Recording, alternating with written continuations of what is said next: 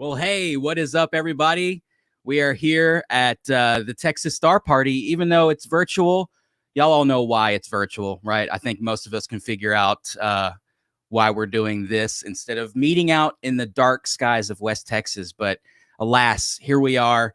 My name is Will. You can find me down below here at Deep Sky Dude on all those social media platforms that they have these days.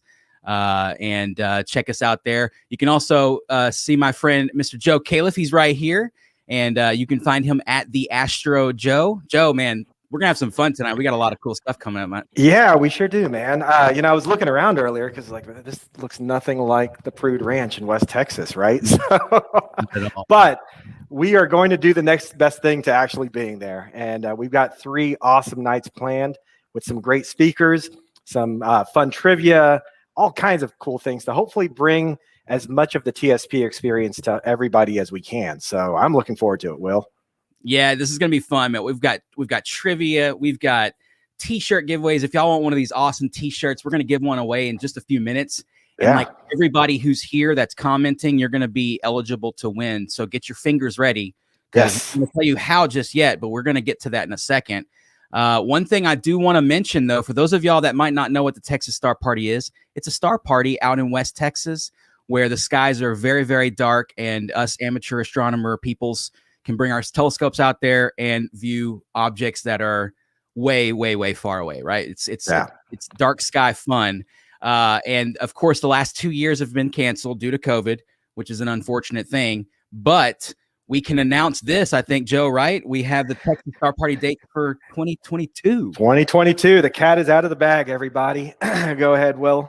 I'm really excited about this, but we've got dates for the TSP in 2022. We do. April 24th through May 1st, which is it's going to be a good one. You know, and those nights can get a little chilly in the mountain of West Texas at 2 a.m. You know, it gets a little chilly out there sometimes, depending on on the conditions. But one of the beautiful things about the TSP Star Party is we've got a snack bar.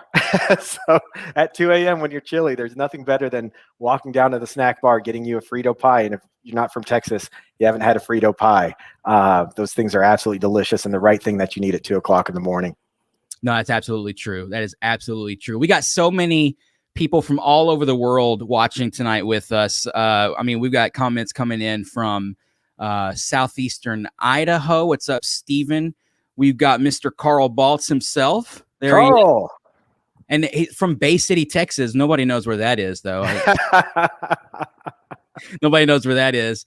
We've got people from all over here, Nova Scotia, Canada, and Boston. I mean, and so we're going to be highlighting your guys' comments as we're going through tonight and hanging out with y'all.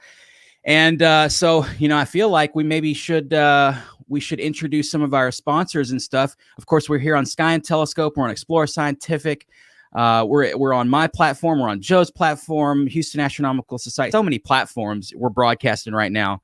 And so we're just excited to be here. We've got so much stuff, guys. So I guess we'll get to our first little spot here from Scott and the team over at Explore Scientific. Yeah, Scott and Kent, they were gracious enough to put something together for everybody to welcome you all to the Texas Star Party. Like we said, for those who've never been there before, you're here now. So this is technically, I guess, your first Texas Star Party. And the folks over at Explore Scientific, who are great sponsors of this event, wanted to say a little hi. So let's get that going. Hey everybody, Scott Roberts and Kent Martz here from Explore Scientific, and we're at the world-famous Texas Star Party. When are the dates again? The dates are June 10, 11, and 12 in the evenings. And you know, the Texas Star Party is one of the world's greatest star parties. Super dark skies out there in West Texas near Fort Davis. This is a star party that a lot of us love to get to for deep sky observers, astrophotographers. It's beautiful and a really friendly staff. We think you'll love it. The main thing about the Texas Star Party is that you know, the camaraderie. You've been to the Texas Star Party. I haven't been to the Texas Star Party. I've been to McDonald Observatory in Fort Davis, but I've never been out there. Right. But folks, it's dark out there. If you ever get a chance, you need to make the trip. That's right. Yep. We'll see you there. We're here for the virtual event, and we'll be showing you lots of stuff. Stay tuned.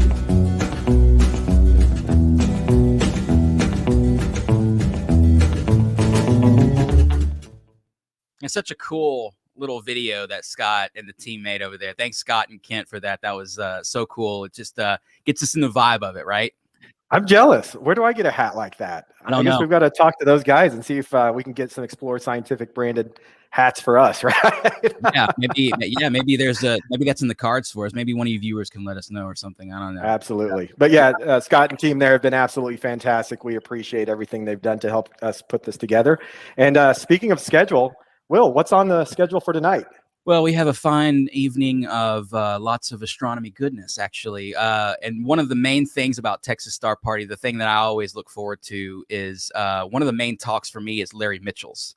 Yes. So we've got Larry Mitchell, the man himself, recorded a talk for us, and we're going to be playing that. We've got the awesome team at the FBAC, which is the Fort Bend Astronomy Club. Astronomy Club, yes. And they run the George Observatory out in just south of Houston. They're a wonderful team, highly knowledgeable. They high emphasis on outreach and things like that. So we're going to have them join us as well. And again, we've got T-shirts to give away. We've got trivia, door prize giveaways. Guys, there's so much stuff to give away and to hang out. So you don't want to miss a second of it.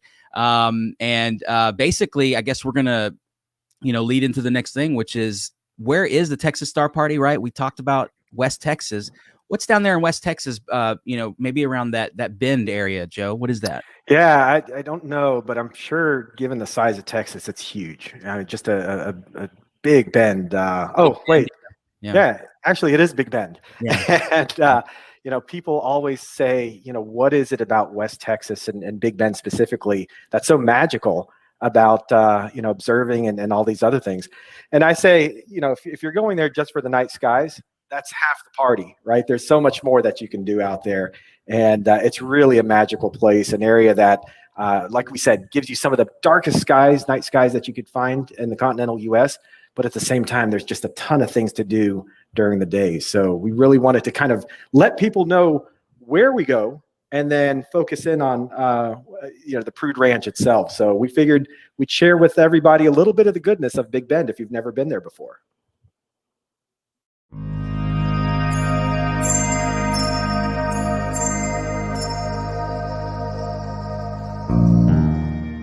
There's an old adage by William Blakely that says, Texas is neither southern nor western. Texas is Texas. And for anyone who's been to the Lone Star State, they know that the different parts of Texas are just as varied from one another as we are from our neighbors across our borders. Whether you're deep in the thicket of the piney woods, in the lush marshes of the Gulf Coast, in the plains of the Panhandle, or on the limestone cliffs and caverns that can be found in the hill country, Texas landscape is more varied than those of many countries. But no region seems to capture the true essence of what Texas is more than Big Bend. Though people may think of West Texas as a desolate place, it's a destination that folks come from around the world to visit. Big Bend National Park saw almost 500,000 visitors in 2019 alone, with people coming in from all corners of the world to take part in world-class hiking, biking, water activities, or to take in the natural beauty that is like no other place in the world. Big Bend also boasts some of the best dining destinations and international festivals anywhere around.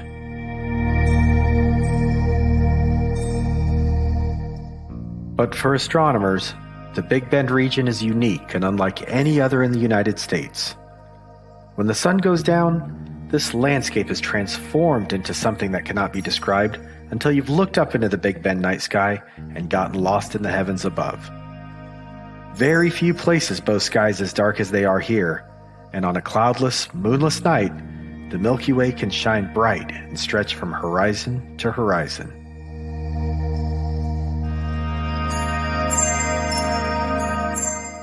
And as the song Deep in the Heart of Texas goes, the stars at night are big and bright, and nowhere is that more true than here. For those looking to peer through their telescopes in order to unlock the mysteries of the cosmos, Big Bend is more than just an international destination, but rather it's our gateway to the universe.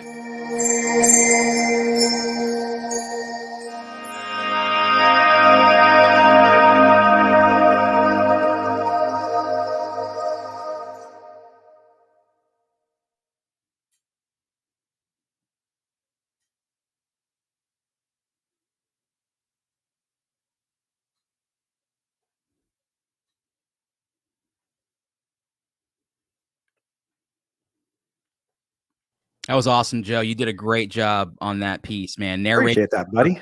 Yeah. Thank you.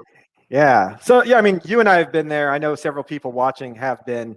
Until you've actually stepped foot in the Big Bend region, it's really hard to describe just how magical the place is. And if you're on your first trip to the Texas Star Party and you're driving through those desert roads and the mountains to get there, you realize it's a special place. And TSP time is a special time. It is. And you know what? Since you said that, Joe, let's get on TSP time. Let's do this. Yeah.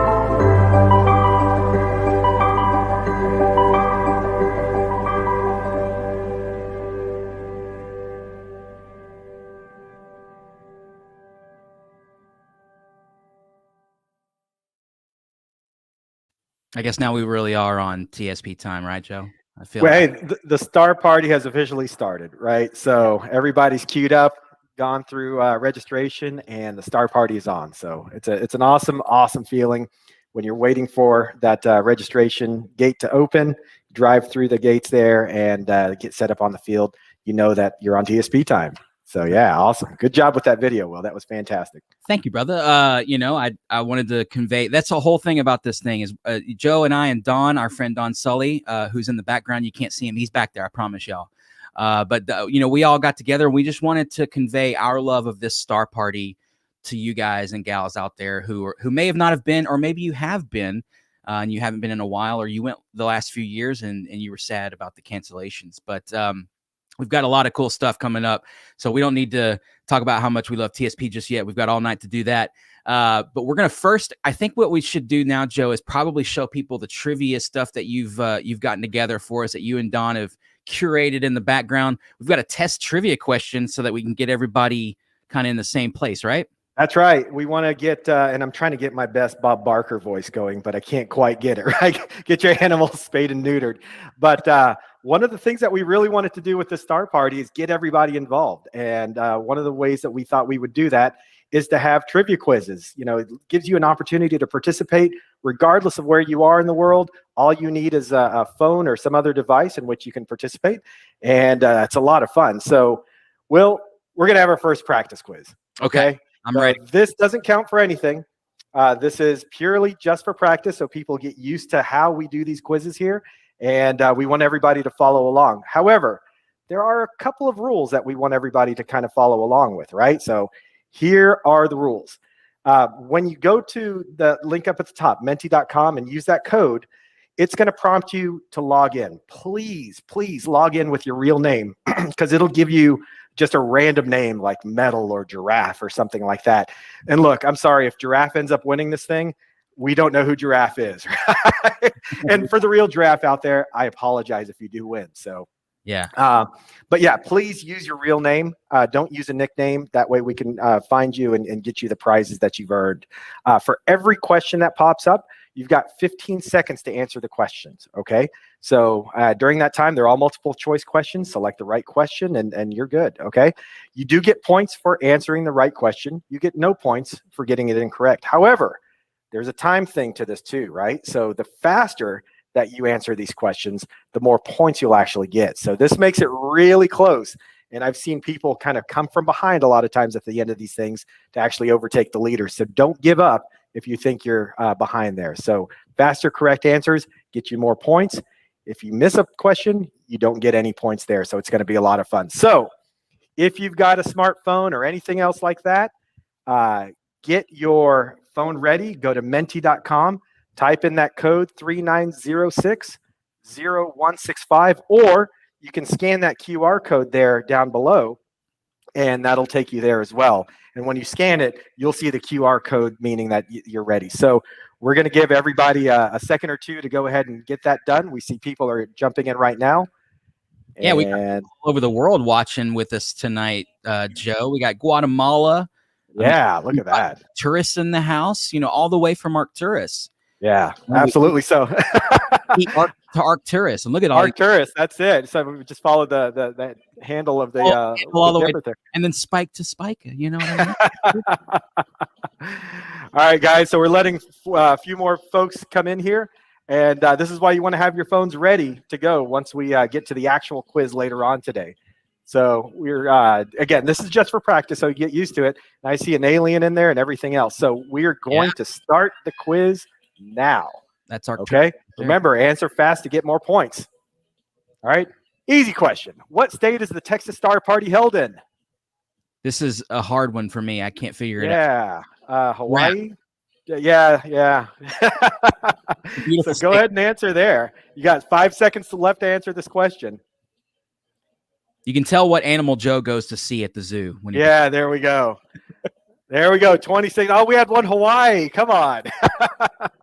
I'm sure a Hawaii Star Party would be great, but not as fantastic as Texas Star Party. Absolutely. So yes, the correct answer is Texas.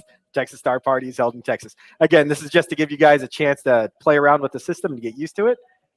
All right, next question. Here we go. Before we get to the next question, we're going to see who answered it quickest. Chris Ober coming in there. No, Kelly Miller and Chris N were the fastest. Came in just a hair faster than a few other folks. Okay. So they answered it around the same time. Okay. Kelly Miller, a longtime TSP person. Yeah. Good to see you. Right. Question number 2. Here we go. Again, answer faster to get more points. Who is the Hubble Space Telescope named after? The questions will get harder, we promise. Yes, we promise. Who is the Hubble Space Telescope named after? Neil Armstrong, Albert Einstein, Kim Kardashian, or Edwin Hubble? I think it's that one. Yeah. The other one you mentioned. I think it might be. Excellent. Oh, good. We got everybody on. Everybody got this one right. Okay. So that's absolutely correct. Edwin Hubble is who it's named after. And we're going to take a look at our leaderboard. We tabulate the results after this. We have our friends from Ernst & Young. No, I'm just joking. This is all done automatically. Debbie Moran, our good friend Debbie Moran, came in from the end there and answered so much more faster, I guess, with that second question, and was able to overtake everybody. So, guys, I think this is going to be a fun time. When we get to the actual quiz and the trivia giveaway at the end, it's going to be a lot of fun. We're going to actually have 10 questions. And let me get back here and stop this here. 10 questions, lots of opportunity to get more points, get in there and, change the leaderboard. Like Joe said, things can change from question to question, and our friend Don Sully got us some pretty good questions. I was able to preview some of them. And I'm not going to play. I wanted to win. I'm going to try not to. So. Yeah, no, we have to kind of hold back from actually doing that ourselves. So that's just, again, a glimpse of what the quiz is going to be like. So hopefully everybody who participated saw what it was like and is ready for the actual thing when we get going. So that should be fun. And Will, I figured, we got a good group of folks here. Do you want to flash a few comments on the screen to see who else might be joining us? Well, we got people from all over. This is pretty crazy. Wisconsin. I saw, Canada, all over the place. Richmond, Texas, lots of us in Texas here, really want to be at the Texas Star Party. And this is the next best thing, hopefully. We know the virtual thing is it's been going on for a long time now. And hopefully, as things wind down, we will return once again. And we will in 2022. I will see all y'all there for sure. Absolutely. I can't wait for it. So, as you mentioned, Will, we unfortunately can't be there right now, but we also like other star parties. Other star parties are cool. They're not quite Texas Star Party, but we like a lot of them. So we wanted to kind of just share this with everybody who's watching. And look, if we can't quite scratch that TSP itch that you have right now, there may be some other upcoming star parties you may want to attend. And these are some that we've been to, others that, you know, the folks who've helped plan this thing have been to as well. We just wanted to kind of share these things. The Nebraska Star Party. Will, have you ever been? I've not, and I really, really want to go. I've heard this is one of the best star parties in America, and never been. I do want to go, though. I have too. I've heard that the skies there are incredibly dark, and sounds like it's a good time. So that's going to be happening August 1st through the 6th of this year. If you have any questions, go to nebraskastarparty.org and visit that website. Next one's the Oregon Star Party. I haven't been to this one myself either, but I know people who have. Yeah, good friend of ours, Ed, the guy who built Elvira, the most insane scope ever built by the hands of man. He goes to Oregon Star Party a lot. Absolutely. Hey, Eddie. I saw Eddie pop in there. Eddie August T. 3rd through the 8th, 2021, OregonStarParty.org. The world famous Stellafane Star Party is August 5th through the 9th. Registration is now open at stellafane.org. And Will, this is one of your favorites. Oh yeah, Okie-Tex. There's something special about Okie-Tex, y'all, and it's in a beautiful place. Well, you can see it right there in the panhandle of Oklahoma. Dark skies, beautiful stuff. Try to do it. That's right. So later this year, October 1st through the 9th, 2021, you can go to okie-tex.com for more information about that star party. And then the Enchanted Sky Star Party in Socorro, New Mexico. I've heard lots of great things about this star party myself, and I can imagine just how beautiful those skies are out there in the New Mexican desert. So, that will be October 1st through the 3rd, 2021. A little bit of overlap with Okie-Tex, it looks like, right? Yeah, so, one and then the other, I guess. Or, I mean, not that big of a drive, I guess. But no, that should be good. And then, again, one of our favorites, the last star party that Will and I both attended before, COVID shut everything down. And, El Dorado this year was a little bit smaller, again, because of COVID restrictions, but it was still a blast. And that's out in West Texas as well. And that'll be going November 1st through the 6th, 2021. Anything you want to mention about El Dorado, Will, and our friends over at the X-Bar Ranch? It's an intimate star party. It's not big. It's not intimidating. It's easy to do, especially if you're in Texas. Great skies. Give it a shot. Absolutely. And then the Winter Star Party. They're the, kind of the people who kicked off this whole virtual star party format. So we appreciate them kind of blazing a trail there. But if you've never been to the Winter Star Party, they say the skies are so steady because you're down there off of the coast, and it's really a treat. And because it's so low in latitude, there are things that you can see there you can't see at other star parties in the continental U.S. So that's going to be coming up shortly after the new year, January 31st through February 2nd, 2022. And last but not least, I mean, we got to say it, right? So, we got the dates wrong on there, Will. I don't know how I messed that one up. That is not going to be happening January 31st to February 6th. That's the Winter Star Party. No. But again, that'll be happening April 24th through May 1st. So really excited about that. And we hope that many of you, if you can't join us at the Texas Star Party next year, that you can at least go to one of the other star parties that we have listed there and enjoy everything that we enjoy at these things. So, oh yeah, man. And it's worth it. I promise you, even if you don't have a big scope, you can do what's called light leeching. Yes. Walk around and get in other people's telescopes and eyepieces. And usually everybody's really cool with that. So come out and join us. Bring a camera or whatever you got and come out. And so, I mean, we've got a lot of stuff to do tonight. So we're going to keep on blazing that trail. We're going to be talking about those other star parties as we go on through the night. But first of all, as we're coming into this next part, we got a little giveaway to do. Now, giveaway? A giveaway, yeah. Another giveaway. We're going to be giving away a lot of stuff, I think, as the night goes on. But we've got, let's see, is it on there? Where is it? There it is. We basically have a giveaway every year at the Texas Star Party in person, where you must be present to win. But we must be socially distant to win tonight. So basically, if you registered for TSP, 2019, 2020, and 2021, and you weren't able to go to 2020 and 2021, you're automatically entered into this whole thing. So this is a treat specifically for people who are TSP regulars.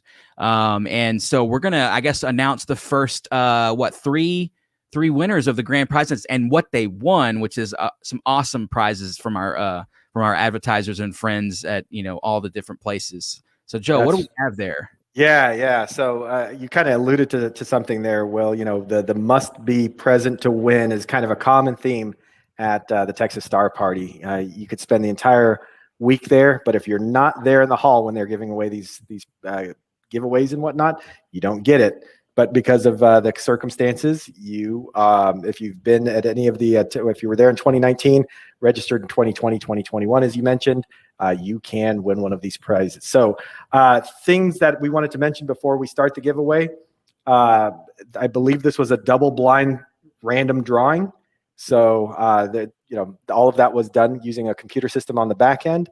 And I've said enough. So let's go ahead and give away some prizes. Let's do it. All right. First door prize is a Celestron Power Tank Glow 5000. So, Will, you own one of these things. I hear they're fantastic and phenomenal. Whoever walks away with this thing is one lucky person. So we're very thankful and grateful to Celestron for the prizes that they donated here. But enough of me talking. Who won? Who won it? Michael Guidry of Hockley, Texas. Congratulations, Michael. Golf clap. A little bit of a golf clap there. Exactly. Yeah. So Michael Guidry wins the Celestron Power Tank Glow 5000. Congratulations, Michael. And again, we'll be reaching out to all of the winners so that we can get the arrangements to get those in your hands. Second item is donated from Hubble Optics to us, and it's the Hubble Optics Hubble 5-star artificial star. So this is a fantastic device, and the winner of this is Philip King of Mineola, Texas. Again, congratulations, Philip. That's awesome. And lastly, we have... Whoops, I'm sorry. I put the wrong thing up, Joe. I'm sorry. That's okay. Not a problem. Door prize number 3. Again, another Celestron Power Tank Glow 5000. So this goes out to our good friend Joe Sutter of the Houston Astronomical Society and the Fort Bend Astronomy Club. Joe Ellen, congratulations. Do we want to give away more, or are we stopping right here? I think we had 3, right? So yeah. Okay. We'll revisit these I guess periodically as we go along, right? And we'll be giving more of those away as we go, because we've got some more stuff to give away. We've got a T-shirt to give away here in a few seconds. I know I was telling y'all to get ready to do that. So we'll go ahead and do it now while we're getting ready to announce the auction, which is another part of this whole thing that we got going on. So much stuff, y'all. Yeah. Right now, Joe found this awesome feature in StreamYard for us. So we're going to put it to use tonight and try it out and see if it works. So right now, wherever you're watching us from, type in hashtag TSP rocks right now. Do it right now. I think you only get one entry, right, Joe? You can put as many in there as you want, but you only get one. You only get one. Yeah. YOLO or Yo one. I don't know. Yeah. Put it in. There's Melissa. She's got hers in.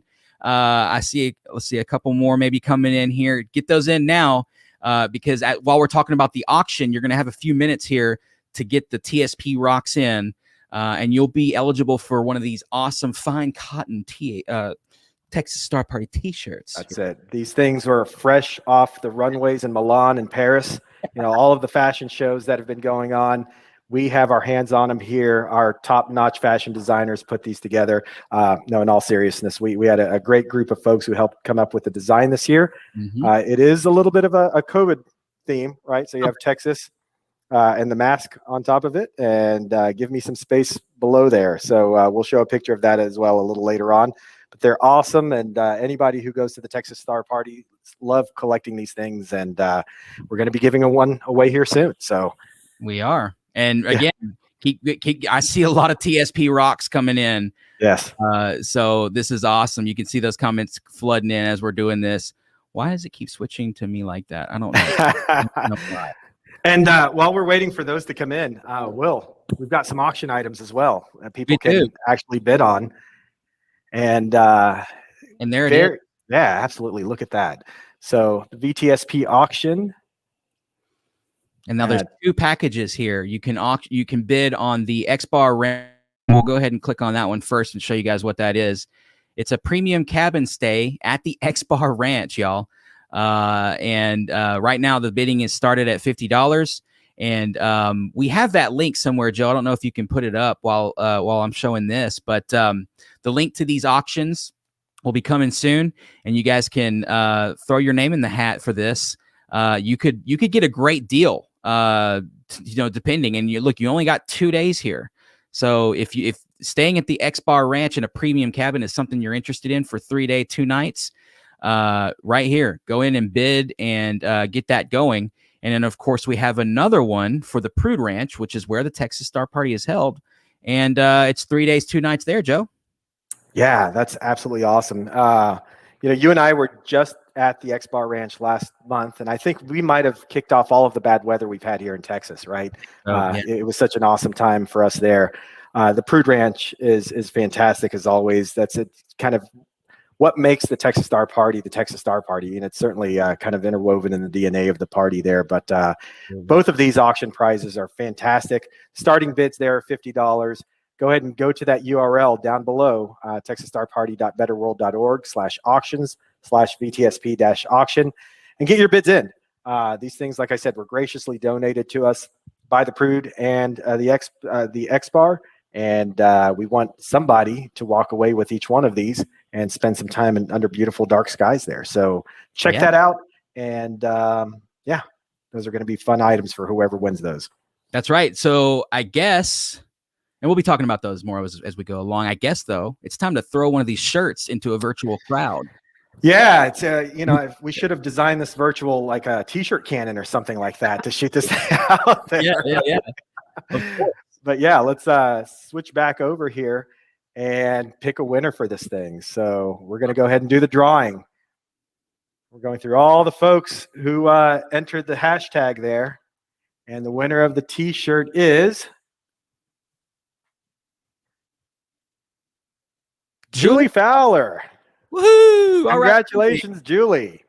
So, Julie, you are the winner of the first t-shirt giveaway that we have here. And let me go ahead and flash this banner up there so you know who to get in contact with. But, Julie, if you can, email vtsp@texasstarparty.org. Let us know that you're the winner of the t-shirt. Give us your t-shirt size information, and we'll make sure to get a t-shirt out to you. So, congratulations, Julie. That's absolutely fantastic. Awesome. You'll be sporting the white t-shirt just like the rest of us. So that's it. Congrats. Congrats. So I guess we got to get into a lot of stuff here, and we might as well get into our Explorer Scientific spot, right, Joe? Yeah, let's go ahead and do that right now.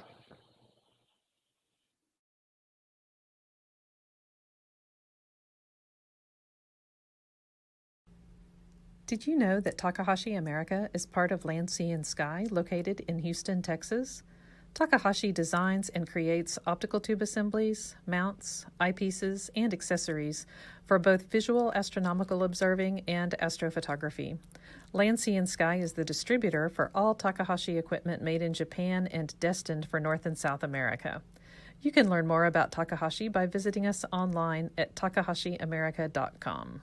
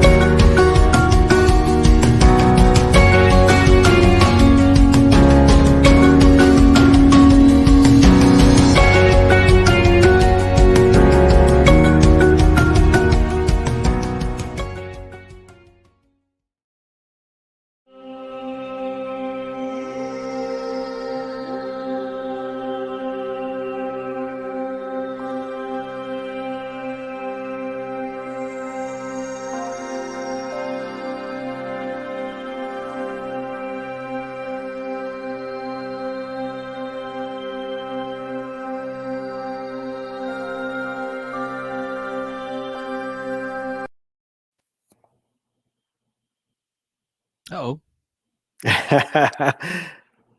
little technical difficulty there.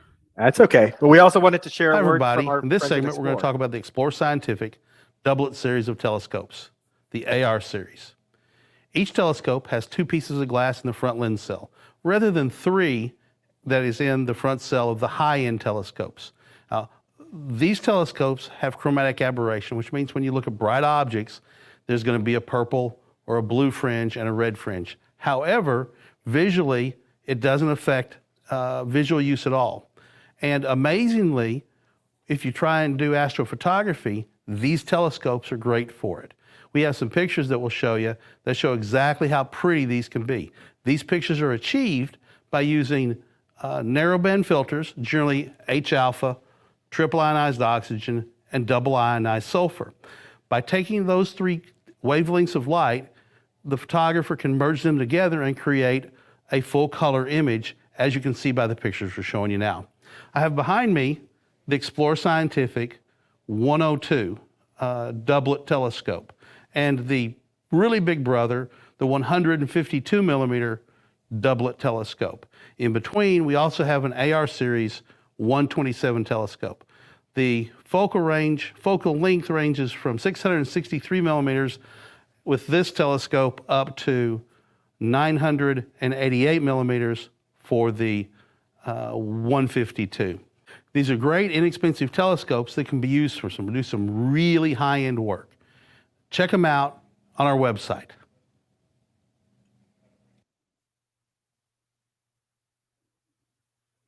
Okay, and definitely check those refractors out. Those are amazing refractors. I've owned the doublet and the triplet in the 102 millimeter, I think. My go-to scope, man. Every time, it's easy to grab, beautiful stuff. Great scope. And so thank you to our friends at Explore Scientific for shooting those little promos. It's awesome stuff. We appreciate that. Yeah, absolutely. And look, you would never use something like that to look directly into the sun without any protection, right? You have to have the proper protection. And speaking of the sun, something happened with the sun today, Will. I don't know if you heard about it, but no, as soon as I opened social media, it was like being bombarded by by cosmic radiation, right? Yeah, like an eclipse or something. The moon did something with the sun. I don't know, but our friend over at Sky and Telescope actually.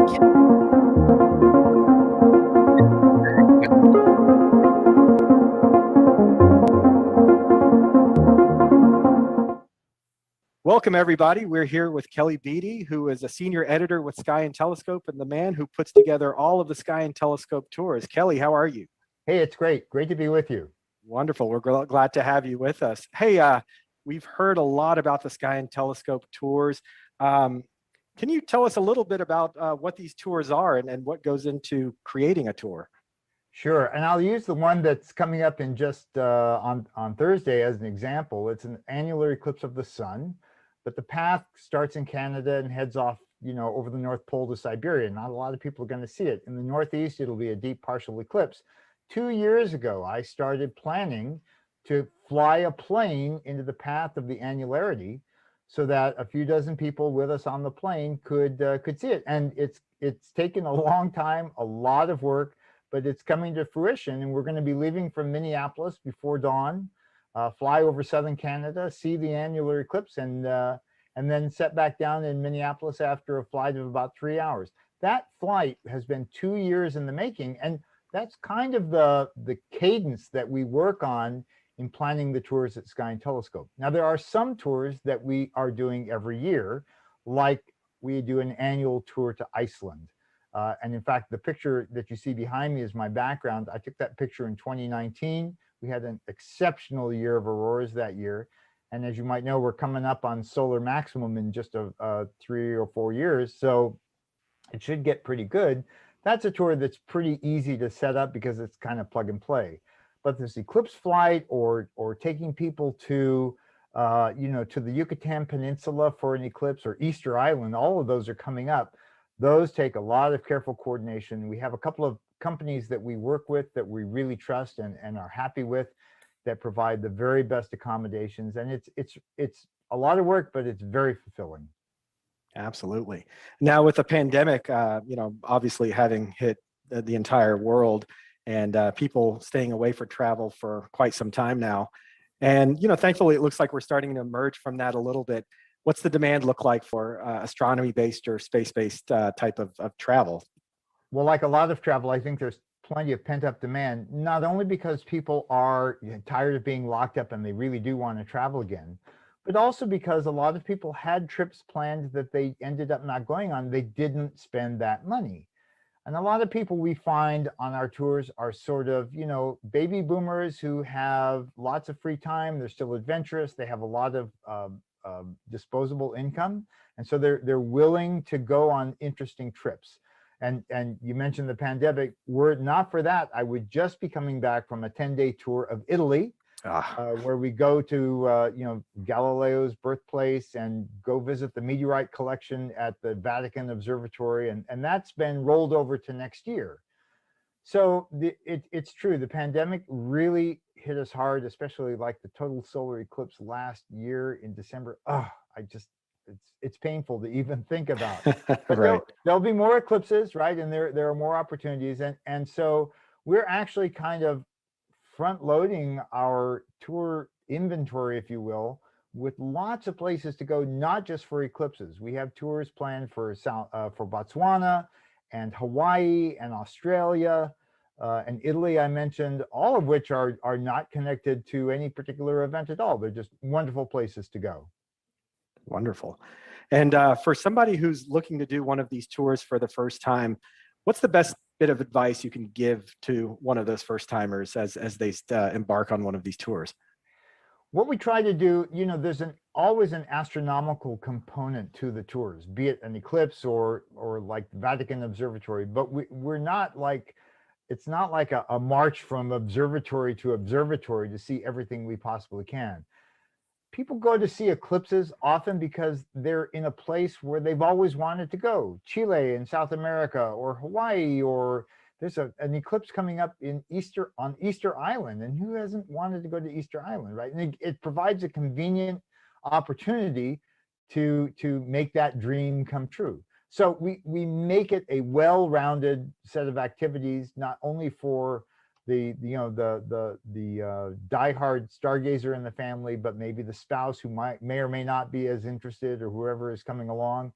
And that way everyone has fun. The thing about eclipses in particular, solar eclipses, you're dependent on the weather. And so we want to make sure that the tour itself is very satisfying and a great experience, so that the eclipse, although the highlight of the tour, it's not a make or break situation. If we happen to get clouded out, we still have a great tour. Excellent. Well, I know you had a question you wanted to ask as well.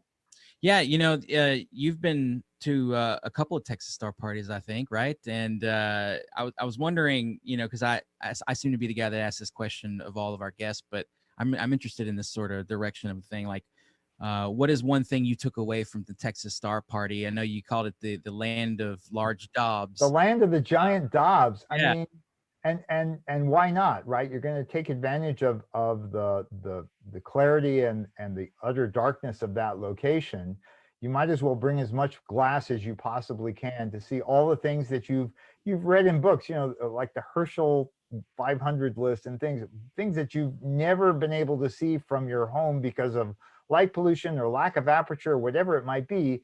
And here it's like the mecca of big telescopes and dark skies. And so I have not been to TSP in a number of years. I am itching to get back.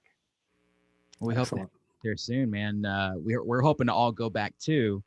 With the whole last couple of years having to cancel, of course, it's not been that fun. And so hopefully you can join us out there. Maybe have a Sky and Telescope tour, bring some people to Texas Star Party, and then we can all just have a good time out there. That'd be pretty cool. Interesting you should mention that, because of course we have a tour to Texas for the eclipse in 2024.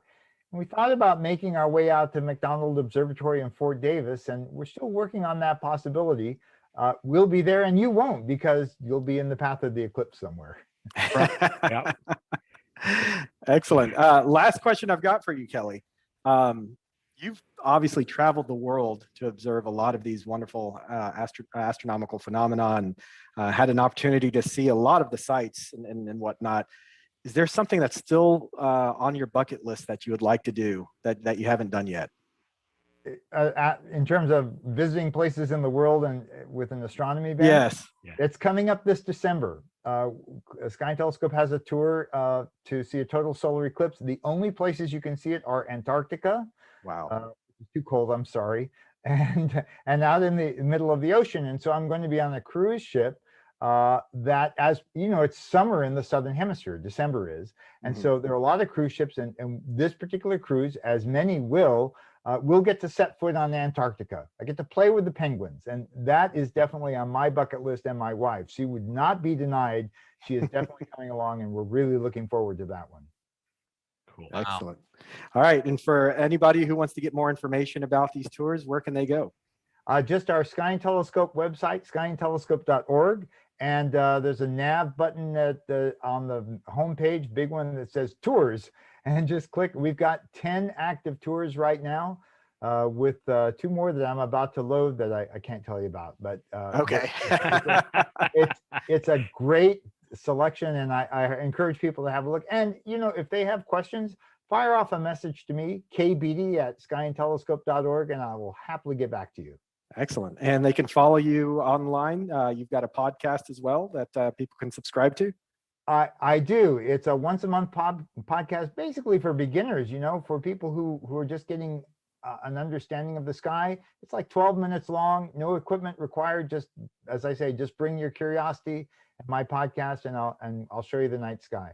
Excellent. Well, Kelly, we really appreciate everything that you're doing. Can't wait to participate in our first Sky and Telescope tour. That's something that I was hoping to do this past year in Chile, but obviously wasn't able to do that because of COVID. But we look forward to all the wonderful things that you and your team are putting together. So thank you very much for joining us today. It's my great pleasure, guys. Thanks so much for having me. Absolutely. Take care. Take care.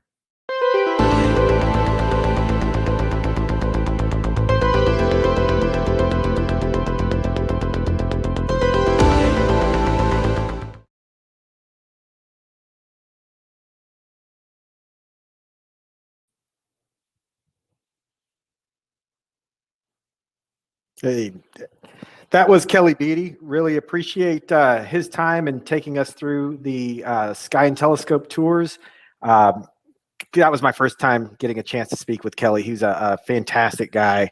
Will, the interview was phenomenal. I think we probably spoke for about an hour, just chatting back and forth about all the cool things that they've got planned. And if you've never done a Sky and Telescopes tour before, it is highly worth it. I don't think you have to worry about a thing. You just basically show up.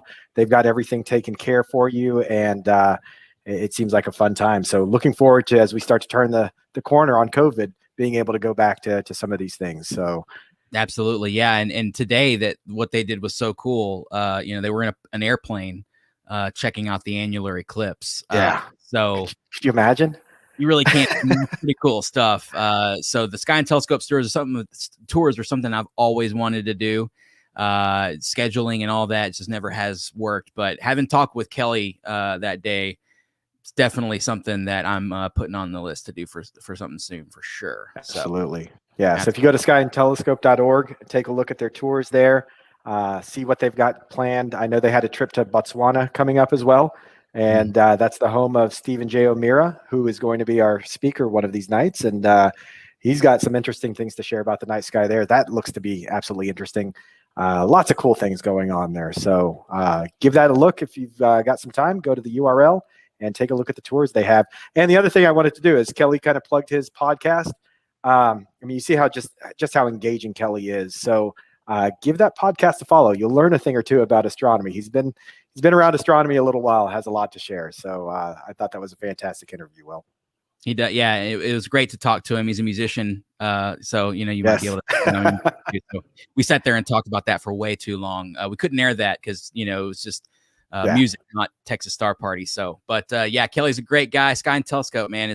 I've been reading that magazine since I was a little kid, making my mom buy it off the magazine rack at the grocery store. So, thank y'all to Sky and Telescope for everything they do for us. And speaking of, like the Texas Star Party has a lot of people, behind the scenes, Joe. I know you're a volunteer there. I'm a volunteer. Right. Our friend is a volunteer. There's a lot of people that make Texas Star Party, make it what it is. And one of those people that make it what it was is Barbara Wilson. We lost Barbara Wilson before the Texas Star Party 2020. Of course, 2020 was canceled. 2021 is canceled, and we're here doing it virtually. So Yeah. I think it's appropriate, Joe. What do you think? Will we take a second here to honor Barbara and her legacy at the Texas Star Party? Absolutely. And you said it well, Will. You know, she was always just a present figure there at the Texas Star Party, was doing a lot of serious work, but never thought it was serious enough that she couldn't take time to, spend time with newbies and folks like my first time out there. I spent quite a bit of time light leeching, like you said, off of her telescope. And we just never got to properly say goodbye to Barbara, and we figured we would do that today.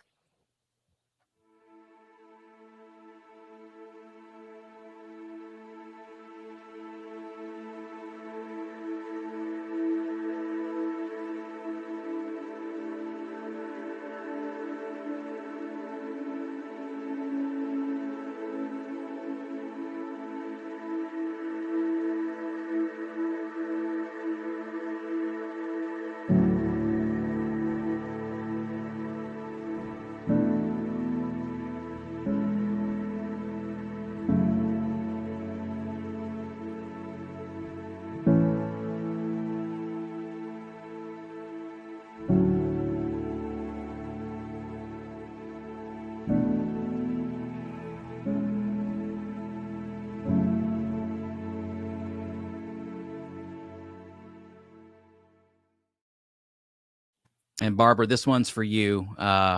We appreciate everything you did for the Texas Star Party. Like Joe said, all the help that you gave us as observers.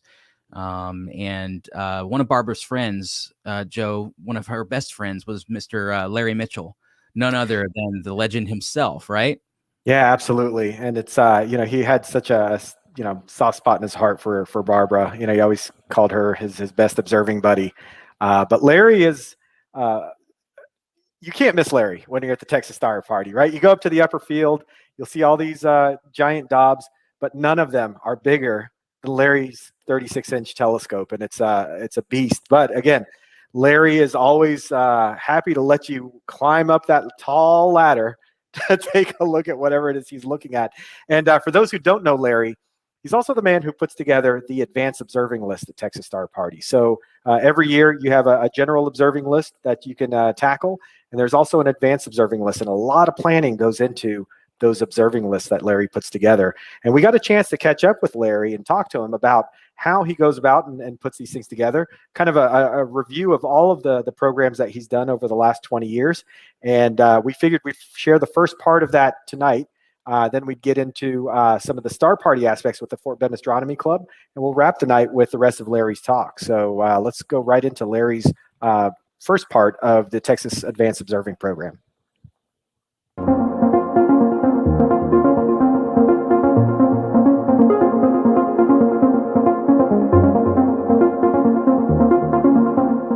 Thank you, Joe. Yeah, I've got a lot to cover tonight, so I'm essentially trying to cover the entire universe in hour and 15 minutes. So bear with me. I'll do the best that I can. The Advanced Observing List is part of, is one of two observing lists that we have at the Texas Star Party. The other one is the regular program, which is headed up by John Wagner in Dallas. And John's been doing it actually longer than I have, and he does a very, very good job with that.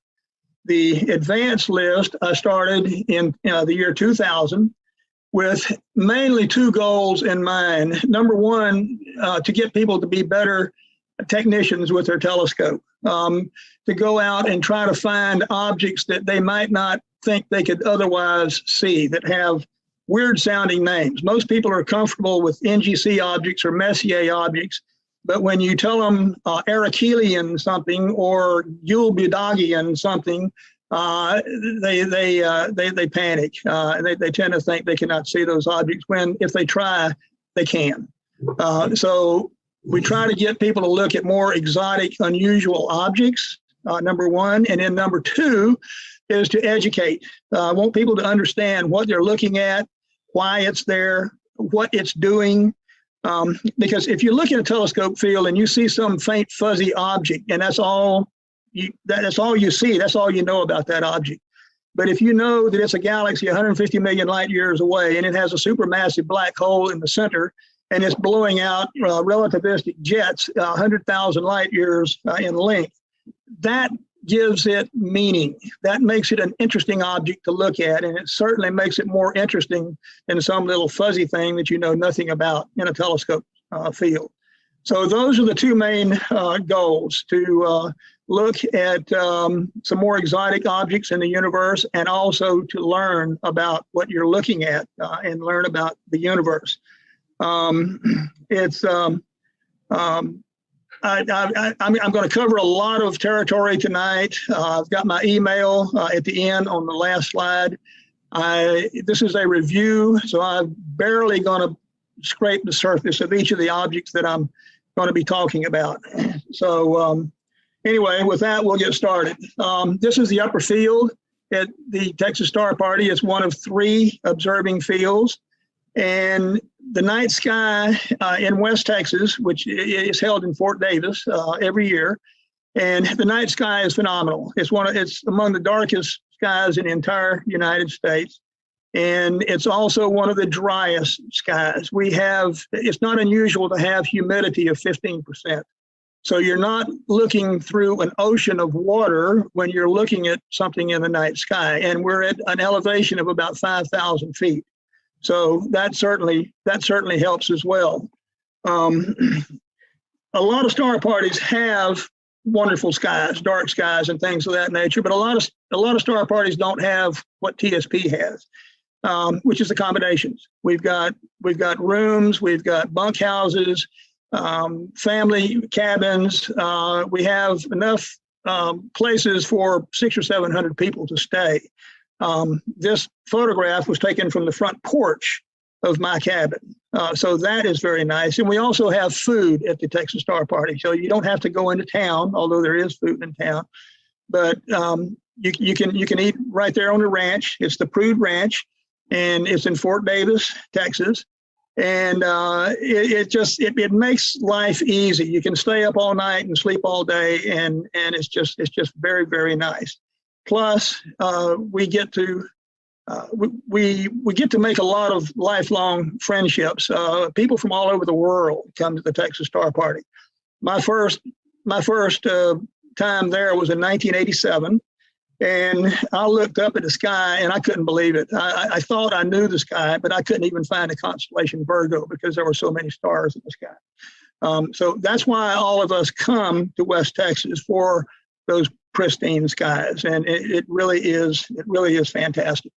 So this year's observing rules for the advanced observing list is by far the easiest list I've ever put out. I'm trying to give people a reward for some of the retinal torture that I've put them through in the past, and I've made this list very easy. Someone with a 18-20-inch telescope could probably see every object on this list. There's a few challenge objects, but by and large, it's easy. All you have to do is observe 20 out of the 40 observations. You need to do it in the next week from June 5th to June 13th. And those of you out there, I hope you have better weather than we're having here in Houston, because it rained today, and we have a good chance of rain for the next week. So we may be on hard times here, but I won't cover all of this because it's in the website, the TSP website, with internet access, and you just dial up the Texas Star Party activities, the observing programs, and go to the advanced observing programs, and you can download this list as well as a handout which covers each of these objects. These are the pins that I've handed out in the past, starting with the year 2000. This one here is the pin that we'll be handing out this year. I've got 95 of them that I'm going to hand out to the first 95 people. We also have plenty of pins of past years that we're handing out as well. Now, I do most of this myself, but I don't do all of it. I have some very, very good help. These are all amateurs by definition, but they're professionals in my book. Jim and Anna Chandler live in Fort Davis, and they have supplied me with many, many good ideas over the years and observations. Paul Downing has a beautiful observatory in Spain, southern Spain, and he takes professional photographs and sends them to me. Jimmy Lowry has a 48-inch telescope named Barbarella that's in Fort Davis, and it's a wonderful instrument to look through.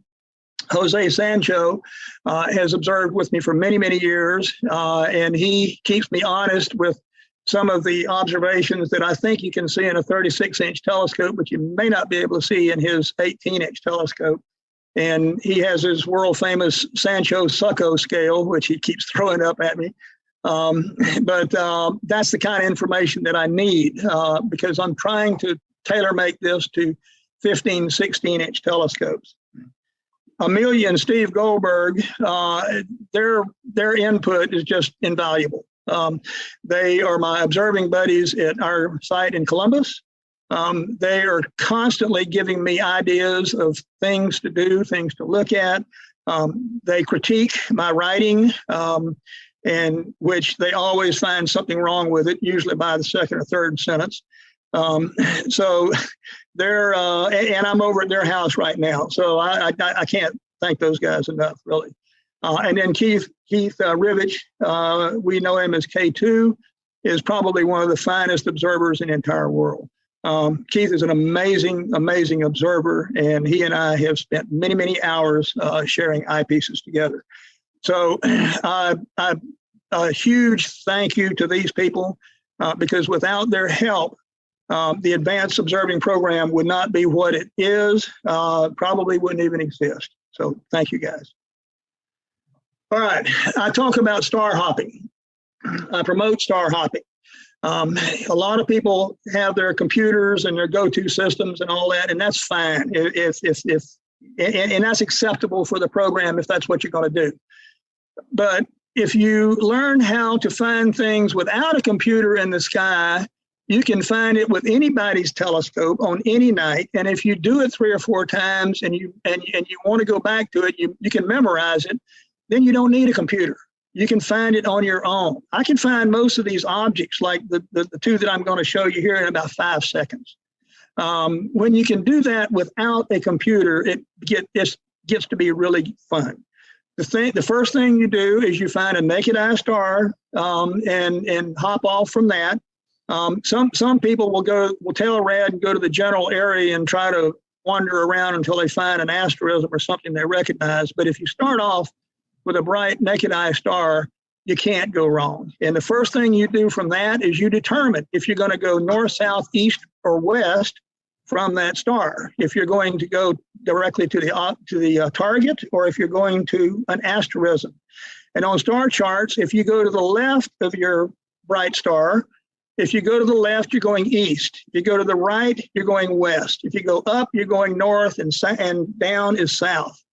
So determine which direction to move your telescope and go to your first target, whether that's an asterism or whether it's the object you're looking for. So to find the Eskimo Nebula, first thing you want to do is find this star, Wasat, in Gemini. And this is real easy because there's a bright star behind it. And if you use that as a pointer, well, it points directly to this trio of stars. Actually, it's a crescent, but these 3 stars are very bright and very obvious in any finder scope. So you've gone east from there. And from here, if you go to the southeast, and you'll see a faint, fuzzy looking type star in your finder scope. Well, if you have your finder scope centered with your main scope, which you should do, have illuminated crosshairs on your finder scope. If you look at that faint fuzzy star, there's your reward, the Eskimo Planetary Nebula. And that is very, very easy to do, and it's easy to memorize. Another object, M51, the Whirlpool Galaxy. First, find the tail star of the Big Dipper, which is Alkaid is anybody can find that star. From there, you want to go due west.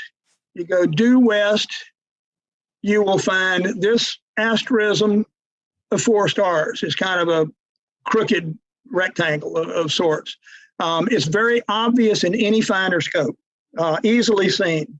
If you use the brighter of the stars in the rectangle as your pointers, well, that points to this triangle of stars here, which again is an obvious asterism of stars. Now from here, you have to kind of be careful because you've got a bright star here and you got a bright star here. What I do is I bisect these stars here. So I go to the right star, this star. When you go to this star in your finder scope, just about any finder scope, if you look a little bit to the southwest of that, you'll see the whirlpool. And if you've done that properly, and it's easy to do, there's your reward. M51, the whirlpool galaxy. So this is star hopping.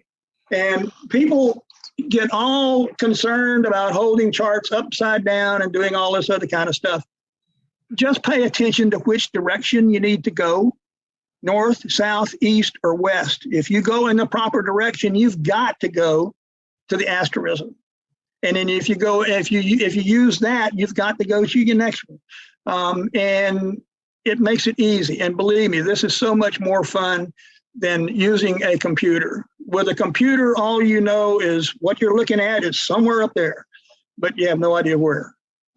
If you star hop, you know exactly what constellation, where you are, how you found it, and again, if you do it 2 or 3 times, you can do it again. So that's a little bit of my star hopping 101, I suppose. But believe me, it's much, much more fun when you do it this way. And you know, if it's a faint object and you've star hopped over to that object and it is very faint, it's just above the background, well, you know exactly where in the field to look. And sometimes you need that in order to see some of these faint objects. So with that, I'm going to start off on each year, starting with 2000. And every year I give a talk on that covers that year's observing program. So what I've done in the left-hand corner of each year is the cover slide for that particular lecture that I gave. So in 2000, the subject was rings over the Texas Star Party. And that is kind of a rough way to get people started, because when you take the center out of a galaxy or you take the center out of any of these objects, you're taking the brightest part of that object away. You're leaving the faintest outer regions for people to find. And so I started off with a rather difficult program, but this was of interest to me, and it was of interest to a lot of other people as well. But these objects are nebula, planetary nebula, galaxies, polar ring galaxies, anything that doesn't have a center. That year, we had Dr. Alan Dressler as a keynote speaker. Dr. Dressler is famous among galaxy people. He was one of the big proponents to study what's called the Great Attractor. He had a group of people working with him, and they called themselves the Seven Samurai. Dr. Dressler discovered that our part of the universe is moving towards the Virgo cluster, Virgo galaxy cluster, and the Virgo galaxy cluster is moving towards the Laniakea super cluster, and that is moving to the Great Attractor, and that is moving to what's called the Shapley super galaxy cluster. So our whole part of the universe is moving in that direction. And that's what Dr. Dressler was working on, and that's what he talked to us at TSP about. Since then, he's immersed himself in more works with galaxies, how galaxies, evolution of galaxies, how they evolve, and what they're doing. And he gave a wonderful talk. All right. One of the objects, the first object that I have on the list is NGC 6337, which we call the Cheerio because it looks like a Cheerio cereal piece. It's basically a donut, a circle. And the reason for this is, there are many reasons actually, but this is a planetary nebula. This is a star that is an act of dying. A few things I want to try to explain. Some of you folks, this may be a little elementary, but the speed of light. Light travels at 186,300 miles a second, or 300,000 kilometers a second in a vacuum. Space is not a vacuum. It's a much better vacuum than we can create on Earth, but still it's not a vacuum, but we treat it as if it were. A light year is how far light travels in 1 year, and it works out to just under 6 trillion miles. Most people round it off to 6 trillion miles. That is both a distance and a time measurement. When we say something is 50 million light years away, it's taken light 50 million years to get here. So that's a time measurement. The distance is, you could take that 50 million and multiply it by 6 trillion and you'd come up with some unbelievable number, but that's a distance number. So a light year is both time and distance. And that has something to do with space-time, which I'll talk about. Temperatures that I have listed here are all on the Kelvin scale, which is a scientific scale based on absolute zero. Most people, if you're familiar with the Celsius scale, Kelvin and Celsius are very similar. Celsius is 273.15 degrees below the Kelvin scale. So essentially, for what we're talking about, they are the same. But the reason, one big reason for the Kelvin scale is it's 3 digits, which is always more accurate than 2 digits. That's a big reason for using Kelvin, and everything you see, all your temperatures that you see in here are going to be 105,000 Kelvin. All right, back to the Cheerio. This is a planetary nebula, which is a star that is dying. At some point, our sun will go through a similar stage in about 5 billion years. And essentially what happens when you have a structure like this tells us a lot of things. It tells us that the central star is a binary star. It has a companion. And as this star is dying, it puffs, it swells up, and it goes through a red giant phase. And if it is large enough, it fuses helium at 100 million degrees and goes through a second swelling up called the asymptotic giant branch stage, or the AGB. But at some point, the star gets so big that the outer portions of the star are no longer gravitationally bound to the center, and they start drifting away in what we call a slow wind. As it drifts away, the center part of the star, the center part of the nebula, and the companion to the nebula spin that star up, and it starts throwing mass out along the equatorial region, and it forms a belt. And that belt is what we're seeing here, and we call that a torus. That belt acts as a constricting belt so that later eruptions go through the polar regions. And those are the lobes, and they're much fainter than, normally much fainter than the torus around the center. So if you see it from the side, we see an hourglass figure like this or like this. But if you imagine, if you turn it and we're looking down, if we're looking through the polar regions of the star, what we call pole-on view, then we're going to see the torus is a donut, and that's exactly what we're seeing here. We're seeing these lobes pointed towards us and away from us, and all we're seeing is the torus, this belt. And most of the planetary nebula that we look at, this is what we see, because this is typically the brightest part. Not always. In some cases, we do see the lobes, but in most cases, this is what we're seeing. In this particular case, the distance is 5,200 light years, and all planetary nebula distances are very, very vague because we have to base it on the star. Well, this is not a regular star. This is a star that's either gaining in temperature because it's a white dwarf, or it's decreasing in temperature. So it's not a real star as such. And it's also shining through these lobes. And so its light fluctuates. So it's not acting like a real star, and it's very difficult to get a distance on something of that nature. So some of these planetary nebula distances are off by 100% or more. But in this particular case, the nebula temperature is 45,000 degrees. Its age is between 12 and 24,000 years. The central star has a magnitude of 14.9, but you cannot go by that. The central star in the ring nebula M57 is about 16th magnitude, but sometimes I can't even hardly see it in my 36-inch telescope. So these central stars are variable because of all the things that are going on about and around them. So that's a little bit about planetary nebula and how they form, and hopefully everybody is with me on that. This is NGC 6888, the Crescent Nebula. And those of you that are going to do the observing program, by all means, should look at this. This is one of the showpieces of the heavens. We refer to it as eye candy. And with a nebula filter, this is a beautiful, beautiful object. I might point out the distance to the nearest star, Proxima Centauri, is 4.24 light years. 4 light years only to the nearest star. The temperature of our sun is about 6,000 degrees Kelvin, just a little below 6,000 degrees. So this particular object here is what we call a Wolf-Rayet nebula. They're also known as ring nebula.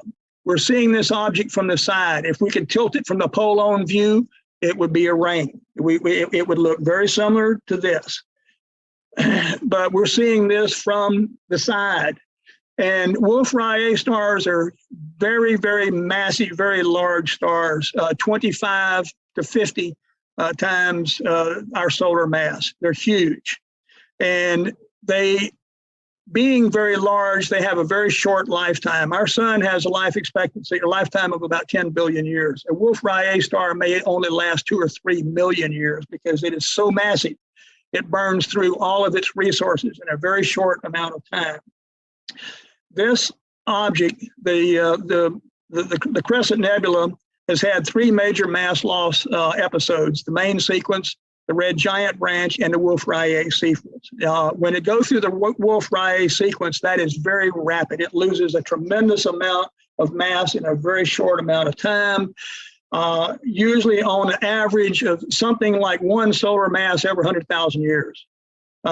So that's a tremendous amount of material that this star is throwing out. This star is only, the Wolf-Rayet event star is only 1.9 million years old. It originally held 25 to 40 solar masses. It's thrown off enough material now, it's only down to about 15 solar masses. 250,000 or 400,000 years ago, it was a red giant. So it is actively throwing out material, and you can see this with a nebula filter in almost any amateur telescope. It's beautiful. It is absolutely gorgeous. And it's easy to find. It's located 2.7 degrees southwest of Gamma Cygni, and Gamma Cygni is the cross star of Cygnus, or some people call it the Northern Cross. It's the one right in the middle. It's easily found. And in a telescope finder field, if you move your telescope to the southwest just a little bit, you want to look for a flattened diamond-shaped asterism, which looks like that. And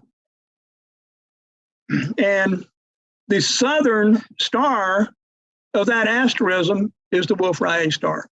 That is the star that is throwing this cloud out. It's illuminating this cloud.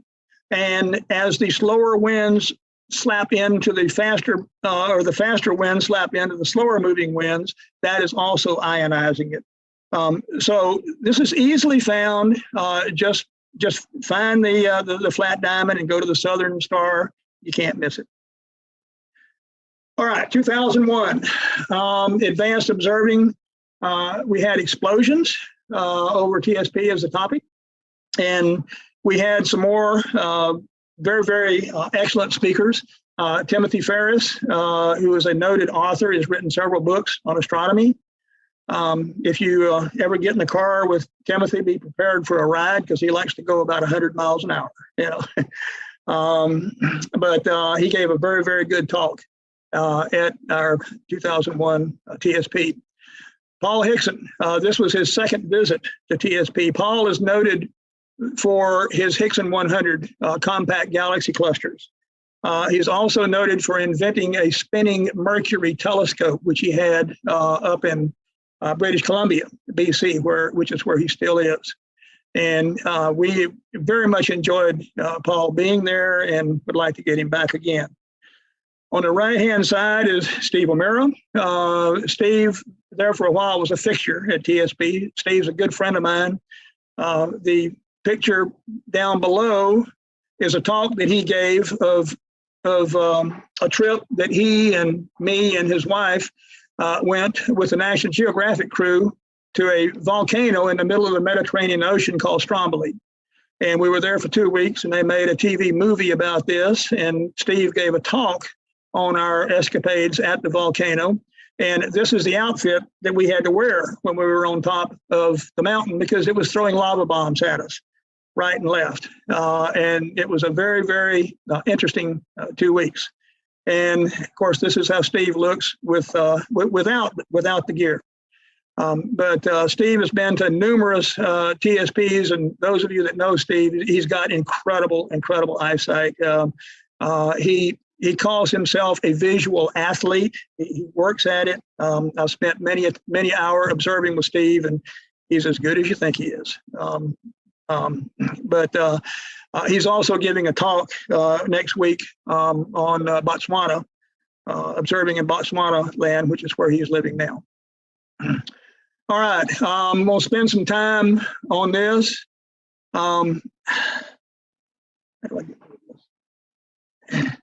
But first off, I want to talk a little bit about the concept of space-time.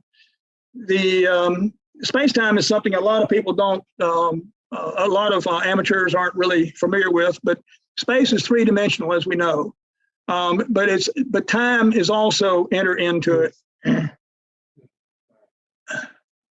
But time also enters into it because of what I mentioned a minute ago. Light travels at a finite speed, 186,000 miles a second. So it takes light time to get here. So when we're describing the universe, we have to consider the time factor as much as the depth and the three-dimensional space factor that people typically talk about. One thing that I'm going to emphasize here is co-moving distances, or co-moving radial distance. This is the distance that is actually that an object actually is at. Most people throw distances around like 50 million light years away, 100 million light years away. All that really is light travel time. We refer to that as look back time. If I say a galaxy is 100 million light years away, it's taken light 100 million years to get here, traveling at 186,300 miles a second. But that's not where the galaxy is when those photons reach your eyeballs, because during that 100 million years, the universe has expanded.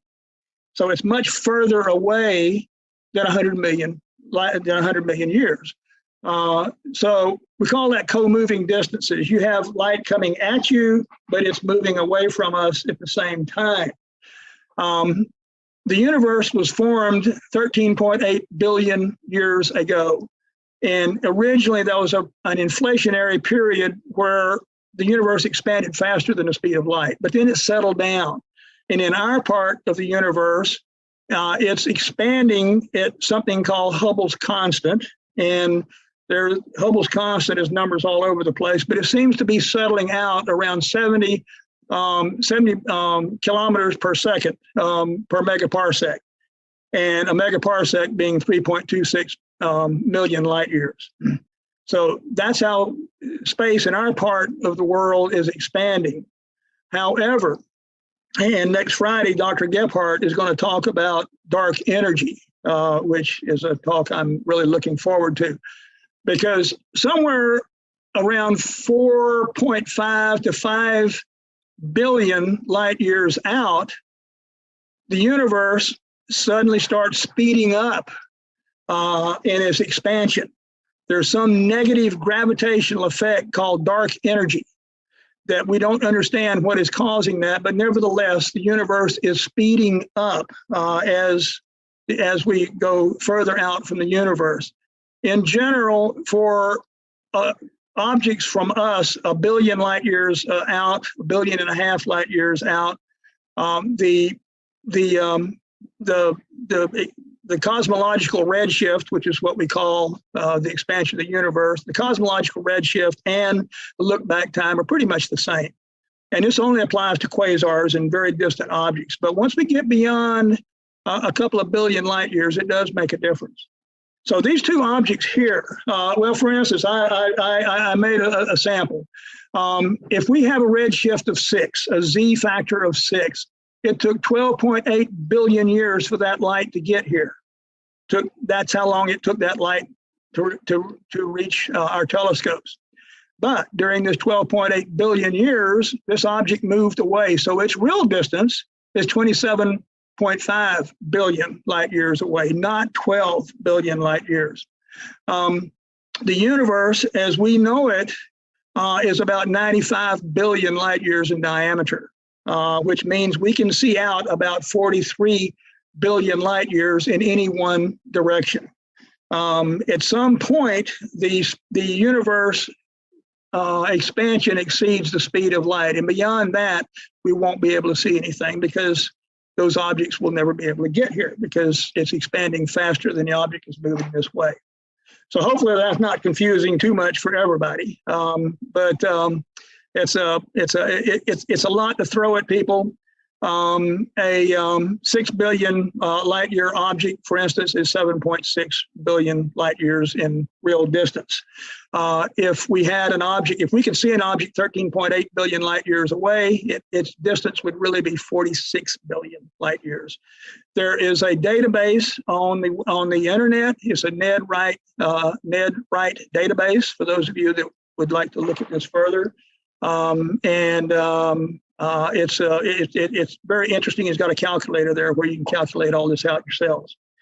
But I'm going to start with 3C273 and its jet first.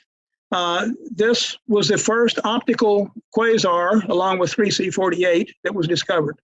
Quasars were actually discovered back in the 50s. They found a bunch of them, but they were radio loud objects, and they could not find a visual counterpart, which is why they called them quasi-stellar objects, QSOs. It wasn't until 1963 that Alan Sandage finally found an optical counterpart to one of these radio objects, one of these quasi-stellar objects, and this was it, 3C273. This is the brightest quasar. It has a magnitude of 14.8, which is really bright, but it has an actual distance of 2.6 billion light years. That's an awfully bright object to be that far away. It's located in an elliptical galaxy, and that galaxy has 1 billion solar mass black hole in the center. The black hole in the center of our Milky Way is about 4.1 million light years. So a billion light year mass black hole is a monster. And that's what you see in elliptical galaxies, and that is what is powering this jet. And it is shooting material out, which for us seems to be superluminal. It seems like it's moving faster than the speed of light, but that's only because it's moving at an angle to us, and we see it moving at a shorter distance. It's an illusion. The other object on here is the double quasar, and this is probably the most difficult object I've got on this year's list. It's the first gravitational lens discovered. It was discovered in 1979, and it proved that galaxy bends light. You've got a quasar that's way in the background. The quasar is actually 12.8 billion light years away, but it's almost exactly behind a very massive elliptical galaxy that's 4.26 billion light years away. And that foreground elliptical galaxy is acting as a magnifying glass.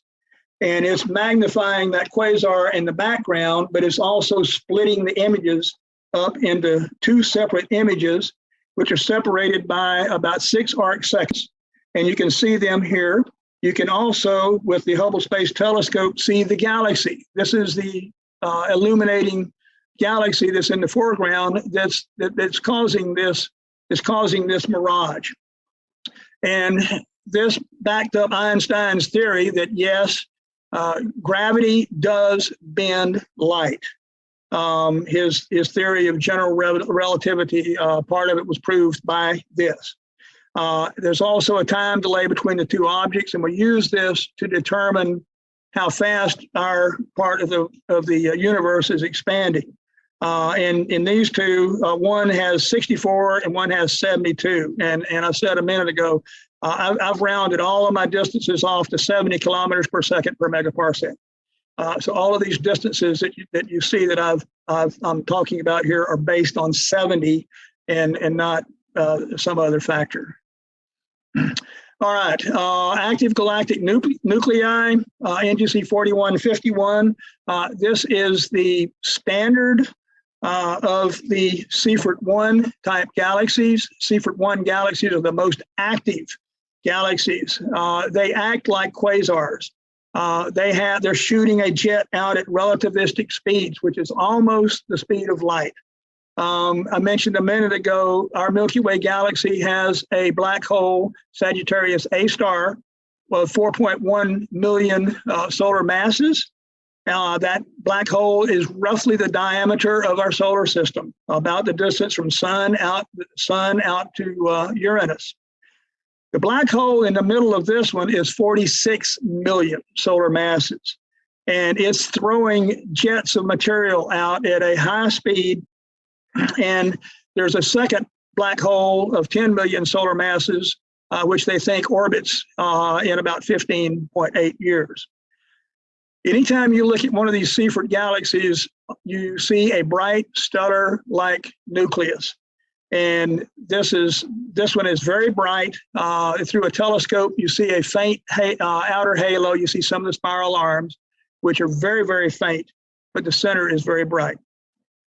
Arc 220 is a true monster. This is one of the most explosive forces in the universe that we know of. Its distance is 250 million light years. This is the most luminous, ultra-luminous infrared galaxy that we know of. It has a luminosity of 1 trillion times the sun. It is less than 1 billion years old, and it is composed of stars that are forming at a rapid pace, 340 solar masses per year, which is unheard of. And it's calculated, which seems to me an unbelievable number, and I double checked this, but it seems to be true. It contains more energy in this galaxy than 100 million Milky Ways would contain. That's an unbelievable number, but that seems to be the thinking. It has two nuclei, 2 rotating black holes. They counter-rotate. They're currently about 1 arc second apart. And something they're finding out about merging black holes, if there is a counter-rotating type of thing, they tend to rebound. This one hasn't done anything like that yet, but they do have some examples for some galaxies with close proximity black holes that are actually rebounding. So they don't just merge nicely like what a lot of people think. All right, 2002 interactions. When galaxies collide, a whole bunch of things happen. They form rings. Here's a galaxy going through another galaxy. They usually form stars. There's compression effects. Stars are being formed, stars are blowing up. There's all kinds of dynamics which happens when galaxies merge. These are 3 objects that I have on the list for the observing list for this year. The box, or Hickson 61, named for Paul Hickson that you met earlier, is a beautiful visual object. There's 4 objects here. They average 180 million light years distance. But it's actually a triplet. For NGC 4173 is only about 50 million light years away, whereas these other three objects are about 50 or 180 million light years away. They're much, much more distant. And each one of these are interacting with each other. This one is truncated. This is a polar ring galaxy. This has H2 regions. An H2 region, for those of you who don't know, is a star-forming region where very massive stars are ionizing the cloud, the gas cloud around it, and causing that cloud to glow. And that glow or that ionizing is hydrogen being stripped of its electron. And that's causing that cloud to glow, similar to a neon light bulb here on Earth. And that glow is what we see, and we call those an H2 region. This is dark matter dominated group, as pretty much all of these are. Its mass to light ratio is 14.5. So there's a lot of dark matter involved in this. There's much more mass than light. And we don't know what dark matter is, but it affects, it has something to do with gravity. It seems to work with gravity, but we really don't know what dark matter is. Dark matter comprises about 27% of the universe. Dark energy that I mentioned earlier, which is speeding the universe up, comprises 68% of the universe, which means astronomy is in the embarrassing situation that 95% of the universe we can't really account for, which is interesting. But anyway, that's the way it is. Seyfert sextet, I'll jump over to this one. This is also one of Paul Hickson's finest. It's Hickson 79. And here again, not everything is accordant. Only these four galaxies here are at the same distance and are interacting. This is debris. This is material that's thrown out of this galaxy. So that's not, Hickson 6027e is not really a galaxy. Of interest is NGC 6027 6027d, because its stated distance is 922 million light years. The rest of these galaxies are 202 million light years. So this is several orders of magnitude more distance. But if you look at it carefully, you see really more detail in this more distant object than you do any of these other objects. So that's interesting. And I've got some more examples of similar things. NGC 4298 and 4302 are in Coma Berenices at a distance of 52 million years. So they're part of the Virgo galaxy cluster. They're separated by only 5,000 light years. And when you look at them visually, there's no apparent distortion. You would think, well, there's nothing going on between them. But when we look at them in different light, other than visual light, the hydrogen 1 emission, they're sharing material between them. The northern part of 4302 has a tidal tail that's shooting out the top. So there's fireworks going on here, but it's not seen in visual light. And all three of these objects are something that those of you that are going to get out under the sky and look, you should look at all three of these because they're just beautiful, absolutely gorgeous. This is kind of small. You need to put high magnification on this because it is so small that it would fit inside our Milky Way galaxy. The total diameter of Seyfert sextet is only 100,000 or 100,000 light years. So it's essentially the size of our Milky Way that you can fit all of those galaxies in. So when we say Paul Hickson's, his catalog is compact galaxy groups, there's a compact galaxy group for you. All right, the Siamese twins. These are in the act, both of these galaxy pairs are in the act of just beginning their merging operation. ARC 220 that I showed you a minute ago is well into their merging. These are just beginning. And most of the star forming activity is along the line here. They're only separated by 20,000 light years.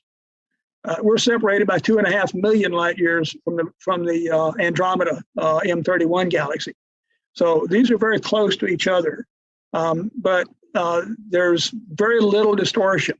The same thing with these two galaxies, except these two galaxies, NGC 5426 and 7, are thought to have formed together at the same time. But we do see some semblance of interaction. If you can see these tidal streamers between the two galaxies. That's one. The other thing is this spiral arm here is flattened out and straight. And this gigantic H2 region on the end appears to be pulled out of the line. So the fact that this doesn't curve around like the rest of the objects, and the fact of the streamer between the two of us tells that there is some interaction that is going on. But there's some thinking that these two galaxies may never form, may never actually merge into an elliptical galaxy. But nevertheless, they're very, these are fairly faint, but yet noticeable in a telescope. These are noticeable in just about any telescope. Very, very easily seen, the Siamese twins. All right, planetary nebula. I'm going to start speeding things up because I'm already running behind. But planetary nebula stars that are stars up to 8 solar masses that are going through a dying process where they're throwing off their outer portions of the star. And I kind of touched on that a minute ago, but stars spend most of their time on the main sequence where the internal fusion fires that are pushing outward are matched by the tendency to gravitation and collapse. So the star is in a state of equilibrium, and it spends 90% of its time in this equilibrium state. But eventually in the center, it gets hotter and it expands the star out so that it becomes a red giant. The outer halo floats away and it becomes a planetary nebula, which goes through the planetary stage, ends up a white dwarf, and actually will end up as a black dwarf. But it's theorized that the universe is not old enough for a black dwarf to yet exist. It takes about 30 billion years for a black dwarf to exist, and we're only 13.8 billion years into it. This year, 2003, we had William Harris, who is a recognized expert on globular clusters.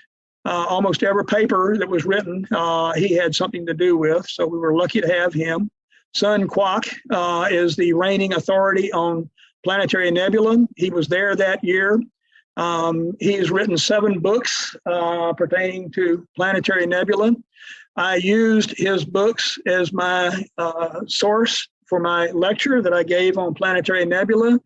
And Sun Kwok was sitting right in front of me in the second row, and he was actually taking notes. And he said he enjoyed the talk, but even more so, he came down and enjoyed and observed with us that night. And he thoroughly enjoyed himself because he never gets to look at these things. He looks at them through instruments, through CCDs and cameras, but he never actually gets to see them. So he enjoyed observing with myself and Barbara Wilson, who was showing in the sky. And then, of course, David Levy, who's another stalwart. David has been to TSP many a time. He is the reigning authority on comets.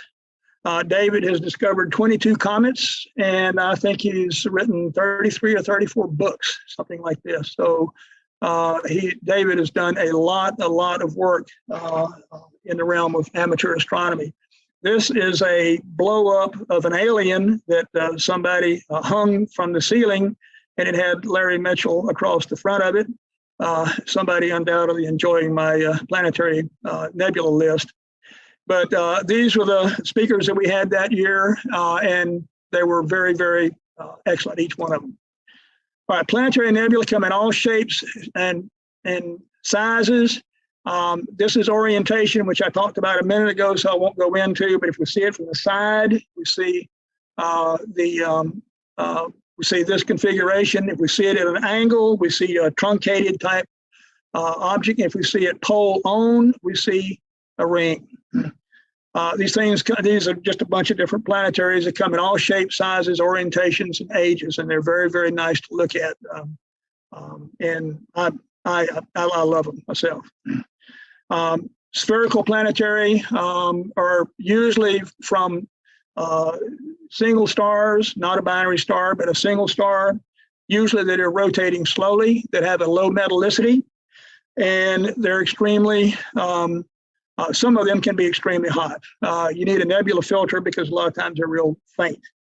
This is Minkowski's butterfly, and in this case, you can see the lobes. You can see the ejection. The torus is in here. You can actually see the central star shining through the torus, and you can see the lobes as well. So this is just a couple of images of different types of planetaries that we look at. This year we had 3 of them. I had the Box Nebula, PC22, and IC4593. In each of these cases, we're looking at the torus. We're looking at this central region here. The Box Nebula, here's a diagram of it. That is the torus.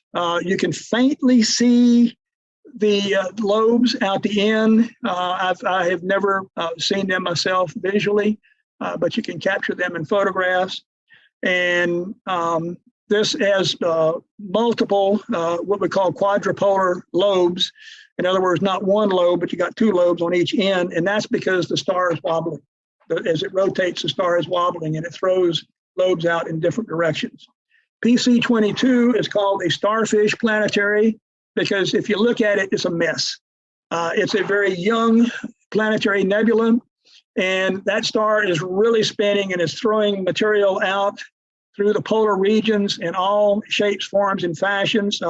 What we see is the torus. We don't see this, but visually we can see this part here, and it's one of those planetary nebulae that not many people are familiar with, Pembroke Costero 22, but yet it's easily seen. It's very bright, and that's the idea of what I'm trying to get people to do, is look at unusual objects that they can see in moderate-sized telescopes, and this is a good example right here. There's a few other starfish planetaries, NHI's 2-47, Minkowski 137. They all look very similar to this. They're a mess. IC4593, you've got shells within shells within shells. Numerous shells in here that are blowing out material. You've got the initial slow wind from the red giant phase, which is expanding at 30 miles per second, and you got the fast wind, which comes in later at 870 miles per second. That fast wind slams into the slow wind, creates a snowplow effect, and causes it to glow. And that is why we're able to see this object, because you've got different wind levels slamming into other wind levels and ionizing, stripping the hydrogen and the oxygen atoms from the nucleus, from the core. So these are 3 very bright, easily seen planetaries that we have on our program. 2004, globular clusters. We had Will Tyrion that year of star chart fame. Will's wife they're from Holland. Every time she'd go up and look through my telescope, she'd come down and go, yeah, because she had never seen a lot of these things, and she was enjoying herself. I want to say a few things about my friend Barbara Wilson, who unfortunately passed away a couple of years ago unexpectedly. Barbara was a queen of globular clusters. She had seen just about all globular clusters in the Northern Hemisphere, with the possible exception of UKS1, I suppose. I'm not sure we ever saw that one. But if you dial up a globular cluster on the internet, chances are you will see an observation by B. Wilson. That's Barbara. She loved these things, and she was very, very good at observing them. For many years, she was my favorite observing partner. Barbara had a love of the sky, which was infectious. She got everybody around her caught up in it. She co-authored a discovery paper of IC1257, which was a globular cluster. So she had something to do with discovering that. She and I came up with something called the Ain't No list, which stands for the Association of Individual Nebula and Things Nobody Observes list. We did this in 1988 as a lark, and the thing caught on. Some of the objects on there was to observe Alan Shepard's golf ball on the moon, observe a neutrino, observe a sun glint off of Voyager 1. But we also had some things that we got snookered on. We put some things we thought were doable, but yet impossible, such as a galaxy within 1 degree of the Horsehead Nebula. and we gave an award for that. A naked eye visible sighting of an elliptical galaxy. We gave an award for that. And Barbara got snookered on another one. One of our objects was the arrow that points to the celestial North Pole, and Amelia Goldberg nailed her on that one. We put an arrow on Amelia's telescope and pointed it at the North Pole, and sure enough, we awarded her a certificate. These certificates were black poster paper with black writing on it, and people killed themselves to get these things. But anyway, Barbara is no longer with us. I don't think TSP will ever be quite the same without Barbara. And Barb, if you're looking in, we miss you. We really do. She was fun to observe with. Palomar 8 was on the list. Palomar 8 is one of the brightest Palomar globular clusters. Its distance is only 18,000 light years from the core of the galaxy, and it's resolvable in most telescopes. It's part of a galactic stream of globular clusters, which we're thinking are captured objects from maybe other galaxies. Tarzan, actually Tizon 3 is how you pronounce that. Tizon 3 is another globular that's near the core of the Milky Way galaxy. And I want to stop here and explain something, which is metallicity. It's typically referred to as iron over hydrogen ratio, and it's any element heavier than helium. Some people put lithium in there, but essentially when the Big Bang occurred 13.8 billion years ago, it created hydrogen and helium and a smattering of lithium and nothing else. So anything heavier than an atomic number of 3 had to be formed in the heart of a star.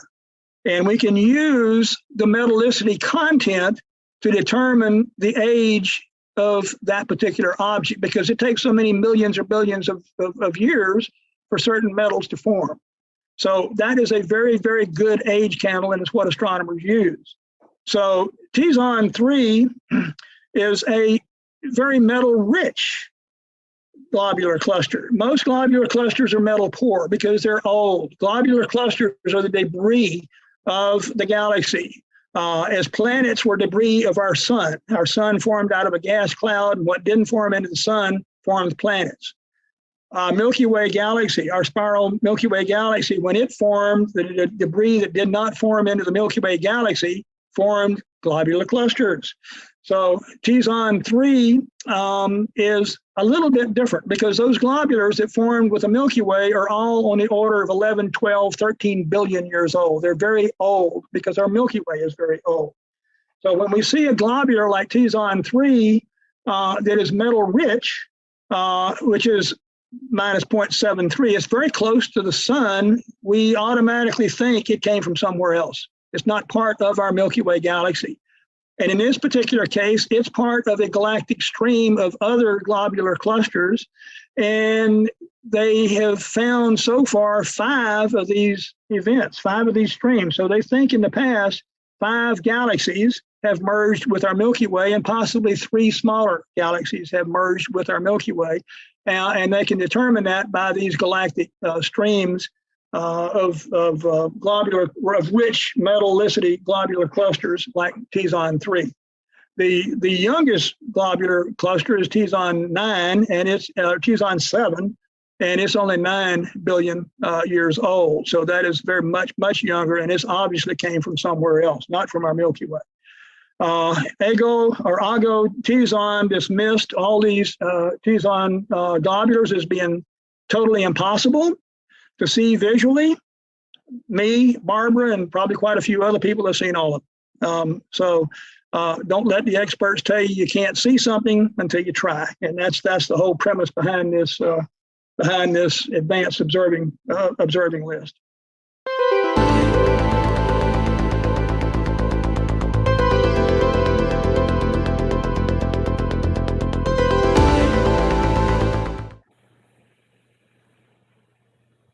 All right, so stay tuned for part 2 because there's lots more of that info coming. Larry's talks are always just an amazing knowledge dump. It's one of those things you have to watch over and over and over again to get all of what Larry's saying because it's just so good. And again, I know we talked about this, Joe, last time, but it's like being at Texas Star Party when you hear Larry's talks. It makes you feel like you're there. Yeah, it's incredible because Larry can take something you've never even thought of, right? And he talks about how he will actually get his ideas for these lists from professional astronomy journals, magazines, and things like that. Things that we're not reading normally because we're normally reading, Sky and Telescope.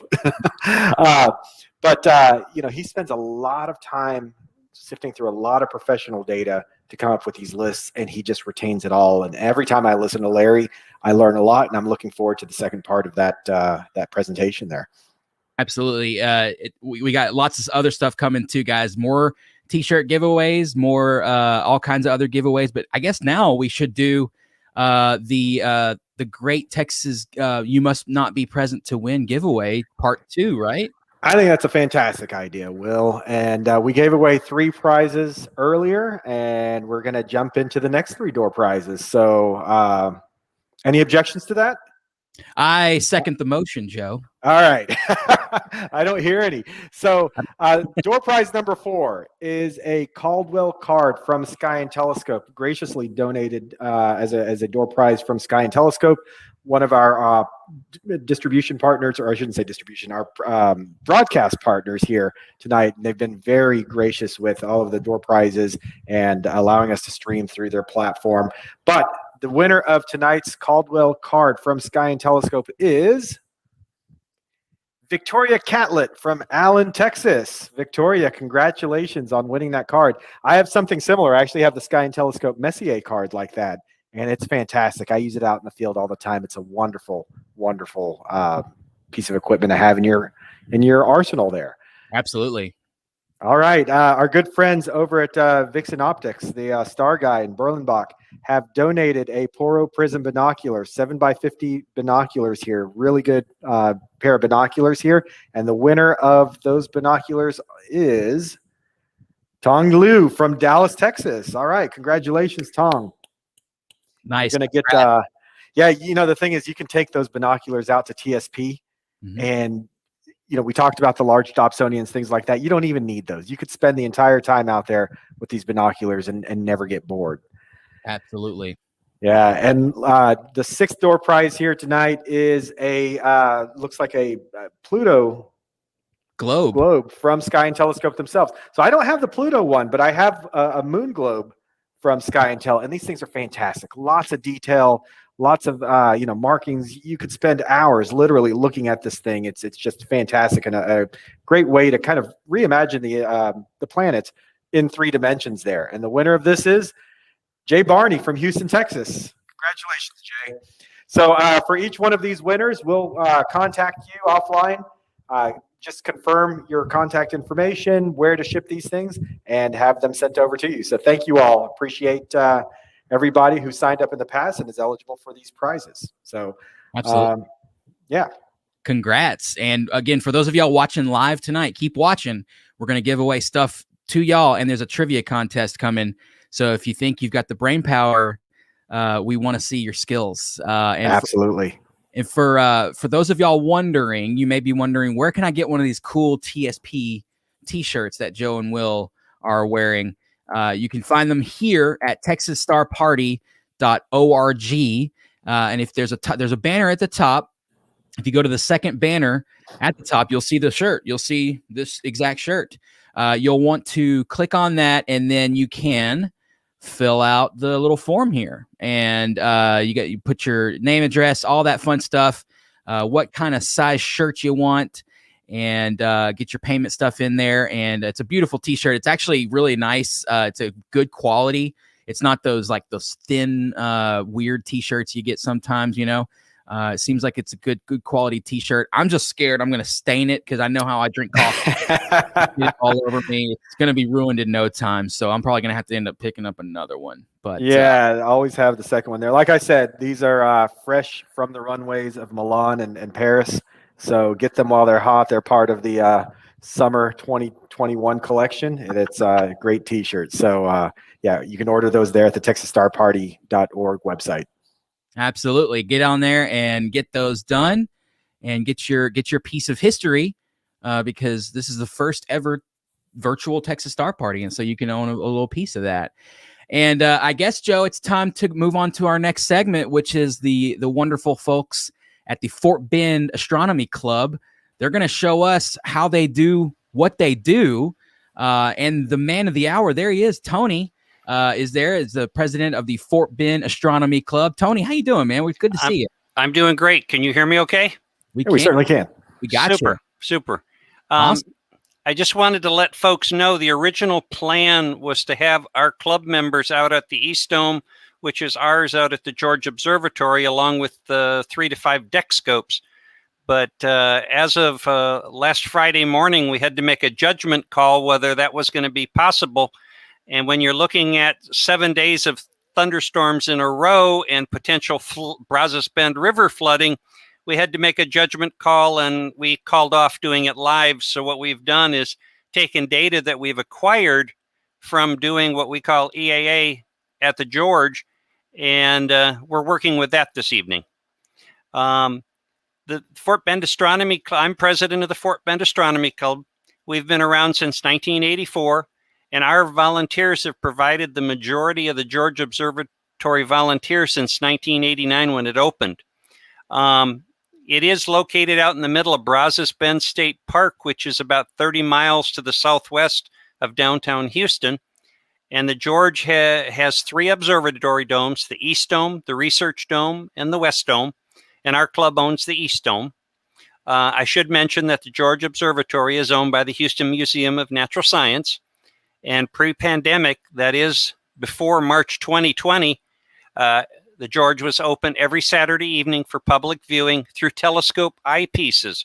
And the guests actually got to go inside of the 3 domes, and each of the domes has at least 2 telescopes, and you end up using whichever object you're looking at with the best telescope for that object.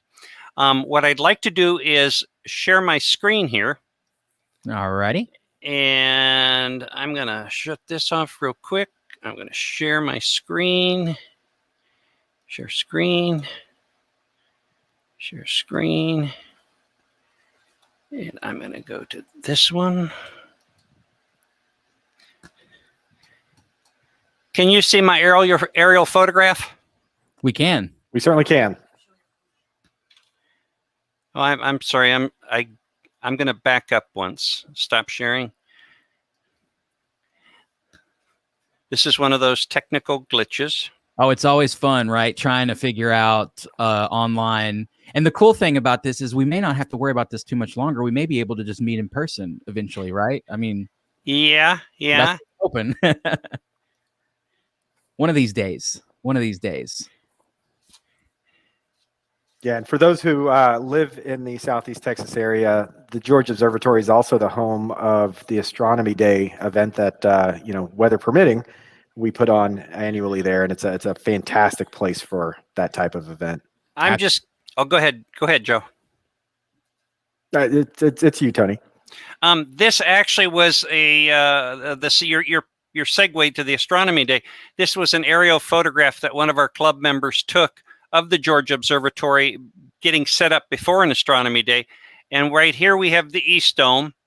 Then right here we have the Research Dome.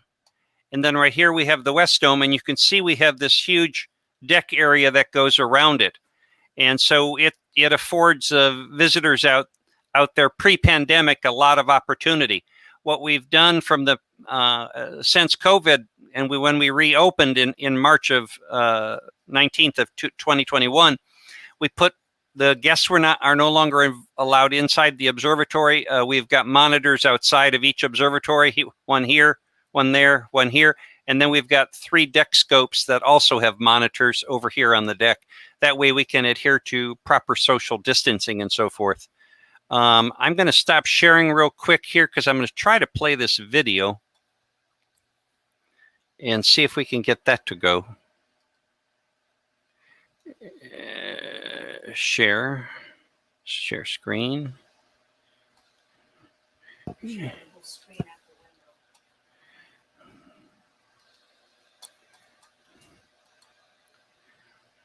Can you see my video over here, Joe? Not quite yet, Tony. Okay.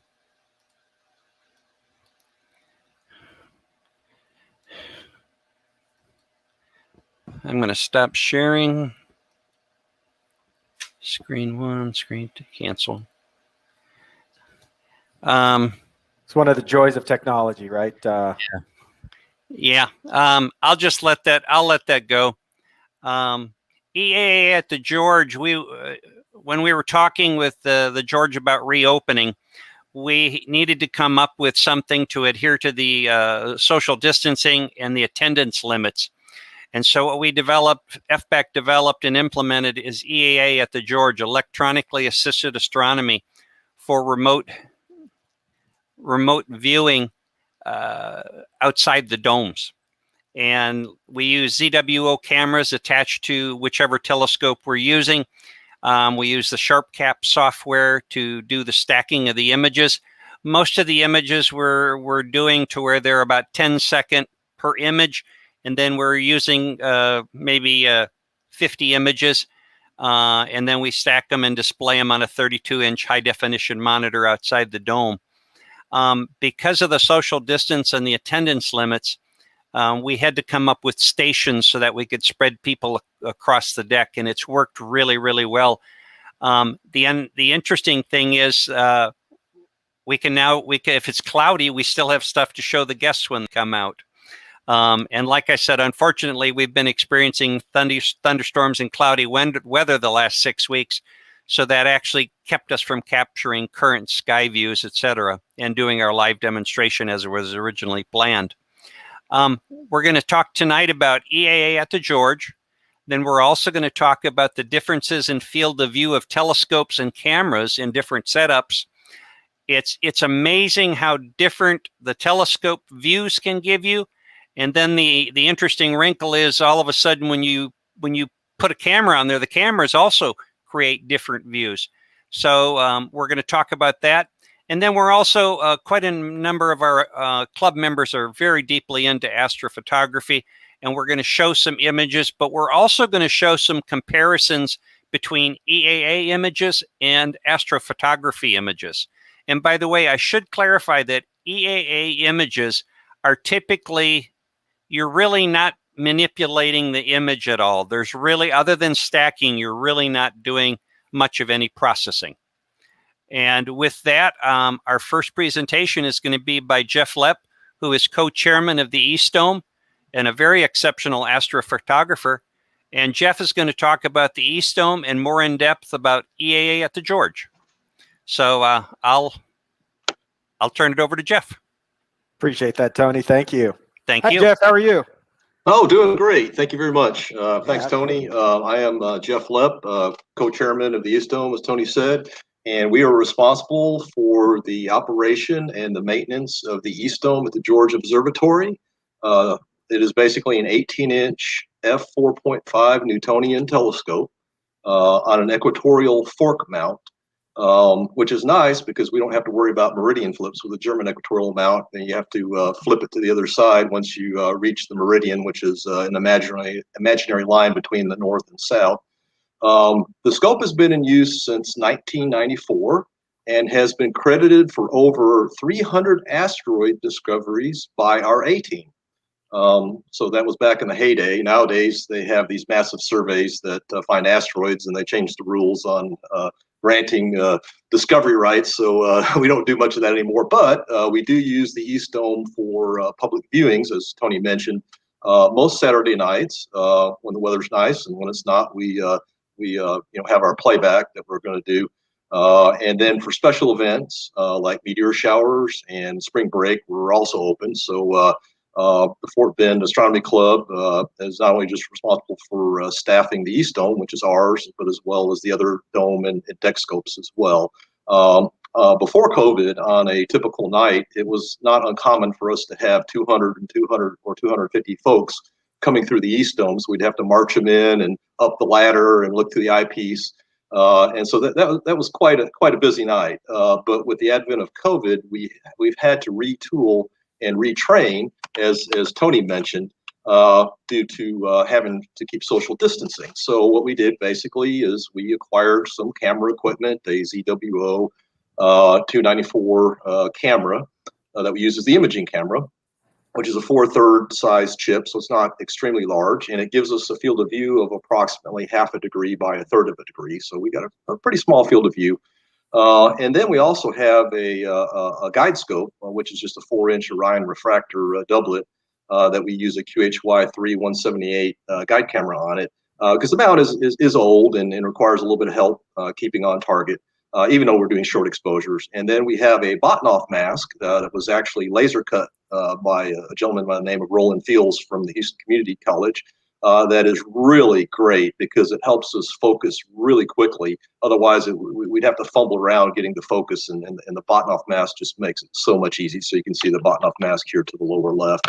And as Tony mentioned, we put a 32-inch monitor outside the dome so that people can safely social distance. You can see that the dome's kind of tight. So back in the day of eyepiece viewing, we'd march people in and march people out, and we'd have a line around the back of the dome. So actually, this is actually a little bit more enjoyable than getting all those people through the domes. But we do look forward to going back to eyepiece viewing again, because that's there's something about looking at an object with your own eyes that the camera just can't convey. So basically, we mentioned that we're using EAA, which is electronic assisted astronomy, and what it is it's not astrophotography. With astrophotography, you take a bunch of photos, generally long duration, and then you go home later and you spend hours and hours and hours processing that data and come up with a pretty picture that you hope will get maybe printed in a magazine or image of the day, or hopefully the Holy Grail, which is a NASA APOD. But with EAA, you're essentially observing through the camera, and so you're taking short exposures. In the case of the East Dome, 10 seconds at 120 gain for this camera, which is a magical setting where the read noise drops down. And we use a process called live stacking using SharpCap, which is written by Dr. Robin Glover. He's in the UK. And lots of people use the software. It's great. It's easy to use. But what it does is it takes the individual images that you take and it averages them. Most people think stacking is additive. It's not additive. It's an average of the images. And what that does is it reduces the noise and improves the signal. So we're always looking at improving the signal to noise ratio. And the other thing that SharpCap does, which is really cool, is allows us to play back exposures that we've previously taken so that we can simulate live observing, which is what we'll be doing here tonight. I'll be doing that next. And we use that, as Tony mentioned, for cloudy nights so that the people that show up at the George still get the benefit of seeing something that we would have seen on a clear night. You're just not seeing it live. So I always tell everybody it's not live, it's Memorex. So I guess that kind of dates me, Memorex. Many people probably don't know what that is. So anyways, so the object I'm going to demonstrate is going to be the famous Great Orion Nebula, M42. Which is in the constellation Orion. You can see the little box around it, and it's a sword of Orion. And this is a stellarium capture of the actual date it was taken. So this was taken on April 10th by a gentleman in the name of Paul Knoll, who was operating the scope at the time. And so this is the actual elevation it was. So if we look at the detailed information here, we can see the altitude was at 22 degrees. So it was pretty low in the sky at the time we took it. And so what I'm going to do now is I'm going to switch over to SharpCap. And so basically to do a playback, instead of connecting to the camera, we're going to open what's called a folder monitor camera. And what that does is it allows us to play back the frames as if it was being sent from the camera. So the first thing you have to do is actually select the folder. So I'm going to select these FITS files, and that tells it the type of files that we're going to do. And then it loads one of the frames. Okay, so the first thing you notice is the image is very dark. We can see some stars, and we can barely see the core. And that's typical of a linear image that has not been stretched. So this is in kind of what's called the native format of the data. And in order to actually see it, clearly with the human eye, I'm going to click on this little histogram auto stretch here. And so, boom, wow, all of a sudden, wow, it stretches it. Okay, so this is one single 10-second frame. And what we can see here is it's pretty noisy, okay? And part of the live stacking process is it's going to reduce that noise. But one of the things we also do is we don't actually cool the camera because it's just another complicated step for operators. We're trying to keep things as simple as possible. So what we've done is we've taken some dark libraries at various temperatures, and so the operator can select a dark at an ambient temperature that's close, as close to here's this one was taken at 70 degrees, plus or minus 5 degrees. And for what we're doing is close enough. If you're doing astrophotography, you want that temperature to be exact. But for EAA, close is good enough. So I'm going to apply the dark, and then what I'm going to do is I'm going to advance to the next frame as if the camera recorded the next frame. And it darkened. Well, that's because it applied the dark, so I have to restretch it. So after I restretch it, you can see the noise is a little bit better, but really the main benefit of the dark is that over time as we process, these little blips will show up, blue, green, red blips, and those are hot pixels. So we want to apply the darks to eliminate that, okay? So what I'm going to do is I'm going to go ahead and rewind this back to the first frame. And then I'm going to reset the histogram. Okay, as you can see, I've got 55 frames here total. Tony mentioned to me about 55 frames. And then I'm going to start the live stacking. So I'm going to hit live stacking here, and you'll see this little area here pop up. And this is what we call the big histogram. Okay, I'm just going to go ahead and reset that. And I'm going to hit the play button. Okay, and once I do that, it's going to start playing the frames at a rate. It's set the maximum right now. I'm going to set it to 1 every 4 seconds. Normally it would be 10 seconds, but we're going to speed it up a little bit so you get a little bit of the effect of what we're going to do. So now it's already stacked 3 frames, and well, you can't see it that well because I haven't stretched it. So we can do an auto stretch here, but what I'm going to do is I'm going to do it manually so you can see what that looks like. So I'm going to slide the midtones. You can see as I slide the midtones, it brightens up, but the background becomes really bright too. So what I want to do is I want to slide this black level all the way past all this noise right here. This is noise, and you can see that, well, it starts to become darker, okay? So that's looking better, but yeah, it looks really red. Well, the reason why it's red, the camera's actually green sensitive, but we had some red lights on in the dome, so those red lights are kind of reflecting around, so the image is kind of overly red. So what's really cool is we have these little adjustments here, so I'm going to reduce the red, and when I click down here below the slider, it's going to reduce the hump. You can see there's a little histogram hump here, and the red's starting to go away. And as we bring it closer to the other 2 humps, you can see that the red now is almost gone. There's still a little red dominant here. So click on it a few more times, and voila. Okay, now it looks like, well, now it looks like we're green dominant, but what we'll do is the blue looks a little low. So we'll click here and move the blue up a little bit. And let's see if we can make it look a little better. There we go. So that's looking a little better here. And so you can see here the background looks a little more neutral, probably still a little bit greenish, so we might click down there a little bit. There we go. So that looks good. And so basically, as the frames click, our signal's going to improve. And let me go ahead and minimize this, and then you can see. So this is at a pretty good image scale here because it's a 2,000 millimeter focal length telescope. We're definitely oversampled because we've got fairly small pixels. Oversampled means if that's actually something that was derived by Harry Nyquist, and it was more for audio, but it's also used for imaging. You can be oversampled or undersampled. In my astrophotography, I'm actually undersampled, which means that basically we got more resolution going on than what the telescope can really provide us. So anyways, so we can see some of the dark lanes. We can see some of the red nebulosity here coming out, which is really cool. And then you can see the trapezium is pretty well resolved. A lot of times in astrophotos, you can see that the trapezium is really blown out completely. And that's because we're taking short exposures. But we can still blow out the trapezium if we want to by sliding this slider over here. And so now you can see that it's getting brighter. So we can see, so this is one of the things, we can get more detail, but when we blow out the core. So let me go ahead and raise the black point a little bit to reduce the background. The core still, the core's a little bit better now.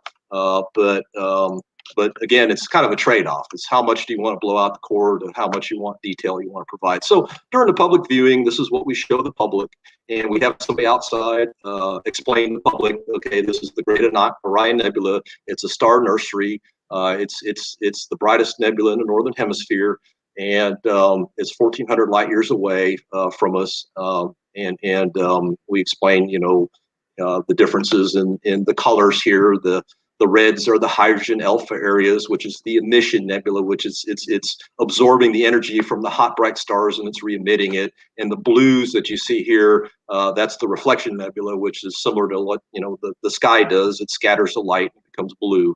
So it's got a little bit of all the different types, dark nebulosity as well.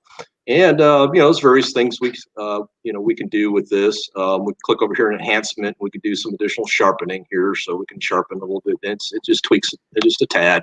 And you can see here it's now finished stacking. It's gone through all 55 images, and then usually after we spend enough time on an object, we then switch to the next object. Now, the last thing I wanted to mention, and Joel's going to do a better job of explaining this, is this object's bright enough to where I only had to manipulate this histogram, but some of the fainter objects, this histogram here, these two kind of complement each other. This is kind of a fine-tuning histogram, and it has its own midtones, black level, that you can tweak and adjust. You can see the red here is still probably a little bit more dominant, so I can tweak the red down a little bit more, and you can see it adjusted it here now where the red's more level. So this gives you kind of the big picture of the histogram, and this gives you a fine tuning picture. And Joe will get in a little more details. He does that much better than I do. But anyway, so that's basically what we do for live stacking. It's takes a little bit getting used to. We've had to train our operators because they were all visual operators, and since I had a background in astrophotography, it was kind of fell on my shoulders to kind of train everybody and do all that. So I'm going to switch over now and back to a presentation. And the next object I'm going to show, I'm not going to live stack, but what I'm going to do is I'm going to show you a pre-live stack image of M81, Bode's galaxy. And this one here is very difficult for us because if you can see, it's facing to the north, and that's Houston from the George. And there's a lot of sky glow, light pollution, whatever you want to call it. And so that prevents us sometimes from seeing some of the fainter details. And you would think M81 would be a great object because look at the magnitude, it's 6.94, but the surface brightness of the outer arms is actually quite faint. And that's the hard part. The core is easy. Core is easy to get. It's the outer arms. So this was also done by Paul Knoll on the same night, April 10th, and he actually got 464 10-second images. So that's quite a lot.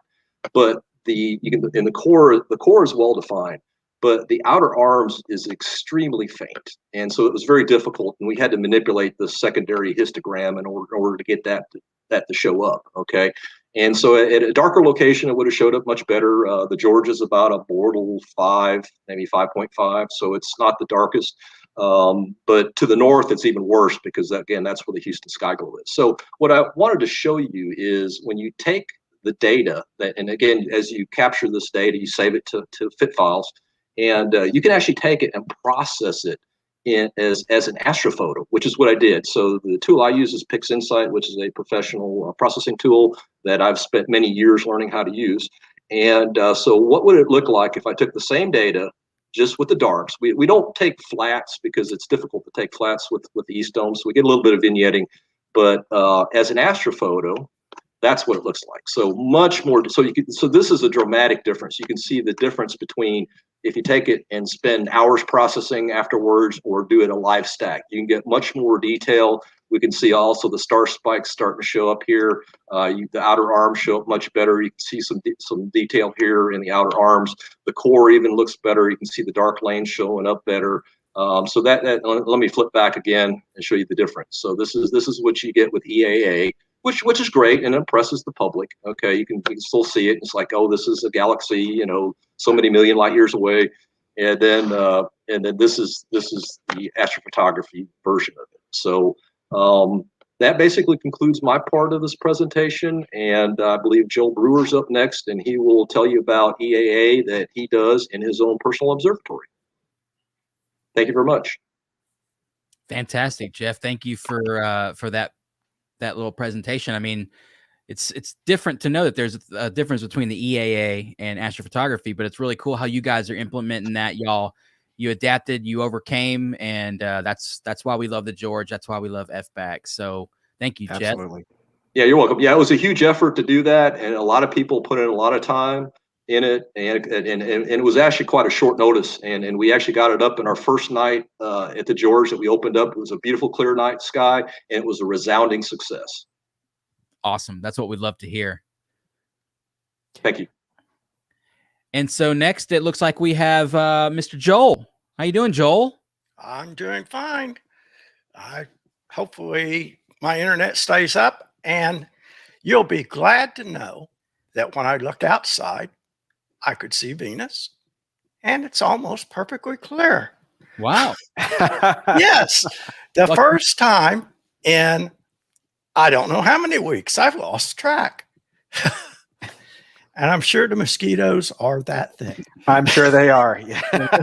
They're hungry. Yes. I believe I've shared my screen. So it's just, I'm going to continue on what Jeff talked about. If I can get my screen up here like that. Okay, what I've got is another playback of a previously recorded image. What I'm using is Boyd's Nebula, which is M81 and M82. Now, my field of view is going to be much larger than what Jeff had, in that I'm using a Celestron 8-inch LISA telescope, which is an f2 scope. It's coupled with a ZWO ASI 294 color camera, which is a CMOS color camera. And this was actually recorded back on December 7th of 2020. And what I'm going to do is just go through a few of the details of how we actually process within SharpCap as the image is being acquired, similar to what Jeff did, maybe hit on a few other points. One of the things we use this for, of course, is outreach. I have my own observatory and I have grandkids. And one of the things that started getting us about a year or 2 years ago is that my eyes aren't quite as good as they used to be. My wife's eyes aren't as good as they used to be. And our grandkids still have relatively good eyes. Granddaughter, probably needs glasses. Grandson, probably not. We were spending a lot of time focusing the telescopes. Now, there's more telescopes than just a 8-inch. There's actually a 17-inch that the 8-inch is actually mounted on top of. And a talk later on field of view, I'll show you the actual apparatus. But let us go into the live stacking now. And let me get it started by pressing the go button under capture profiles. There's the first one. Like in Jeff's case, you can see the images starting to flash, and you don't really see much other than a few stars. You can see the spectrum down here at the bottom. And if I pause this, I can do a kind of a stretch. I can stretch it here, auto stretch, and make sure I've got my galaxies. And I've got M81, M82, and it looks like NGC, 3077 is also readily visible here. So M81 looks to be about 6.77 magnitude visual, while M82 is 8.02 magnitude. They're both about 12 million light years away, and they've previously had some interaction with each other. But let's start back up the summation now, or I guess it's actually averaging. So it should be, there it goes, there's 8. And we can look at the alignment. As this goes, it tells us how many pixels it's having to shift the images so that they're aligned. You can see this down here at the bottom. You can see that that one, it didn't shift much. That one, it did. Other thing that it does, I have Sigma clipping turned on. And it is clipping a little bit, which is good for getting rid of a few hot pixels, or maybe a satellite that came across later on. It wasn't in the first 4 or 5 frames. You can also look at your guiding. You can connect to PhD2, get guiding through here. It can do automatic dithering back through PhD2. So you can do filtering by amplitude of what it analyzes your images are doing. Or you can look at your drift data. And at the time this was being taken, my scope was not perfectly aligned as far as polar alignment goes. So I'm getting nice straight lines, but I'm drifting. So I'm probably not guiding in here. The other thing I'm not doing is I'm not applying any darks or any flats to this. Generally, when I'm just showing people and I'm going around really quickly, I don't bother with flats or darks. It's, it makes a difference, but it's not a major difference. The main thing that I do, and I actually let my grandkids do this, I just unstretched the image. I reset everything. My grandkids like to adjust the colors. I'm red-green colorblind, so they will come over and help me with this. And this will keep them occupied for hours as we go through different objects. You can take button 1 on these sliders that are next here, and I like to align. I brought the red up to match the blue. I'm going to take the green down by doing button 1 and clicking below the slider till it lines up with the blue. I'm going to stretch it again. You'll see that this bar is the black level, mid-level, white level. It brought the black level up to the middle. The background got nice and dark, and it looks like it's through stacking now. It's done 49 images. So we can actually finalize our color corrections. And as Jeff pointed out, there's this small histogram underneath the control profiles or capture profiles. This is actually related to this one. It actually changed when I stretched this little one changed. But you can see that it's not lined up the same. So this is more of a detail. I'm going to bring the red down to match the blue again. I'm then going to find a black level up here, which is way over here against the edge. Button 1 on it and drag that dashed line over close to the middle. Release button 1. Then I'm going to come to the middle, the mid-level dashed line in the small histogram, and drag it over. And watch the detail come out. You also notice that a lot of noise is coming out. So I've probably overdid it. So I come back down. I bring back over to the dark, black level a little, bring it down a little, bring this up a hair more. I can come up to a zoom area that's up in the control bar at the top. And let's zoom it up. You can start to see some dust lanes in here. And let's see if we can get any more color. It looks like the blue could come up a hair. It's never clear what you're seeing on different monitors. The blue, it didn't really do much, but one of the other sliders is base grain intensity. You can actually make it be grayscale, or you can make it be more colorful. Somewhere in there is probably good. And we can take this down here more. And we're still at 50%, which means 50% of the pixels aren't being utilized. If I take it to 100%, that's where we're at. You can see that it's a little splotchy, but then this is 50, 10 second. So it's 500 seconds of exposure is all this is.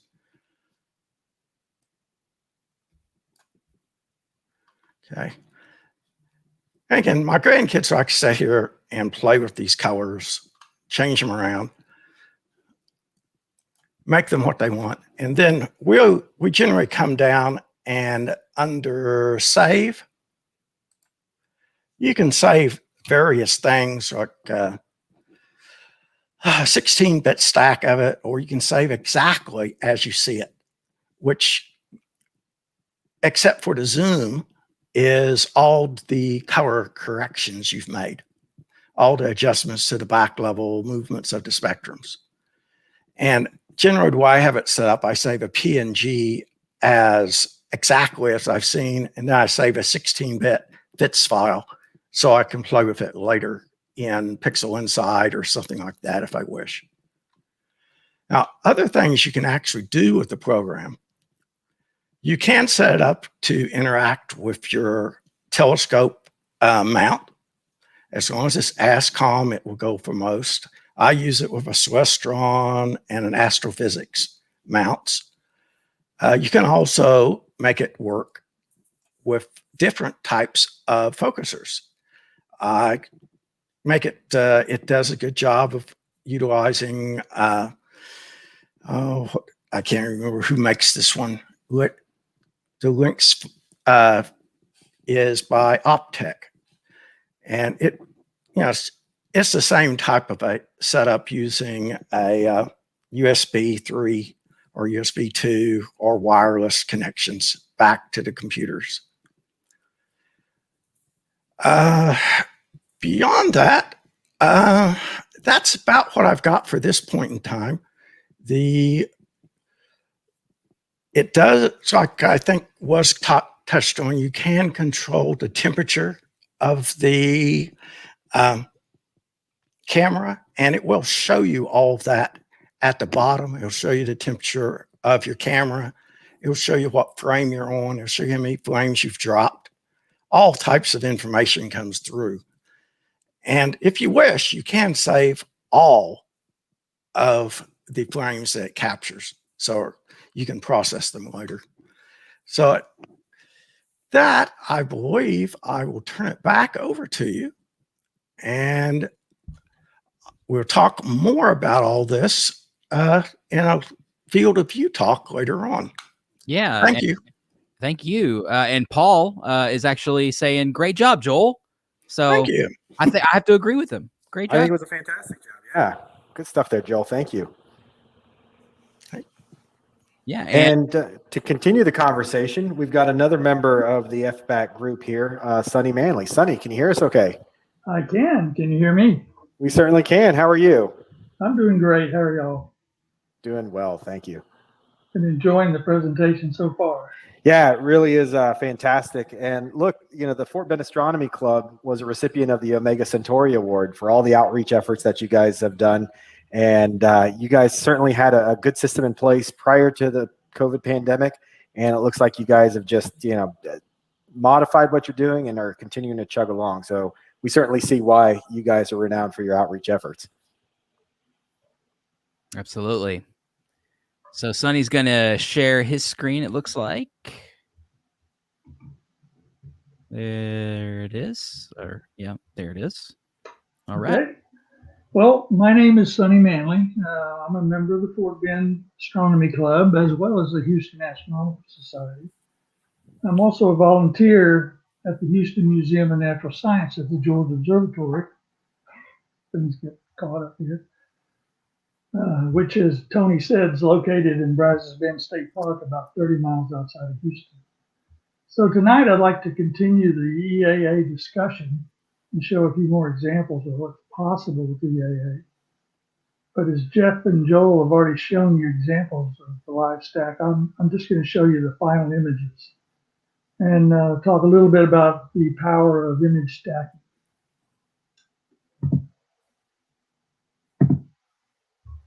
Gotta have my cursor over here. There we go. This is, I said I'm a volunteer at the George. I usually provide one of the deck scopes. And this is a setup from the first night when we opened up back in March.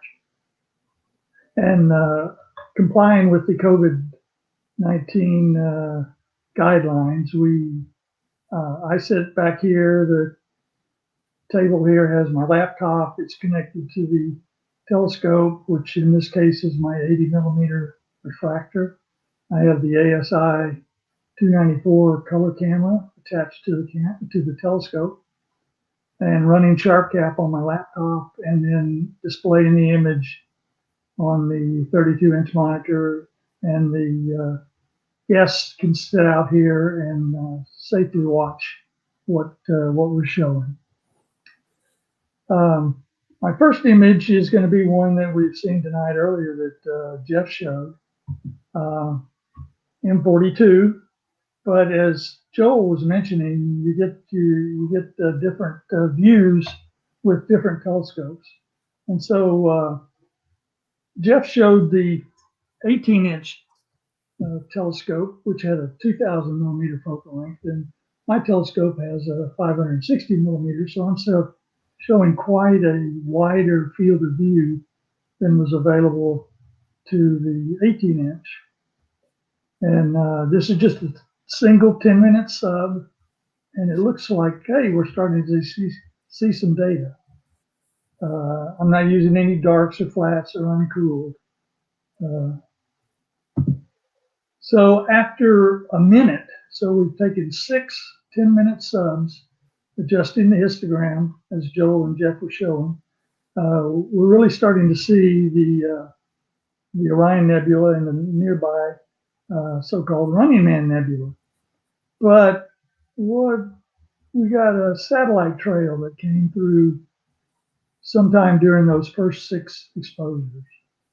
Well, as Joel mentioned, stacking will help with that. So we let it stack for 4 more minutes. So we're a total of 5 minutes, and we're pretty much erased that satellite trail. But we got another one, came right through the Orion Nebula this time. So we continue to let it stack. And so after, whoops, I'm sorry, I went the wrong way. After 15 minutes, we end up with the final image here, and the satellite trails are essentially gone. Again, the only processing here is changing the histogram levels, and we're able to see the Orion Nebula in all its glory. As Jeff mentioned, it's about 1,400 light years away. Stellar nursery. The red glow is from hydrogen alpha emissions, as the active stars in the core ionize the hydrogen that's present in the cloud. So it's a great example of what's called an emission nebula, one that actually emits light. In contrast, we have the Running Man Nebula over here, which is a reflection nebula. And there, the gas and dust are just reflecting the light from the stars. And the scattering produces the blue color. The third type of nebula that we have are called dark nebula, and we see them here and in between the Running Man and the Orion. And this is just where the dust and the gas in the nebula are so thick that they're actually obscuring the light that's coming from the emission nebula. Our next image is the iconic Horsehead Nebula. It's kind of a difficult image, or difficult visual image, but with EAA, we're actually able, after say 15 and a half minutes of 10-second subs, actually able to get a pretty good view here. And of course, this is the dark nebula, the Horsehead shape, superimposed on the emission nebula behind, which is why we can see the Horsehead Nebula. And we have another emission nebula here called the Flame Nebula, which is also crossed with some dark nebula. Interesting thing is the emission nebula in the background that actually provides the illumination for the Horsehead was discovered by William Herschel in 1786. It was like 102 years later in 1888 before the Horsehead Nebula was actually discovered. That was discovered by Wilhelmina Fleming off a photographic plate. The final image is the M82 or cigar galaxy. This is the one Joel was just showing. This one was actually, I took this in my backyard in Missouri City, Texas, which is a suburb of Houston. Jeff mentioned that the M81, M82 area in the north at the George Observatory was hard to get. Well, it's even worse here. I'm closer to Houston, looking over Houston. But this is with my C8 F10 Celestron Schmidt-Cassegrain, the ASI 294. I did cool it, and I used the Master Dark and a flat. But this is just 17 60-second subs. Again, it's a ZAA, not astrophotography. Just manipulating the histogram. We're able to see some detail in this starburst galaxy, which is about 12 million light years away. And its star formation started about 100 million years ago after gravitational interaction with the nearby, much larger M81 galaxy. And the star formation here has run at an accelerated pace, perhaps 10 times in the core, the smaller core of M82 compared to the entire Milky Way galaxy. And that really concludes my talk tonight. I appreciate your attention and clear skies. Awesome job, Sonny. You guys, I mean, you guys are proving to us again and again that y'all are some of the masters of outreach. And we really appreciate that for sure. Absolutely. Okay, so now we do have a little break we're going to take right now. And I think what we're going to do, I think what we have is a T-shirt. Is that what we're going to do, Joe? Yeah, I think it's time for a T-shirt giveaway, Will. I think now's a good time to start getting in the keywords there. We're going to have a different one this time around than we did the first time, right? For the first T-shirt giveaway. We are. So what you're going to do, again, to be entered to win this high-quality T-shirt for 2021's Texas Star Party is you're going to want to enter this hashtag into the chat wherever you're watching from. Now we're going to be getting back to the Fort Bend guys in a second. We're going to take a little commercial break here, but the idea is to give y'all enough time to get that. Well, it just went away. Get that. I went off the screen here. Sorry. There we go. Get that hashtag in. You want to do that, and basically we're gonna draw one winner to win another T-shirt. There they go. There the comments come. Starting to see them come in. Yeah, everybody get that hashtag Sky and Telescope in there to be eligible to win that T-shirt. Like I said, we were in Milan just last week for Fashion Week, right? These haven't even hit New York Fashion Week yet. Everybody's scrambling to get these shirts. So use that hashtag Sky and Telescope on whatever platform you're on, and we'll be able to see those come in for the drawing. But I see them all come in. Yeah. Until then, let's go ahead and hear a little bit from some of our advertisers here.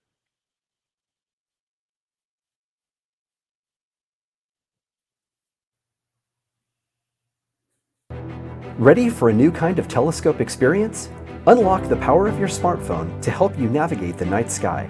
Introducing StarSense Explorer by Celestron. It's fast, easy, and accurate. In minutes, you're ready to take a guided tour of the universe. First, dock your smartphone and launch the StarSense Explorer app.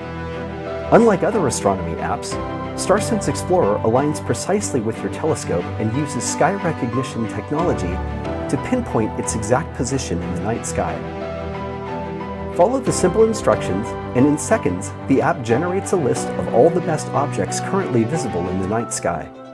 Select an object from the list and follow the on-screen arrows to the desired object. As you move the telescope, StarSense Explorer recalibrates its position in real time. The bullseye turns green when your object is ready to view in the eyepiece. It's that simple. StarSense Explorer works anywhere in the world, no cell signal required. So whether you're in your backyard or a remote dark sky location, the universe is yours to explore.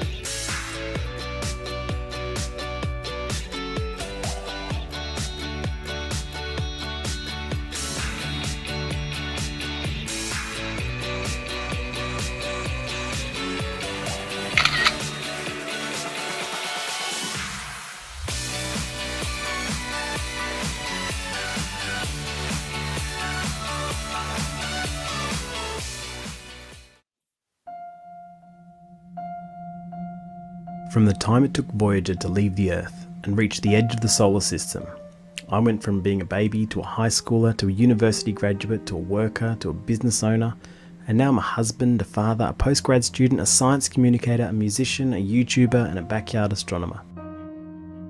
I've been lucky to reach this point to be able to buy some of the best equipment an amateur astronomer could dream of. But there's one thing I can't afford, and that's time. Astronomy has made me a more patient person, and the constant drive to get better and collect more data to capture the wonder of the cosmos is something I have to balance with everything else in my life.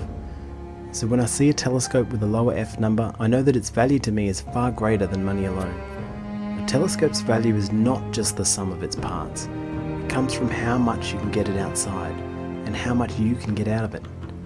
That's why I jumped to buy the Celestron ROAC and Schmidt Astrograph 11. Its 620mm focal length at f2 allows me to capture the incredible southern hemisphere nebulae, sometimes within a single night, but always with revealing depth and signal. I've been shooting the universe with the RASA 11 for years now, and it's allowed me not only the satisfaction of sharing these unique views from my end of the world, but also to detect and track asteroids, which is an area I'd love to explore further.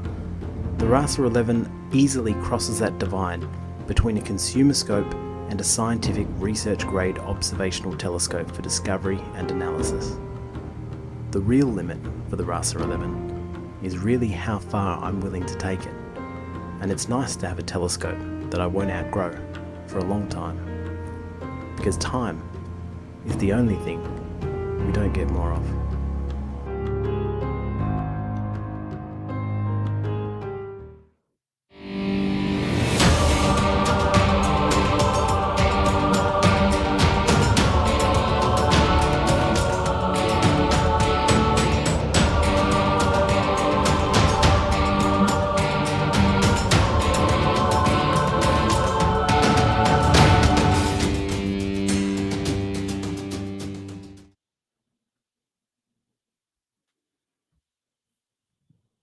All right. Thank you, Celestron. Awesome spot.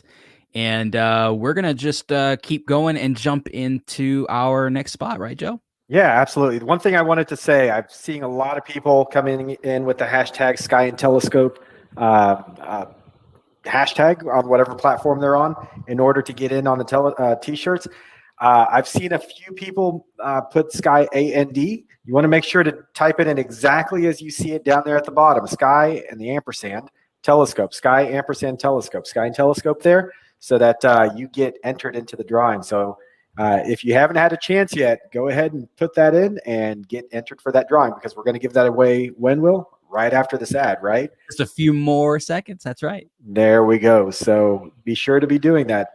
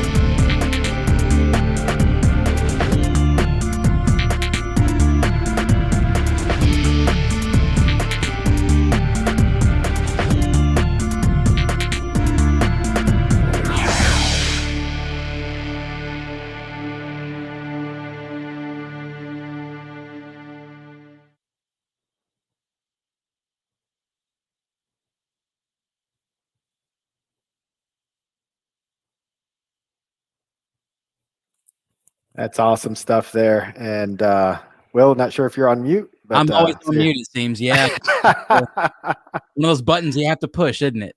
It is, right? But I thought that was a fantastic set of ads. Several wonderful advertisers there. Celestron, all the great equipment that they have out there, some of which was talked about by the previous folks from the Fort Bend Club and what they use for their outreach. And then, of course, the Prude Ranch, X-Bar Ranch, wonderful, wonderful places to observe. And look, if you want to observe some southern skies without having to hop onto an airplane to do that, you can always use Chilescope, right? Be able to remotely operate some of these telescopes so that you can get any of the photos that you want. So with that, Will, you've got the hashtag down there below. Last chance for last call to get in. Last call, right. Get hashtag in whatever platform. Remember to use the ampersand, like Joe said, spell it just like you see here, no spaces, no nothing like that, and you're going to be entered to win because, yeah, Joe's counting down. It's over. I'm counting down. All right, we're ready to draw. Let's do this. All right. Going through everybody here. Who is going to win the T-shirt? Like I said, hottest fashion item of the summer. And the winner is Kelly Miller. One of our one of our gatekeepers at Texas Star Party, someone I've worked the gate with many times. Kelly, great. Awesome. Great job. You win a T-shirt. You don't have to buy one this year. She gets a T-shirt. And Will, where should she send an email to so that we can get make sure we get her size and everything so that we can get the T-shirt over to her? Down there at VTSP at texasstarparty.org. Kelly, that's where you're going to want to send your email so that we know who you are, where you are, why you are, and we'll send you the T-shirt. Awesome stuff there. Congratulations, Kelly. And hey, Will, I'm still kind of feeling like I'm in that giving mood. Yeah. Yeah. You think it's time to give away some more door prizes? I think so. Let's do it. All right, let's do this. You guys ready for more door prizes? Let's do it.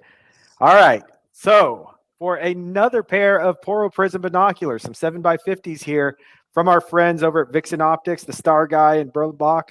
The winner of this particular door prize is our good buddy Dana Lindstrom. Dana, congratulations. Dana is in Galveston. I didn't know Dana was in Galveston. But either way, Dana is what's that? That's just where he likes to be. There you go. But Dana is the winner of these binoculars graciously donated by Vixen Optics, Star Guy, and Berlbach.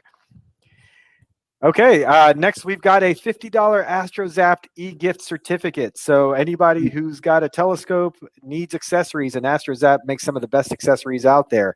This $50 AstroZapp e-gift certificate is going to Javier Castro out of San Antonio, Texas. Javier Castro, congratulations. You won the $50 AstroZapp e-gift certificate. And we also have this Hubble Optics 5-star artificial star. Wonderful for, I'm guessing, alignment, right? Collimation and whatnot, or? I've never used one of these, Will. The Hubble's, for collimation of various things. It's like a star. You put it way off and you look at it, and then it doesn't move.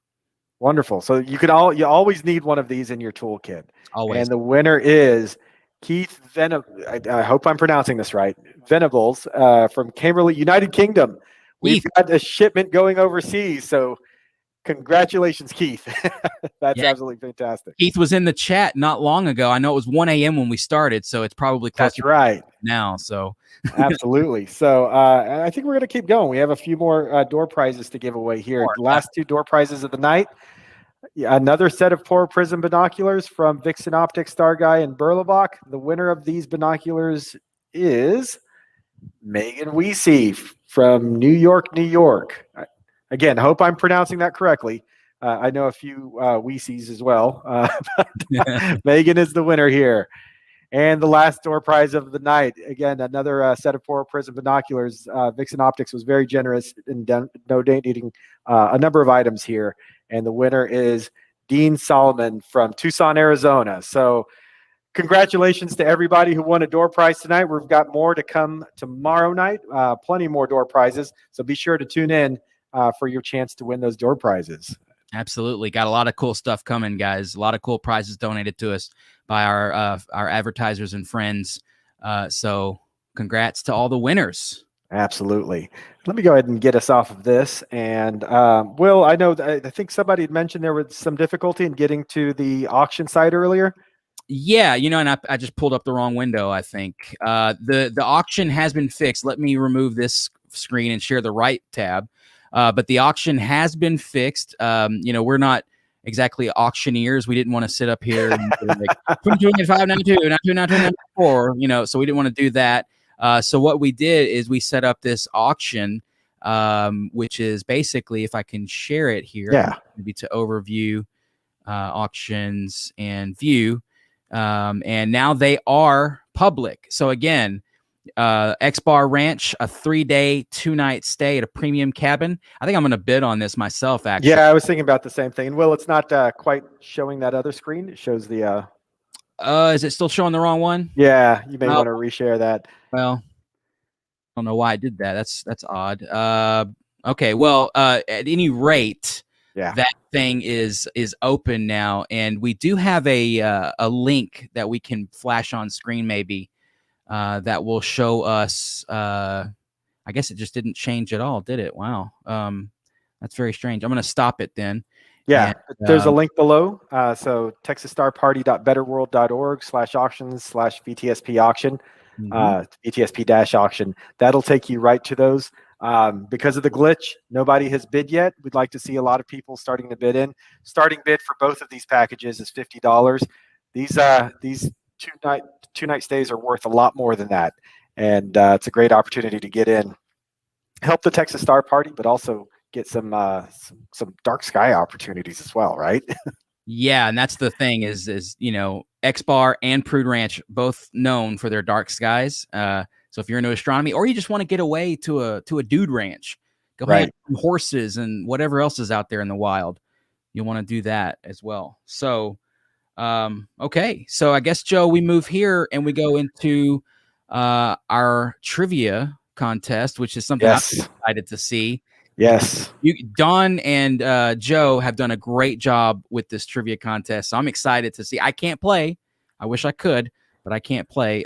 So I'm just going to watch and learn and maybe eat some cotton candy. That's how I feel every time we do these trivia contests here. So it's like a nice sugar rush for me. So for those of you who were with us at the beginning, we kind of went over how to do this, but we'll do it once more for everybody else, just so that you can participate and see who's going to win these wonderful prizes that we have here. So not to repeat myself, but I'm going to repeat myself. Here are the rules. When you log into the platform, if you've done this already, it should keep your name in the system. But if not, you're going to be prompted to log in. Make sure you log in with your real name so we know who's who. Don't use the nicknames that it might give you. Don't change the nicknames to a different nickname that you may have. Otherwise, you might win, and we just don't know how to get a hold of you. Okay? You're going to have 15 seconds to answer each question. No more, no less. If you get the question right, you get points. If you don't get it right, you don't get points. However, the faster you answer the question correctly, you get more points. So the longer you wait to see the answer and then the answer afterwards and get it correct, you get fewer points than answering it quickly. Okay? Everybody understood that. Now, to get to the quiz, to participate, you can open up a browser, go to, use your smartphone. That works pretty well too. Go to www.menti.com. Use the code 6958760. Again, it's 6958760. Or if you've got a smartphone and you can scan that QR code, it'll take you directly to our quiz here. And we're going to give everybody a minute or two to go ahead and get signed in, get logged in here as well, and we'll take it from there. So while we wait for that, Will, do you have any new comments that are popping up on screen? Well, we do. We have the Courtney Project saying she's going to bid on it. And so I would love for that. That's the wife. Go ahead and bid, wife, and in the weekend at the X-Bar, I guess, maybe. Yeah, there you go. Dean said, congratulations to all the winners, not winters. Matthew says, excellent presentation. Thanks for putting this on. Well, thank you for joining us, Matthew. We really appreciate that. And Sheena said, we're doing a great job, Joe. So I guess we are. I mean, all we have is you guys to tell us whether we're doing a good job or not. Appreciate that, Sheena. So yeah, and we appreciate you guys. And so again, just find the QR code, turn on your camera on your cell phone. It'll bring up a little web page thing. You just click on it and enter that code 6958760 right at the top of the screen there.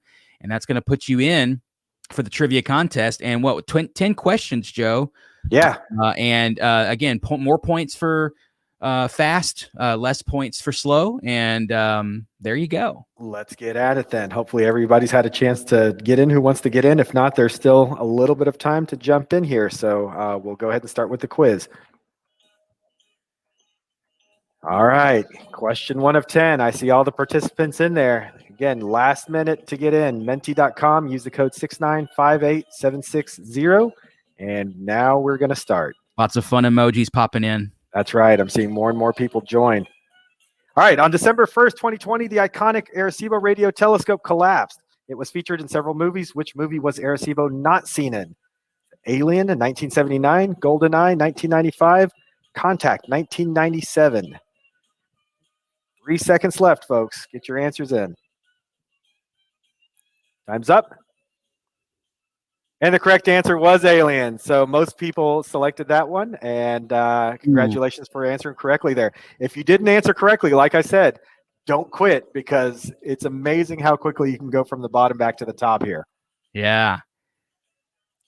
All right. So after the first question, who is in the lead? Stingalicious, I don't feel like is a real name. So Stingalicious, yeah. Unfortunately, Stingalicious. Yeah, we were Not pretty sure clear with the rules here. So Rusty, I don't think you're going to be able to win. But okay. Yeah. All right, let's go to the next question. Question 2 of 10 here. Answer fast to get more points. Sorry about that. Having a little bit of a glitch here. All right, here we go. There we go. After a landing, NASA engineers dubbed 7 minutes of terror. The Mars Perseverance lander touched down safely. Where did it land? Gale Crater, Meridiana Planum, Jezero Crater, or Gusev Crater? I know the answer. Can I put my hand up? Yeah. Go ahead. Raise your hand, Will. I got it up. You just can't see it. Most people said Gale Crater. No, it's actually Jezero Crater. So the most recent landing was in Jezero Crater. So again, like I said, you can go from the last place to first in no time here. So congratulations to everybody who answered that correctly. And we'll move on to question 3 here once we see the leaderboard. Ooh. David took a commanding lead there, it looks like. Yeah, David Tillman. All right. So Mars Rovers, landed at all of these sites. So don't feel too bad if you missed this question. All right. Question number 3. What will it be? What was the original cost for a 1-year subscription to Sky and Telescope magazine mailed to an address in the U.S. in 1941? Was it $2, $3.25, $5, or $7.50? I wasn't alive then. I don't remember that I can remember. All right, time is up. Most people selected $2, and that is correct. It is $2 indeed. That was a day's wage back in those days. Yeah. So who's leading now? Oh, let's see. Julie F is in first place now. All right. Taking over there. Excellent. I see a good run. That's right. That $2 subscription is equal to about $33.50 today, and today's $54.95 subscription rate equals to about $325 in 1941 dollars. Oh, wow. Interesting. Yeah. Question number 4. Here we go. Answer fast to get more points. This constellation, known by the name of the hero of Greek mythology, is known for its great keystone and 2 true gems of the night sky, M13 and M92. Is it Orion, Hercules, Cephas, or Perseus? I know the answer. Yes. Time is up. Boom. All right. The vast majority got the correct answer there, and that's Hercules. Hercules. Question 5.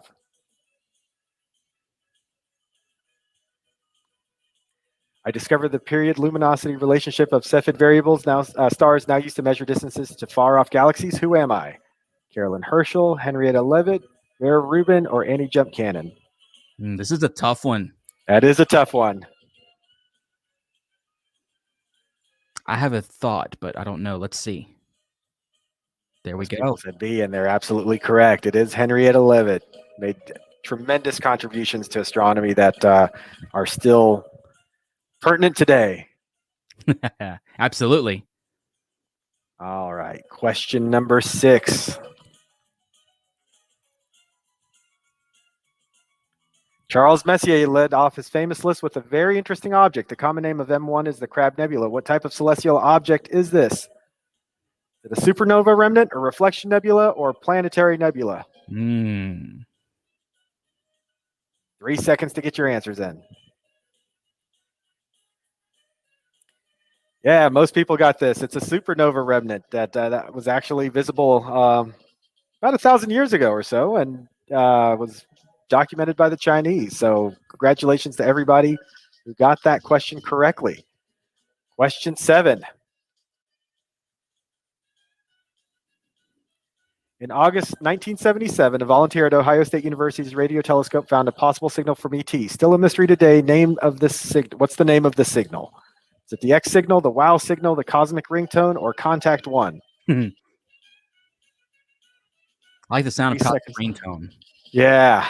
I think I have that on my iPhone now. Yeah. Most people said the WOW signal, and that is correct. It is the WOW signal. Wow. Absolutely. Exactly. All right, let's take a look at our leaderboard here. Ooh, lots of points, Julie. Yeah. Oh, Dave Rivenberg has taken the lead here. Joe Abbs is second. Joe Figola is third. And everybody else there has an opportunity to catch up. All right. Question 8. Here we go. Which moon in our solar system has the smoothest surface of any known solid object in our solar system? Is it Europa, Titan, Pluto, or Io?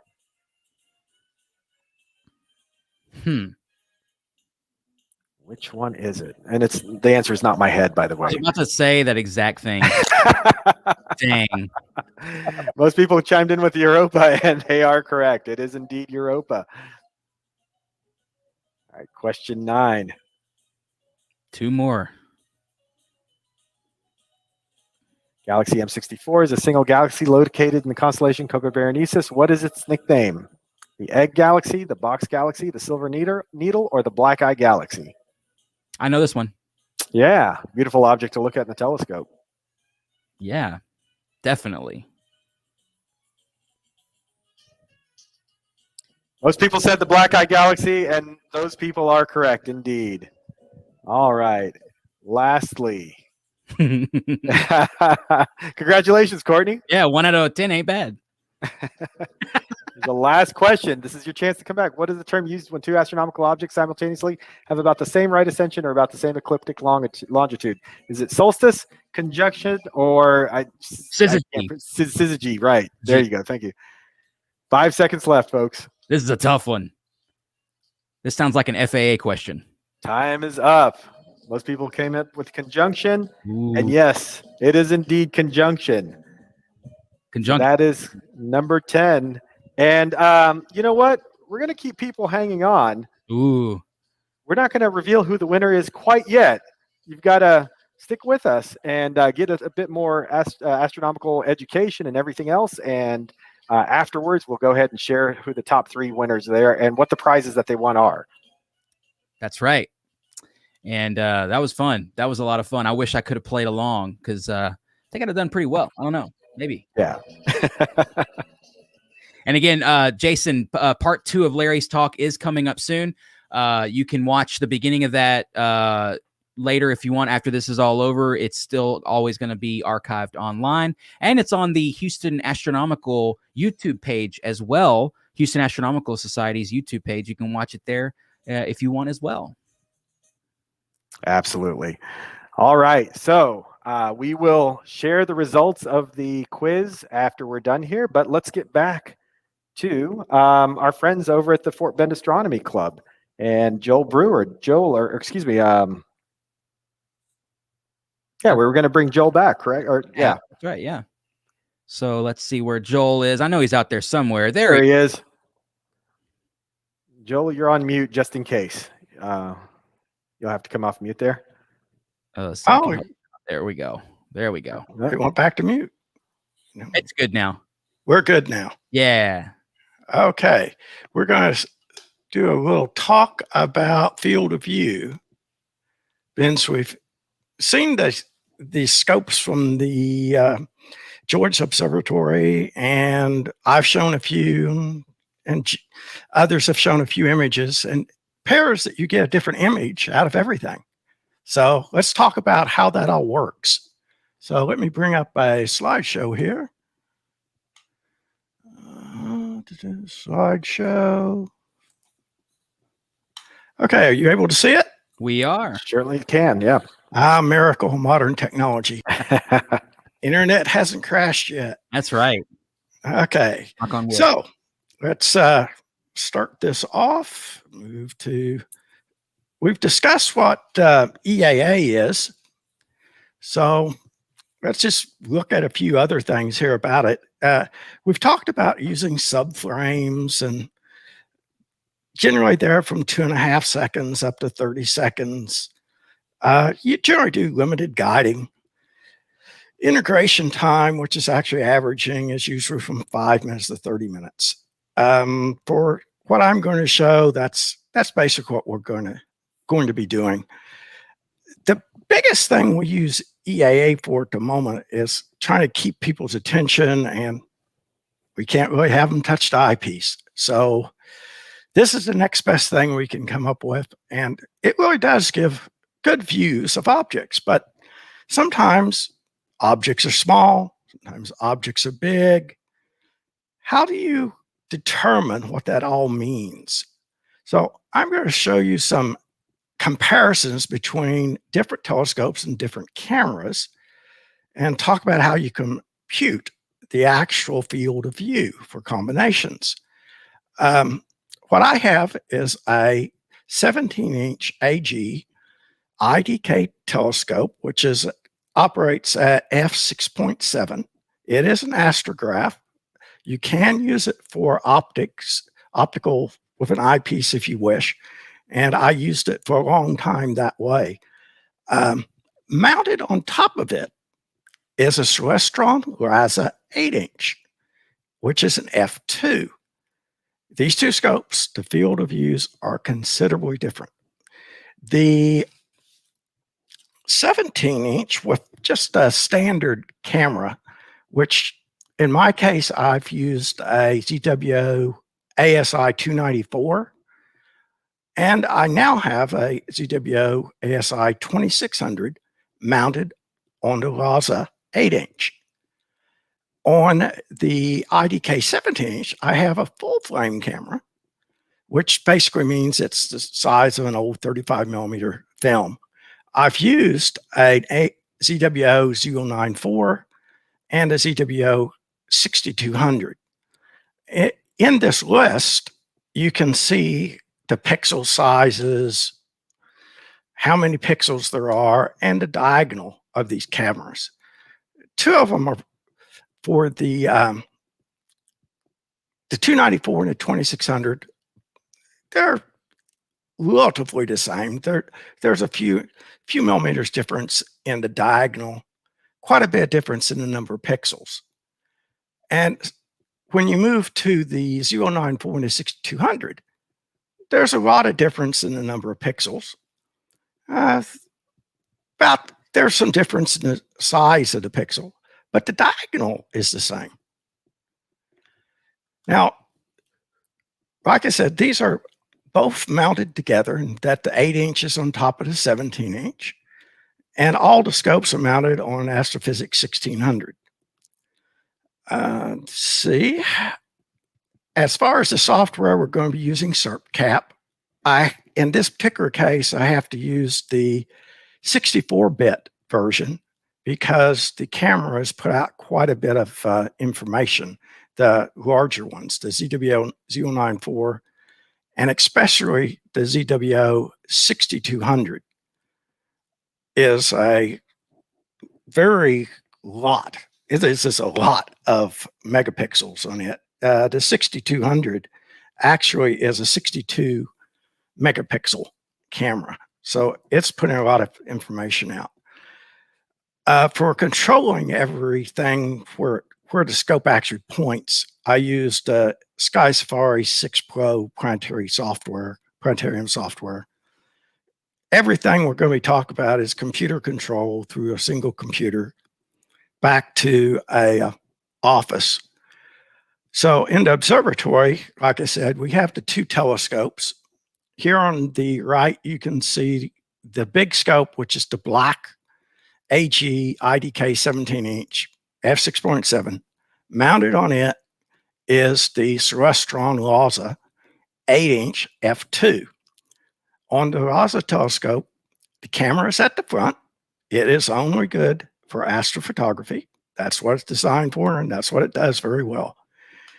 The AG, or the 17-inch scope, the camera is more conventional and is at the back where you'd have a eyepiece. You can see the AP mount and all the wires. So if you look at the other part of the building, this is what controls everything.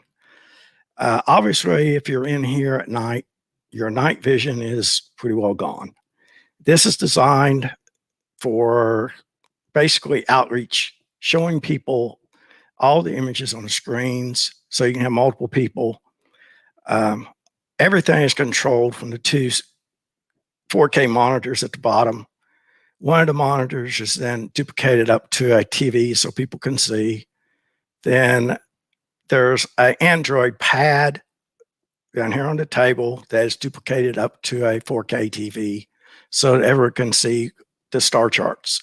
You can also bring up more professional images, and so they can compare back to the images being taken at the time. Okay. Now, what I was going to use for the real time at the George, if we had good skies, was the LASA from out the observatory. I pulled it off and I put it on top of Celestron mount and put guide cameras on it. So this came into my garage and was all set up, and it started raining. Rained for 3 weeks. I should have known better. Okay, let's talk about how you actually do the field of view calculation if you're using a camera. So here's a link to some software, or it's just a little spreadsheet you enter in information on, and it'll tell you what your field of view is given a particular telescope and a camera configuration. So basically, you need the chip size, which is either the width or the height, and the focal length of the telescope. And if you want to know the width, because most of these chips are rectangles, if you want to know the width, you use the millimeter size for the width. If you want to know the height, you use the millimeter for the height. If you want it in degrees, you simply use this conversion multiplied by 57.3 arc minutes multiplied by another 60. Arc seconds, I think there's another 60 in there. But simple formulas. And then the image scale is relatively simple also. You simply take the field of view and whatever units you've got it in. If it's arc seconds, you put that in here and you divide by the total number of pixels that you have. And the units will be field of view per pixel. Now, one of the catches to this is that I'm using color cameras, which are RGB. So they have red, green, and blue pixels. But when you actually get a color picture out of it, you still have the same number of pixels. So somewhere back in the electronics of the camera, there's been, or maybe it's in the software you're using, there's a calculation done that has to do a little bit of interpolation to get the pixels back. So these aren't true image scales, and they're not true field. Well, the field of view is probably true, but the image scale probably is not quite right. So if you're also looking at the resolution isn't exactly what you'd compute out if you're trying to compute it, which is a more difficult problem. So let's look at some of the combinations. In the left-hand chart, we can see the cameras, the width and height in pixels, the pixel size, and the basic rectangular frame size of different cameras, and then the diagonals. You can see that the first two, which are basically the 35 millimeter frame type cameras, are both the same. You can see that the 2600 and the 294 are similar, with the 2600 being a little bigger. Now, it also turns out the 6200 and the 2600 are 16-bit cameras, where the 94 and the 294 are 14-bit, if I remember correctly. And here are some telescope combinations. These are just the scopes that I have laying around. You can see that there's quite a variation here from 2, 6.7, 3.6, 4, 10. So here's the bottom is a chart of combination of scopes, cameras, image scale, and then the field of view. Now, you can see that the IDK, the 17-inch scope with the 094 and the 6200, field of view didn't change when I changed cameras. Image scale did, though, because I packed more pixels into the same area. If I look at the RASA with the 294 and the 2600, you can see that the image scale did change and the field of view did change. I actually gained field of view. So it's moving forward again. Some of the things you have to consider, though, is that image scale also has impact on what you can resolve. The larger the field of view, the lower the image scale using the same camera. Increasing chip size may be too large for the scope's best imaging area. So when I changed a Celestron 8-inch from a 294 to the 2600, I took the risk that my new diagonal size of the chip may be outside the range of what the scope was good for, and it may have problems on the edges. In my case, I don't see that. I think I'm still good. In the case of the IDK, it didn't matter because the chips are basically the same size. So then you have to also consider pixel size, because that reflects on your image scale and your resolving, what you can actually resolve. How many bit depth is it? 10, 14, 16? Are you going to color or mono?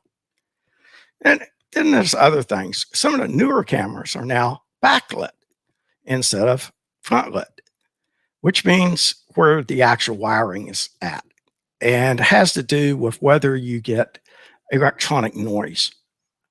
So let's moving on.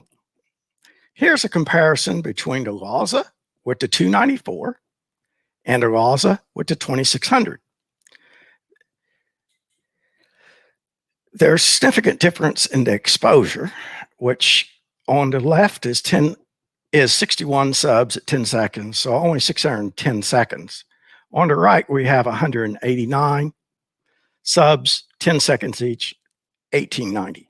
So it's easy to see M84, M86, and lots of other galaxies. On a picture like this, I actually have my grandkids come in and count how many galaxies they could see in this field of view, because this is a fairly large field of view. Now, there is a difference. If you look at the distance between galaxies, it's not quite as much on the right as it is on the left, but it's not a lot. But if I go to comparing the LASA with the 2600 to the 17-inch IDK with the 6200, then I get a lot of difference. The white box on the left is basically the field of view of the 17-inch telescope. So one of the things you have to think about is, what do I really want to see? Am I going to be looking at little things, or do I want to look at the big picture? And again, there's other thing that comes into play is that the big telescope required that I use a 20-second exposure instead of a 10-second exposure. The LASA could do it with 10 seconds, but the 17-inch scope, the SharpCap software would not align the images till I went to a 20-second exposure. Okay, moving on to the next one. Here we have more galaxies. And again, the white box outlines the basic field of view that's going to be in the 17-inch scope. So on the left, we have the LASA with a 294 camera. And on the right, we have the IDK with the 6200. These aren't a little bit of difference in the exposure, but not a lot here. But again, on the 17-inch, I had to use a 20-second exposure. For the subs on the LASA, I was able to do a 10-second.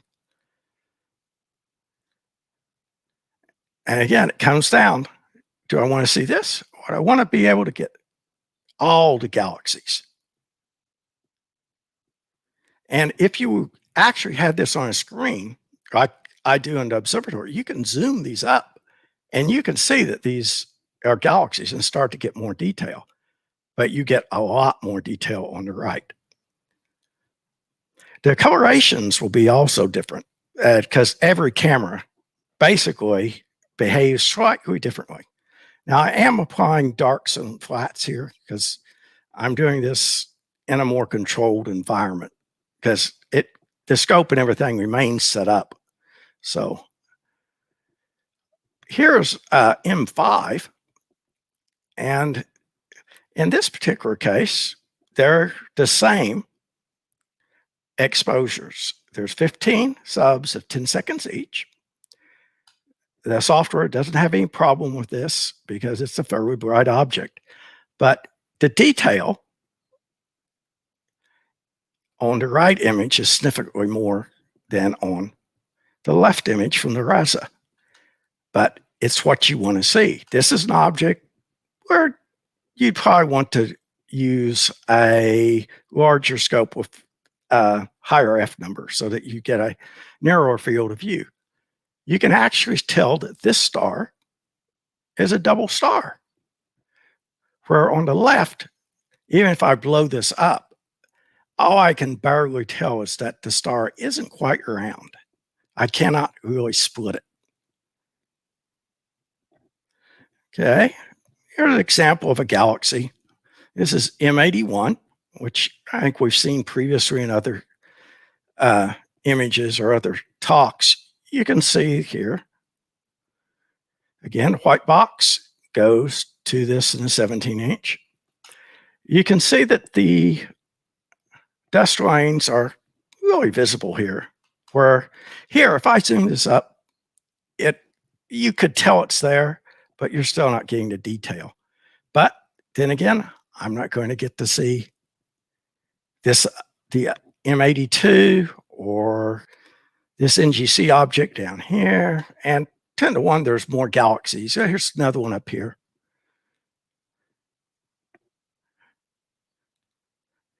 And it's really hard when you're doing outreach to know which is going to be more impressive. Showing someone a single galaxy or showing them there's all these galaxies this close together. Well, there you go. It's M105 and a lot of its neighbors. Again, there's a lot of neighbors. In the wide field, there's all kinds of neighbors here. Where Here, not so much, but you get to start seeing detail in this one. And actually, this one, the Raza has more exposure. It's at 10-second exposure, and it's up to 22,050 seconds, where the 17-inch is 20-second exposures, but only up to 1,800 seconds. And I've still got more detail. More galaxies here. You have to consider, will it actually even fit? And in this particular case, these just barely fit.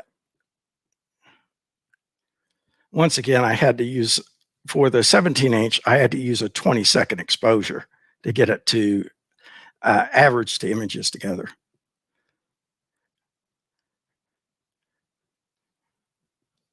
And that's basically what I've got. You just have to consider what do you really want to show and what do you want to see? Are you into big picture or the small picture? And work out the math to get the camera to match the scope and match the resolution, theoretical resolution of the scope. And what do you really want to do? I think my timer is going off, so I'm done. I'll turn it back over to you. All right. Very cool. Yeah, field of view plays a crucial role when you're doing, whether it's visual observing or astrophotography, EAA, whatever you're doing. Field of view is definitely important. So thank you, Joel. It's great stuff. Absolutely. And I think we're going to bring our buddy Jeff Left back on. Yeah, there he is. Jeff, you're on mute. Oh yeah, that Sorry about that. Yeah, glad to be back. So just wanted to comment. The picture behind me was actually something that I got from Joel. He printed out the horse head on a kind of like a blanket. So I thought that was kind of cool. Anyways, I want to talk about my astrophotography. So I'm going to switch to my slides here. Can you see my screen? We can. Yeah. Excellent. Okay. I've been doing astrophotography now for about 7 years, and this is not the setup, obviously, I started with. I started with a rather simple beginner setup, but for sake of time, I'm just going to go with what I've got today. So this is basically my telescope is Takahashi FSQ 106 EDX, which is a very well corrected refracting telescope that I bought from Land, Sea, and Sky. It's one of the benefits of having Takahashi America in your backyard. You just drive there and pick it up. Then my mount is an Astrophysics Mach 1, which is a very accurate tracking mount that I've had for several years, and it's just been great, worth every penny. I use a Starlight Express filter wheel with an off-axis guider, so you can see the filter wheel here. And the off-axis guider coming out of here, there's a pick-off prism, which redirects the light. So a little QHY guide camera is what I've got. And then I recently upgraded my focuser. I wasn't quite happy with the stock focuser, and so I bought a Moonlight Nightcrawler, which is about half the cost of the TOC. So it wasn't cheap, but it is a very accurate focuser. And it also has an auto rotator, which is kind of cool. So it will actually rotate to whatever angle I want. And I've got multiple cameras. These are just two that I have. My CCD camera, or CCDs are kind of like going out of style these days because everybody's going with these CMOS cameras. But this is my SBIG STF 8300 monochrome, and it's monochrome camera, but I can take color pictures because I've got a filter wheel with these Astrodon 36 millimeter color filters, and I also have narrowband filters as well. And then I have one of these 294 cameras for EAA and color imaging, which is it's kind of fun to image with a one-shot color. But monochrome is really kind of where I started with, and I recently bought a ZWO 2600 monochrome camera as well. I just hadn't had time really to use it. So going on to my software, I use Sequence Generator Pro. There's lots of software out there. This happens to be one I've been using for most of my time. And it does automated image capture. So I could basically set it up, plan my target ahead of time, frame it. It does plate solving. It does autofocus. It does automated meridian flips. I can basically set it up, go to sleep, wake up in the morning, and I got all my pictures taken if everything goes well. If something goes bump in the night, it can even text me that something's gone wrong, and I can run out and and see what's going on, clouds or something or whatever. Guiding, I use PhD2, which is pretty much gold standard. It's open source software, free. Even though my mount tracks very well, guiding is still beneficial and keeps the stars pinpoint. PixInsight, I've mentioned earlier in my previous presentation, I use that for image processing to do the complete calibration, alignment, stacking, and the post-processing. Then I also use StarNet, which is a useful tool, which was actually written by HAS member Nikita Misiura. I had actually the honor of meeting him out at the dark site a couple times. And this is very useful for creating starless images, which are kind of cool, but even more important for creating masks that I could use for advanced processing techniques. And I've got an example of that in my images. And then the new shiny toy is this Topaz AI denoise, which is artificial intelligence software, which sharpens and denoises your image. And you have to be extremely careful that you don't overdo it with this, because it'll actually create artifacts. But I also have an example of that in my images as well. So moving right along. So the first image I want to talk about is M51, the Whirlpool Galaxy. It was taken on January 2020 at the Houston dark site with the 294 color camera. And this image was actually published in the June 2020 Astronomical League Reflector magazine. It's only 3 hours of integration time, which is actually kind of short for imaging. And one thing I wanted to point about this image is the fact that this target is not an optimal target for my telescope. I have a short focal length telescope, 530 millimeters. And what I did was I used an image processing technique or a method called drizzle, which basically helps increase your resolution of your image. And you have to do certain things like dither, which is move between each frames and so forth to take advantage of that. But it will increase the resolution of your image. So this is actually the image that we're looking at here is approximately twice of what the regular resolution of my telescope is. And Joel mentioned the thing about interpolation with color cameras. Well, with drizzle debayering, it actually gives you more accurate interpolation or more accurate color representation of those pixels, because each pixel is only measuring one color and it interpolates the other colors. And so with drizzle, it actually gives you even better interpolation or calculations of those colors. And I don't think you can do drizzle with live stacking. So this is something you can really only do with post processing. 120-second exposures. This object's 28 million light years away in Canis Venatici as the constellation. If I pronounced that right. The next image takes a second to load. This is one that I'm pretty proud of. This is the Iris Nebula that I also took at the Houston dark site, again with the 294 camera. It was also published in the December Astronomical League Reflector magazine. This is a little more time, 5.1 hours. Now that may seem like a lot of time, but for this image, it's actually quite short. And the dust shows up really nice. I processed this one really hard to bring out the detail of the dust, which shows up really nicely. But when you looked at it really close, it was pretty noisy. So I used my new shiny toy, Topaz AI denoise, to actually reduce the noise in this image. So even though a lot of people, they put 10, 15, 20 hours into this image, and it actually made it look like I had a lot more integration time in it than I actually did. But you see the nice blue reflection nebula, and then all this wispy dust, which I think is really cool. These type of objects I really get into. So the next image I want to show you is what I call my blue pelican. This is a false color image using narrowband filters. And I took the oxygen O3 data at the HAS dark site because O3 is actually still susceptible to light pollution. And for my backyard, it wouldn't have turned out as well. So I took the O3 data at the HAS dark site, but I took the hydrogen alpha and the sulfur from my backyard because they're pretty resistant to light pollution.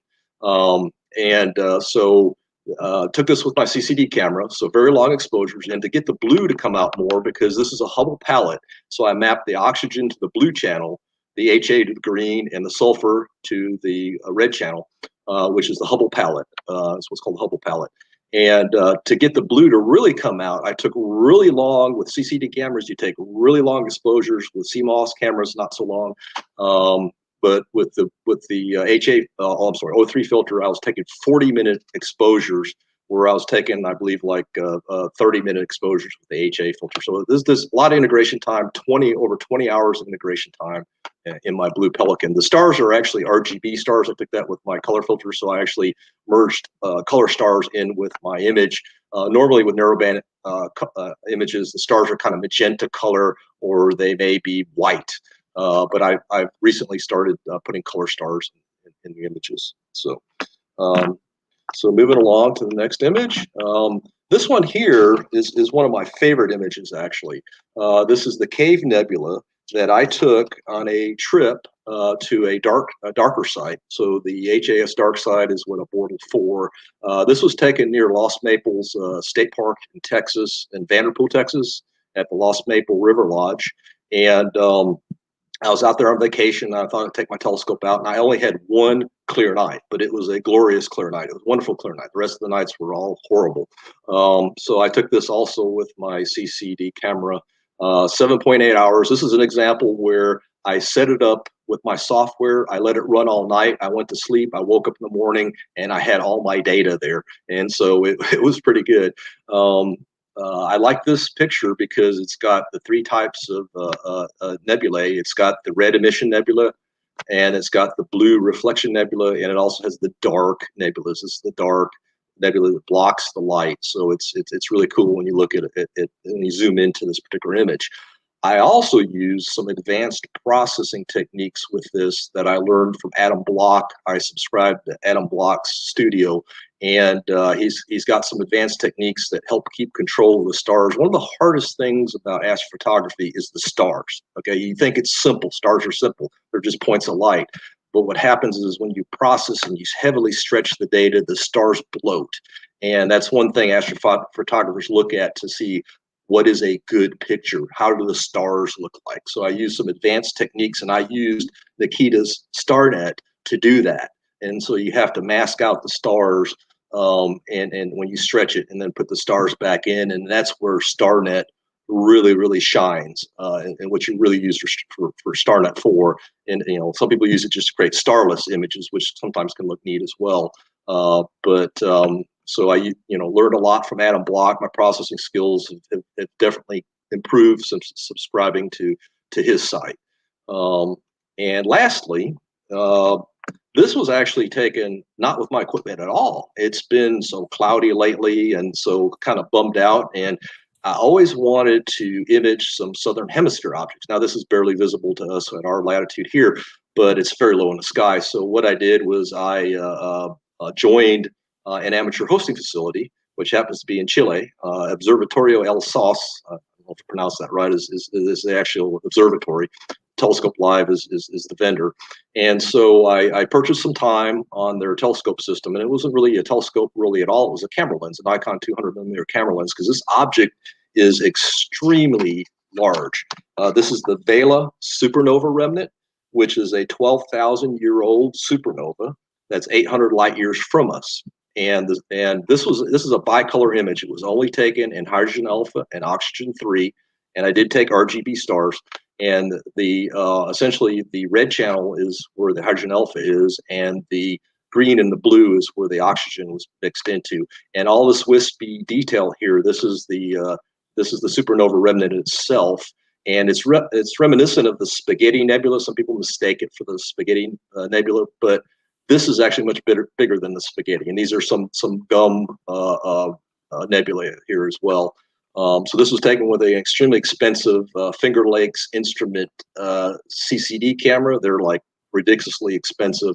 And this actually won, the site that I post my pictures on is Astrobin, and this actually won Image of the Day on March 7th of 2021. So I've recently started doing a lot more of this just because a lot of my time is limited. I like to go out to the dark site, use my own equipment, but lately the weather's been horrible, and subscribing to this service has been actually quite cool. I've done a lot of Southern Hemisphere objects that I really enjoyed. So this is 3.8 hours of integration time in this particular image, and I was happy to win my second image of the day. My first one was taken 4 years ago. So that's how long it was between my image of the days on Astrobin.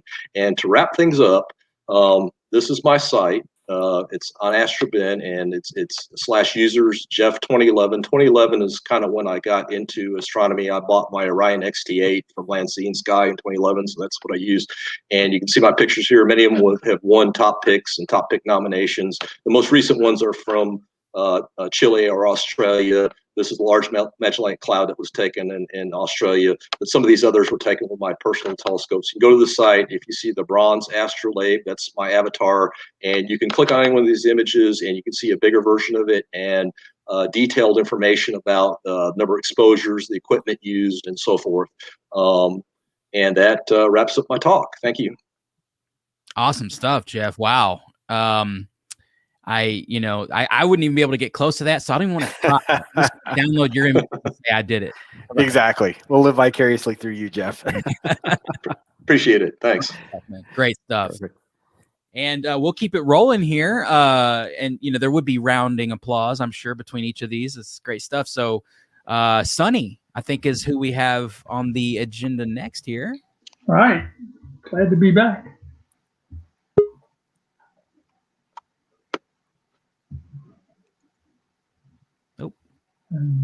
All the buttons to push. And I got some buttons to push. Barry says, awesome indeed. I agree.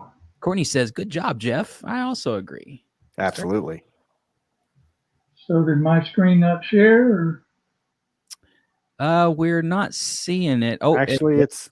Oh, three of us are trying to share it now, I think. I'll go ahead and. Okay, let me come back in.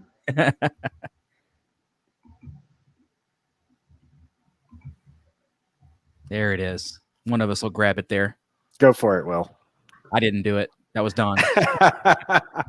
We do see your screen now, Sonny. All right. Yeah. Okay. Well, great. We'll get going here. Just a few pictures here of some of the equipment that I use. My first telescope is my first real telescope is this Celestron C8 Schmidt Cassegrain that I bought in 1977 and still using. I use this for solar, lunar, planetary, and some deep sky. My 80 millimeter refractor that we saw earlier, I use that for deep sky. A fellow FBAC member, Joe Ellen Suter, has let me borrow a dedicated solar telescope that I've been using this year to do some solar astrophotography. But for my lunar planetary, I use the C8, and here's the back of the C8. I have a Crayford focuser on it, ZWO, atmospheric dispersion corrector, Explorer Scientific 2X focal extender, and my ZWO ASI 224 color planetary camera. I want to point out the importance of proper filtration for solar viewing or imaging. Astronomy is pretty safe, except during the day. You just have to be careful that you're using proper filtration. Living in Texas here outside of Houston, you got Bortle 7/8 skies, kind of limits the astrophotography that I'm able to do at home. Luckily, I enjoy lunar, solar, and planetary astrophotography as well as deep sky.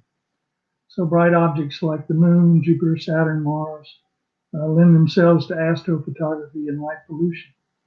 And the main problem with solar system astrophotography really is the atmosphere. And here in Texas, we're essentially at sea level, so we're looking through a lot of it. Turns out that a powerful technique to lessen the effects of atmosphere is of atmosphere, which is what astronomers call the seeing, is something called lucky imaging. And lucky imaging is just a technique where you capture a large number of exposures over a short period of time, hoping to catch those brief moments when the atmosphere is crystal clear. And then once the images are captured, they're analyzed for sharpness and only keep the sharp ones. And then these lucky images are stacked to further reduce the noise and produce a single image that can be further processed to produce a final image that is much sharper than any single image. Lucky imaging of the sun, moon, and planets can produce hundreds or thousands of images, so we have to use software to sort and stack. And the programs I use are AutoStacker 3 for the sorting and stacking, Registack 6 for the sharpening, and Photoshop for final adjustments. Now this is an example. I took 100 frames out of one of the Jupiter videos, and you can kind of see as it wobbles back and forth. That's the atmosphere distorting the image. But actually, the seeing here isn't all that bad. We're able to see the bands on Jupiter, the Great Red Spot, one of the moons. But what I did was I made a 3-minute video with the C8 and the atmospheric dispersion corrector, the 2X and the ASI 224, and picked up like 12,000 frames. And I ran this through AutoStacker and then Registacks, and here's the result. See, now we can see all the details that were hinted at in the previous picture. Interesting cloud bands. The dark bands are called belts. The light colored bands are called zones for whatever reason. Temperature differences on Jupiter account for the color differences. Here we see the Great Red Spot and also the moon Europa, which I discovered or found out a few minutes ago was the smoothest surface of the solar system. So what I did was I took additional 3-minute videos at 1-minute intervals over a period of about an hour, ran them all through individually through AutoStacker, Registacks, sharpened them, took them into Photoshop, and then put them in a program to create this animation. So here we're actually able to see the rotation of Jupiter over a 1-hour period. Now Jupiter is the fastest rotating planet in the solar system and rotates in about 10 hours. So, and we can also see the motion of the moon, Europa, as it moves behind Jupiter in this particular sequence. Mars is another great favorite planetary target whenever it comes to opposition, which is about every 2 years. We had a great opposition last year. So this is these are images from last fall. Unlike the previous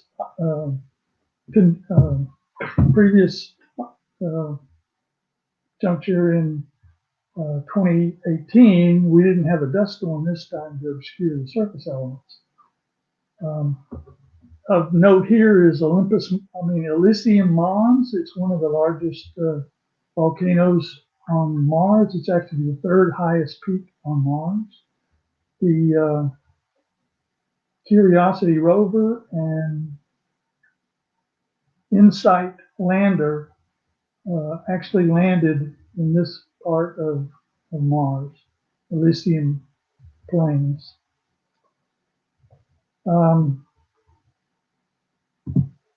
I couldn't resist the Jupiter-Saturn conjunction in December 21st of last year.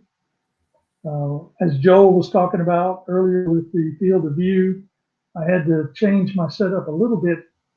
I used my C8, but I didn't want as much focal length because I needed a wider field of view. I actually had to use a focal reducer and the ASI 294 camera to get a wide enough field of view to capture both Jupiter and Saturn in the same image. Again, this is lucky imaging. I had to brighten Jupiter. I exposed for Jupiter. I had to brighten Saturn in post-processing to bring it up because it's quite a bit dimmer. To get the moons, I actually had to take a little bit longer exposure and then combine that in Photoshop with this to produce this composite image. Lately, what I've been trying to do is capture the International Space Station, ISS, as it transits across either the sun or the moon. And there's a great website called transit-finder.com, which will, if you put in your location and the times you want to look, will give you the times and the locations of these transits from your area. We've had several favorable ones this year, but they've all been clouded out. But luckily, on April the 26th, we had a very good ISS transit that was actually visible from my backyard, so I didn't have to pack up all my equipment, run out, set it up somewhere, and then try to catch the transit. Joe Ellen joined me on this venture, and we set up in my backyard in between the clouds. And at the time of the transit, we actually had just a very, very thin cloud layer. So we were actually able to capture the ISS transit last April 26th. We used the Lunt 100 THA solar telescope. So we're looking at the chromosphere of the sun as opposed to the photosphere. We used her ASI 174 monochrome camera. Since the Lunt camera only transmits in hydrogen alpha, you might as well use a monochrome camera because you only get one color.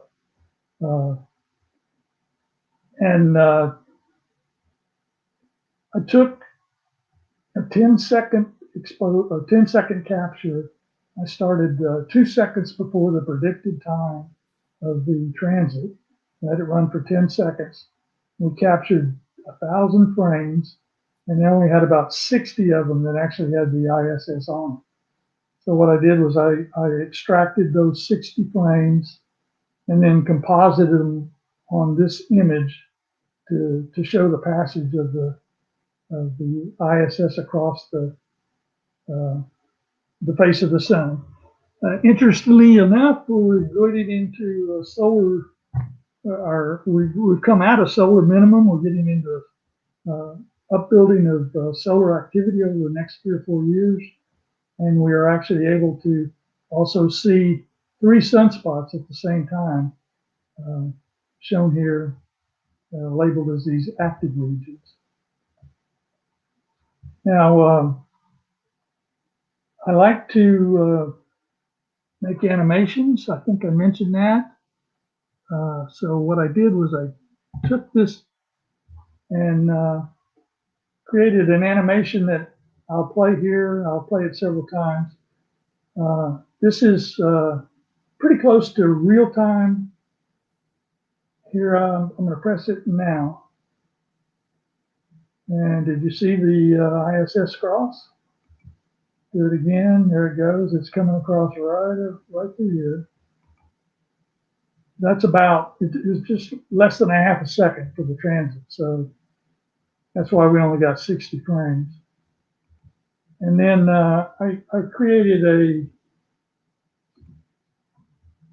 another version that's a little slower, so you can actually see the ISS transiting across the sun. It's about 14 times, slowed down about 14 times versus the actual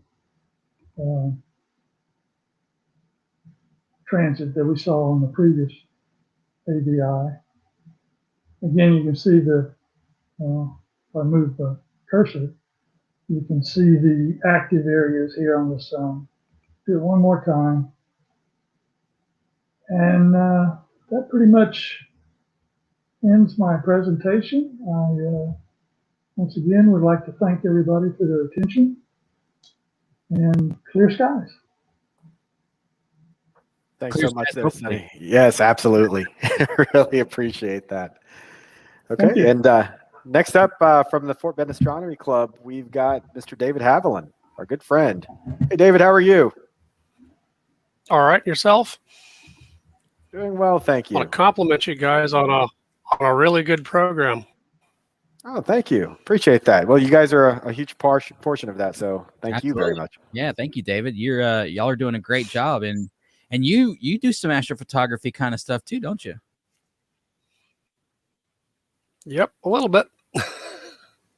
I've been doing the EAA in the West Dome as well, but I've also been doing some other things during the pandemic. So cool. So let's get into that.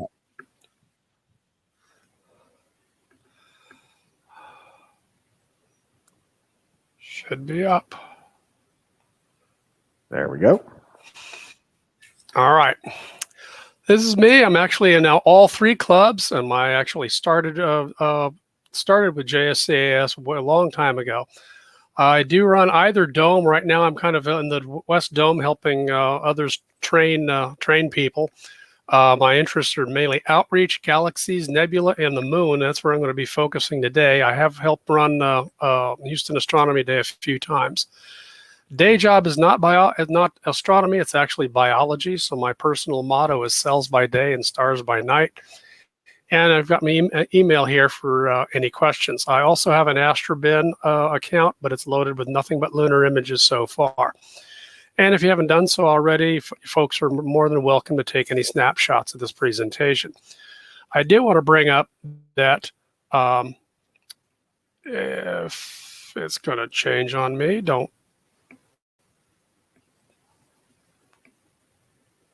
sometime today, computer.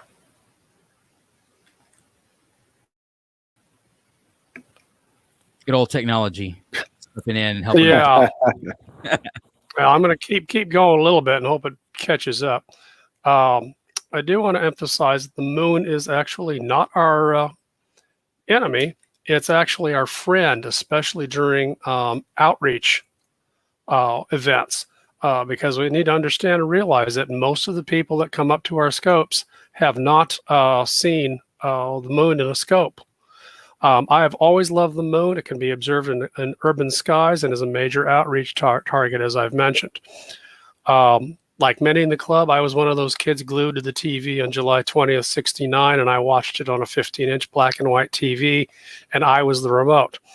Fast forward to about 1998, we got a Celestron Starhopper as a 6, and I pointed that at the moon before even shooting my first DSO. Lunar photography isn't quite the same as astrophotography, though, as I consider it as an extension. It requires much shorter exposures in the millisecond range, not minutes. And my materials and methods are here. I'm mainly using a Celestron CG11. It's 11-inch SCT.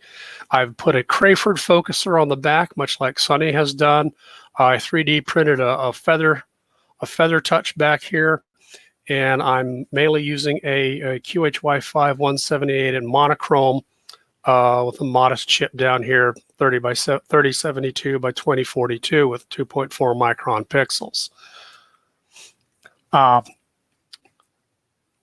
You want to have your scope aligned and have as little drift as possible, but unlike traditional astrophotography, it's not a mortal sin if your scope drifts ever so slightly, because as Sonny may have mentioned as well, auto stacker helps you stack and can make up for some of those errors. My summary of the workflow is very quick. I actually use fire capture to grab the AVIs, and I use auto stacker to convert the AVIs into TIFFs. I will have AutoStacker grab and compile the best 20% of 3,000 to 4,000 frames into a single sharpened TIFF. I'll actually have AutoStacker do a little bit of sharpening, and as such, I have stopped using Registacks in my workflow, and I take it straight to Photoshop Creative Cloud. Now, I will spare the slide there because that's a full slide of in-depth nitty-gritties of what we do in Photoshop. This first shot is actually an EAA sample. The credit of this picture goes to Joel Brewer, who took it at the George. He did that with the 294. But I've outlined the mares that you can generally see here, and this is one frame. So yes, it does look a little on the wonky side. But everything from this point on was taken in the backyard at various times late at night or very early in the morning. Since I'm an Apollo nut, I'm always on the hunt for photographing the Apollo landing sites. So during this pandemic, I've set up and I'll shoot them time and time again, trying to get better resolution with each shot. Here we are at the south end of the Mare Tranquility, and if you can locate two easily recognized craters, Ritter and Sabine, as well as Mulkey, then half the battle to finding the Apollo 11 landing site is pretty much there. If you have the clarity with you in order to see Aldrin, Collins, and Armstrong, just to the southeast of Collins is the Apollo 11 landing site. Now, if you want an easy one to grab, make your way over to Mare Imbrium on the west side. If you can catch the crater Archimedes, this big open slide in here, and you come down to this mountain range and this valley, which is actually called Hadley Rill. It was a volcanic vent. I do apologize. This is late in the morning and this is slightly burned out just a little bit. But Mount Hadley is sitting here at 18,000 feet. And Irwin and Dave Scott came over on their backsides and plunked down right here for a pinpoint landing.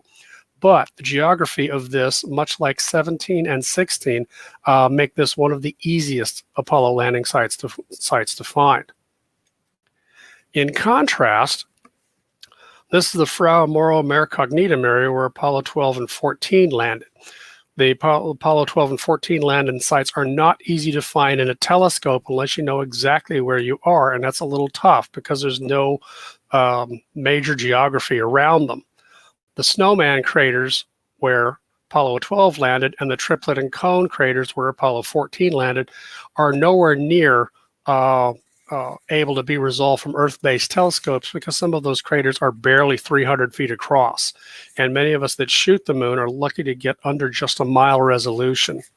I include the landmarks for Landsberg and Reinhold craters.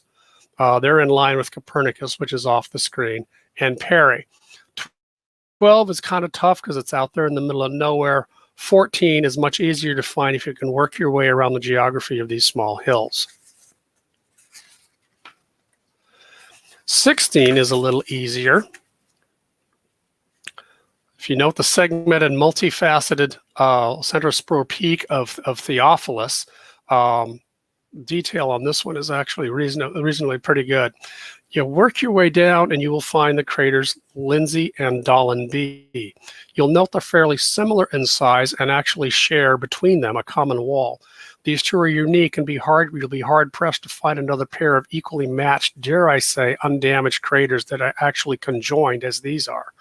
Once you see them, you wander your way over to these two white specks, the Smoky Mountains to the north and the actual Stone Mountain to the south, and just to the inside is where 16 landed.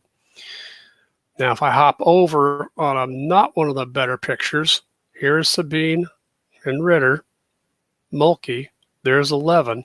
If you use Sabine and Ritter as a leap point and come down to Delambre, Taylor A, you come right into Lindsay and Dolland. Here are the two white specks, and you have a picture where you have two landing sites in one frame. I'm going to shift away from the landing sites and come over to this one. I really like the way this one turned out. I personally call it the Big Three: Ptolemais, Alphonsus, and Arzachel. It is a common target for visual observers and photographic observers. You're also looking at history. The oldest crater is very likely Ptolemais. Note there is no central spur peak or terraced walls. It was likely made when the moon was mostly lava and semi-soft. Alphonsus to the south is a bit younger, as there is the remnant of a center peak and there is some terracing of the walls. Arzachel down on the bottom is a younger crater in very good shape with defined terrace walls and a defined center spur peak. Folks often lose perspectives as to how big some of these craters can be. Note Ptolemais is 95 miles across, or 153 kilometers. That diameter of that crater would reach from Galveston all the way to just short of College Station. Now, one of the things I've also noticed coming up in my images and those of others are these kind of rock-like rolling rock features here and here. This one is actually called the Katina, Davy Katina.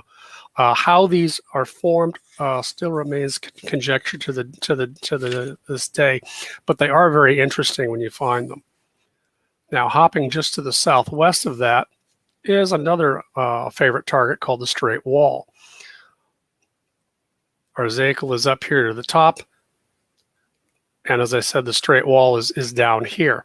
It's actually an elevation or escarpment in the lunar surface. It's well-known, popular target for amateur astronomers and selenophiles such as myself. The shadow it casts gives the appearance of a steep cliff. It's 110 kilometers long, roughly 2 to 3 kilometers wide, and has a height of about 240 to 300 meters. While it appears to be a vertical cliff, it's believed to be a relatively shallow grade of about 45 degrees. This was an interesting study in the moon's libration. I had never seen Humboldtitanium as clearly as I've got it here. This was taken on November 19th on the 2020. I do apologize for being just a hair out of focus. I was on the hunt for lunar objects and literally just stumbled upon this and found Lady Luna was basically showing me her left shoulder. At the bottom, I have a NASA website that was provided by Sunny that will show you libration in real time. They either have run right over it in prior observations, but most of the time, Humboldtitanium is just this kind of smudge that's over here on the far eastern limb. I had never seen it like this. My atlases did not have a lot of information, so I had to go dig up a number of sources in order to identify some landmarks. Another big three that I like, I was playing with the photographic region of interest in fire capture, and I wanted to try to get Tycho, Magnus, and Clavius all in the same shot. Tycho is roughly 85 miles across. Magnus is 120, and Clavius is almost 140 miles across down here. Now, while Humboldtitanium the moon was showing me her left shoulder, she's kind of hiding the south pole because Clavius is a circular crater, but here it looks far more oval. I'm really drawn to the 5 arcing craters here in increasing size and how those came to be. I do have one little touch of Tycho here, decent one with center spur peak, terraced walls, and for movie trivia buffs, this is where the monolith was found in the movie 2001. Hop over to the center of the moon, we've got Mare Viporum in pretty much the central region. The Apennine mountain range of Mare Imbrium is to the left. And I have to be honest, I had a hard time finding information about this area on my lunar map atlas and usual net sources. I ended up stumbling across through Google something called the Chameleon Observatory that gave me quite a bit of information about the area. The seeing was exceptionally good, and I was really attracted to the detail sloping from east to west. I'm sorry, from west to east on these mountains as they come down, and I had never seen Rimmaconon to this point. Rima Hyginus is actually a really interesting area as well. It's almost a seagull-like structure.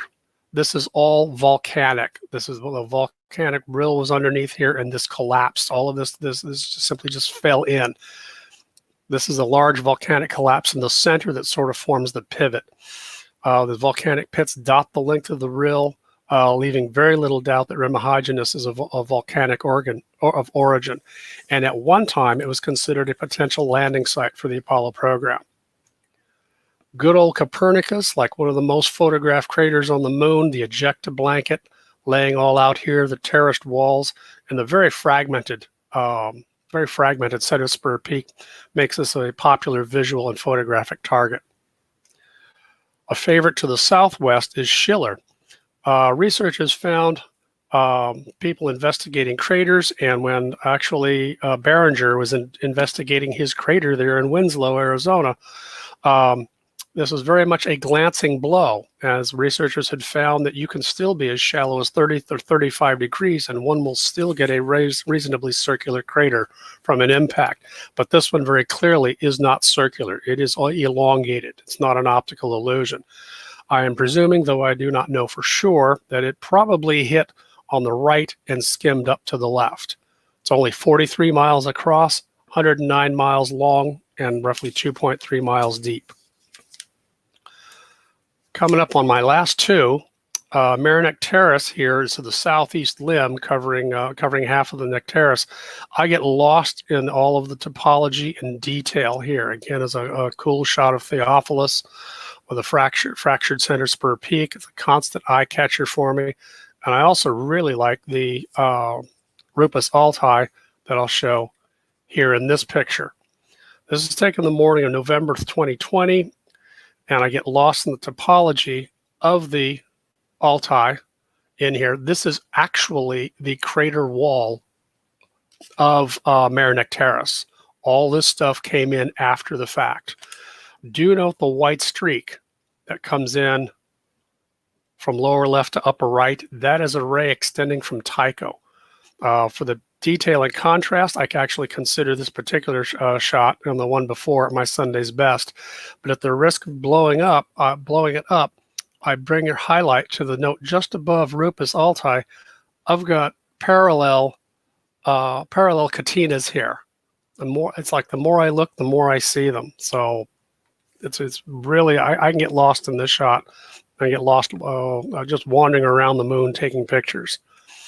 Rarely is something a single man effort. I have a number of people to thank for my efforts, including Robert Reeves, Jeff Lepp and Sonny Manley, and a few others.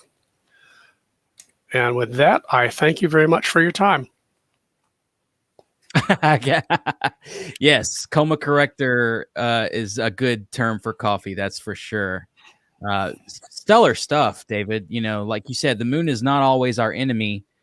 Sometimes it can be a good friend, especially in outreach. Great job. Absolutely. Not stellar, but lunar. I'm just joking. Yeah. It is stellar lunar stuff. Thanks, David. And I think next up on our list, we've got Joel Brewer again. Joel, you're still with us. I'm still here. Excellent. It's getting late, but still making it. Absolutely. Well, let's go ahead and get your screen added to the stream here. Okay. And there you go. Let's start this slideshow from current slide. Okay, we're going to look at a few just images now from still using EA techniques. The exposures are going to be longer. I mean, the total exposure will be longer. The subs will be about the same exposure. These will be more for getting a better image than what you would do for a very rapid visualization. So, and of course, we start out with the Horsehead Nebula. This is taken through a 17-inch f6.7 with a ZWO 6200 camera. 55 subs, 20 seconds each. It's still only 1,100 seconds. So this is some of the equipment that's going to be used. Highlighted is going to be in the yellow. Mainly, we're going to be looking at a Celestron LASA 8-inch telescope with a ZWO 6200 or a ZWO 2600 color camera, and then a 17-inch IDK telescope with a ZWO 6200 color camera. Field of views are here. Again, the LASA Celestron has a much larger field of view. So for things like nebula, large dark nebula areas, this is very suitable. For small galaxies, the 17-inch is going to be better. Moving on, I think we've talked about this in earlier shows. We've got the 17-inch in the black telescope. We We've got the Celestron LASA with the camera at the front. And then, of course, the large telescope has the camera coming out the back. It's on an AP mount.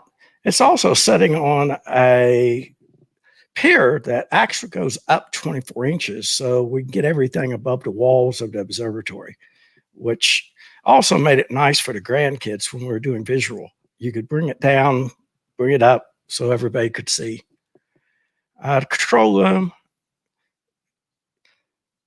again, everything's controlled through a little computer sitting right here. All the focusers are electronic, absolute positioning. So first one, this is a LASA image using the 2600 ZWO camera, darks flats.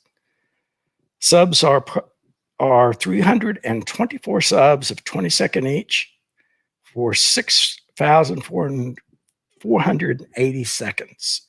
So this is IC433. Now, what we're going to show next is this area taken through 17-inch, basically at the same time. The scopes are set up so that they basically focus on the same area of the sky. So basically, I play simultaneously with both of these images. As they're being acquired, I just flip between them on my computer screens and adjust the colors and let them run. Moving to the next one, this is the Trifid and the Ragoon. Again, this is the LASA, but in this case, we are using an older camera, the ZWO 294, which is a 14-bit, where the ZWO 2600 is a 16-bit. There are a few other differences, but field of view is only slightly different. Okay, so this is 90 subs, 10 seconds for 900 seconds total. You can see the dark lanes. You can see probably dark nebulas coming out through here. And this is interesting down here in the corner. But it gives you a lot of colors. And no processing is done to these other than what was done at the time it was being acquired. This is through the 17-inch telescope at the same time, using the ZWO 6200. It is 67 subs, 10 seconds each, for 670 seconds. We have coloration in the stars. We're getting good dark lines through the nebula. This is one of my granddaughter's favorites, the Heart Nebula. You can see lots of stars on the right, not so many on the left. Nice heart shape. This is through the LASA again, because this is a big object. 735 subs of 5 seconds each for 3,675 seconds. Switching gears to show a galaxy. This is through the 17-inch scope, the IDK. It's got the ZWO 6200, darks flats, 360 subs of 10 seconds each for 3,600 seconds. You can clearly see dust lanes, probably star formation areas. Nice coloration. I was able to get the background fairly black.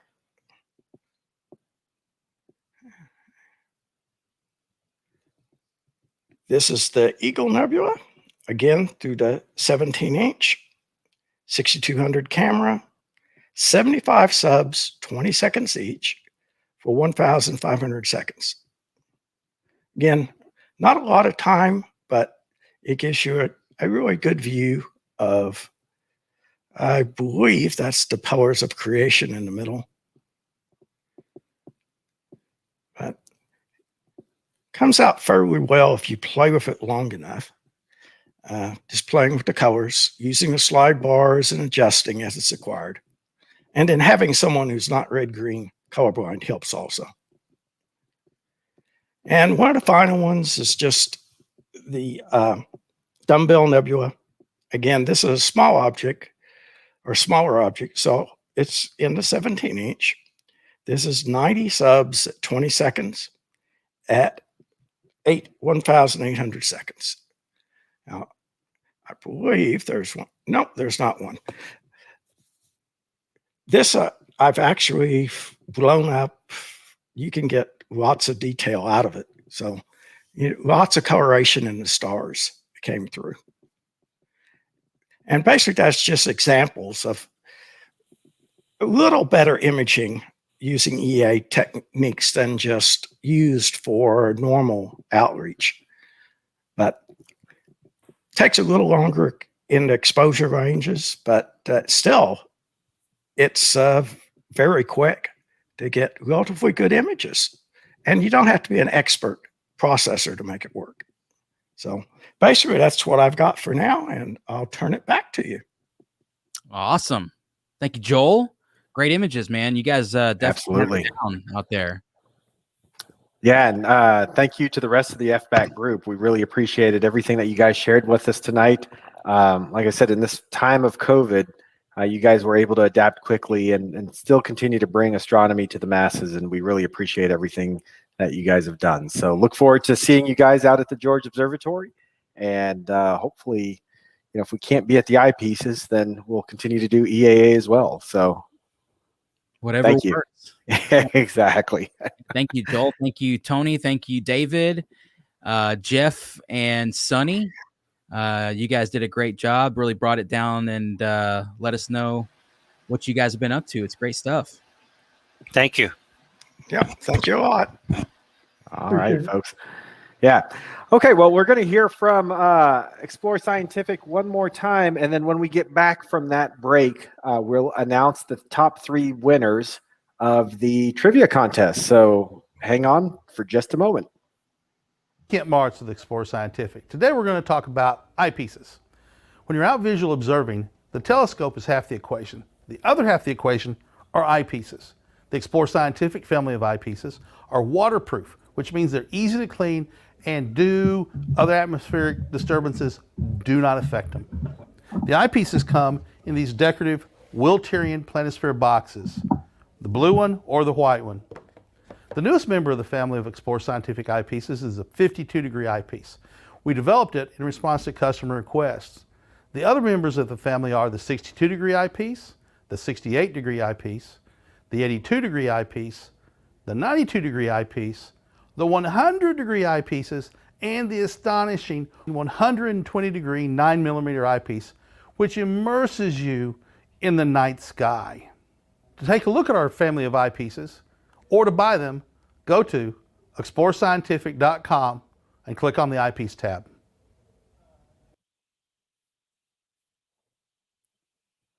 And Will, I think you might be on mute there. I always it's so when I sneeze or something, I don't kill everyone. But yeah, I have more than one Explorer Scientific eyepiece. So I was just gonna ask.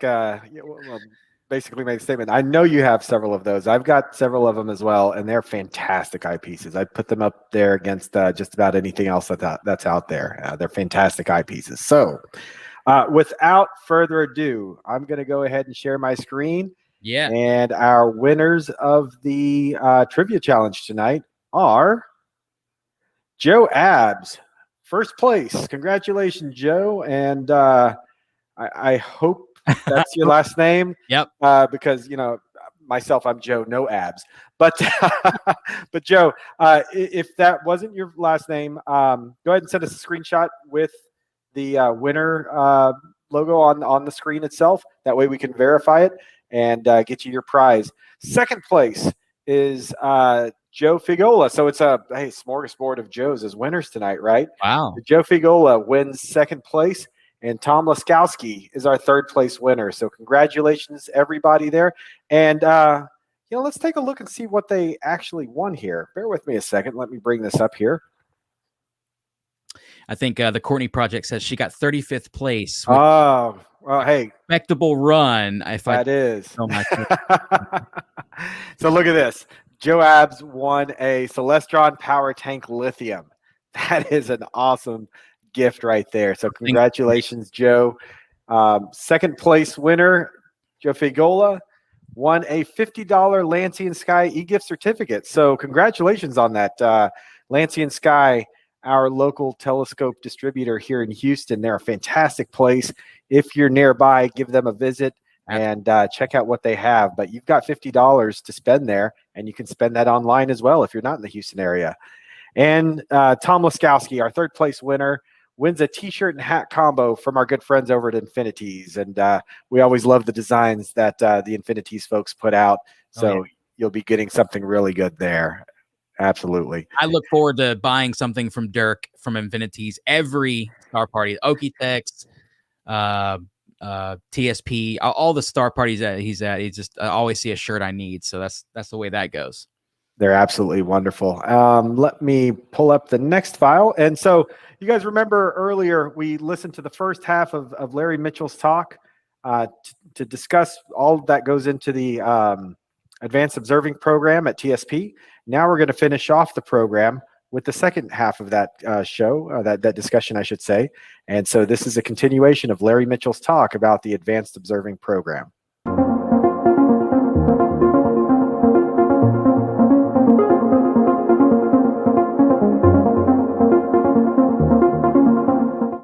All right, 2005, we had Halton Chip Arp at TSP. This was his second visit. His first visit was in 1995. This is one of my favorite photographs. Chip is probably he's definitely the most famous person that we've had at the Texas Star Party.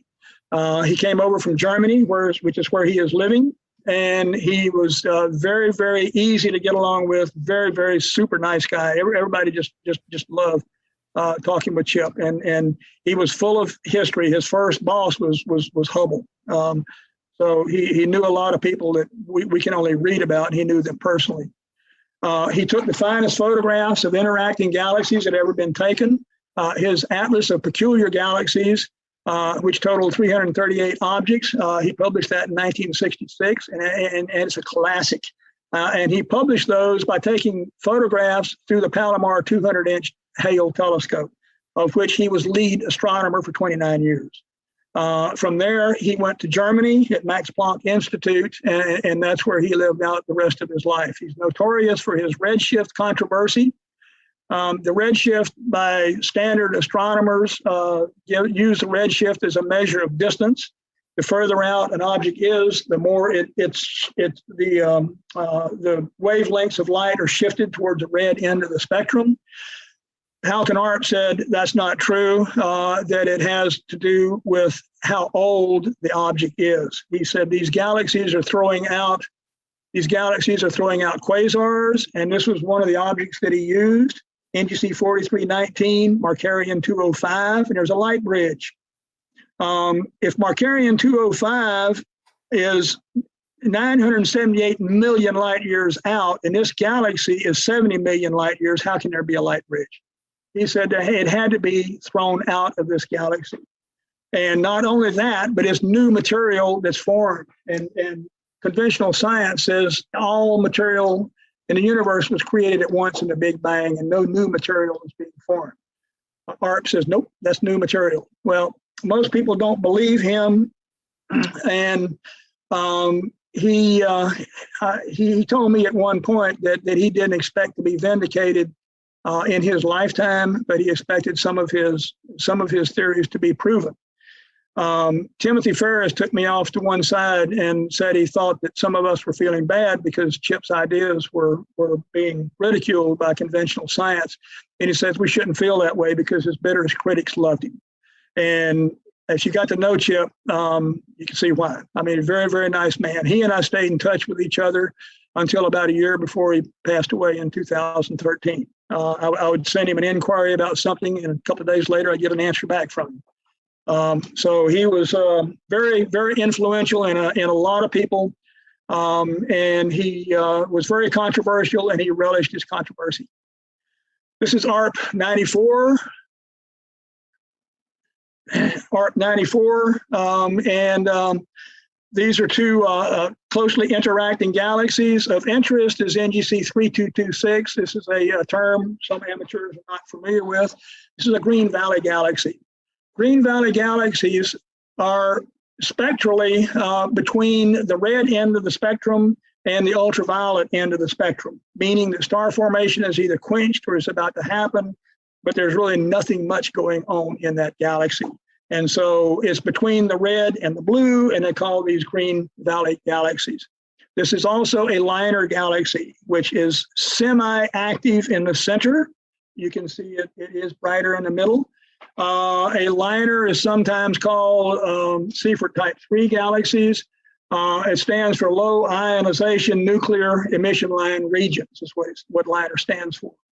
But it's the weakest of the Seyfert type interacting galaxies. 2006, nebulae. This one picture here has most of the type of nebulae in existence.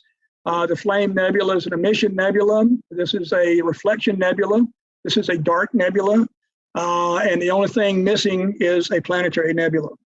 But stars don't form in isolation. They form in nebulous clouds and in dense particles called Bok globules.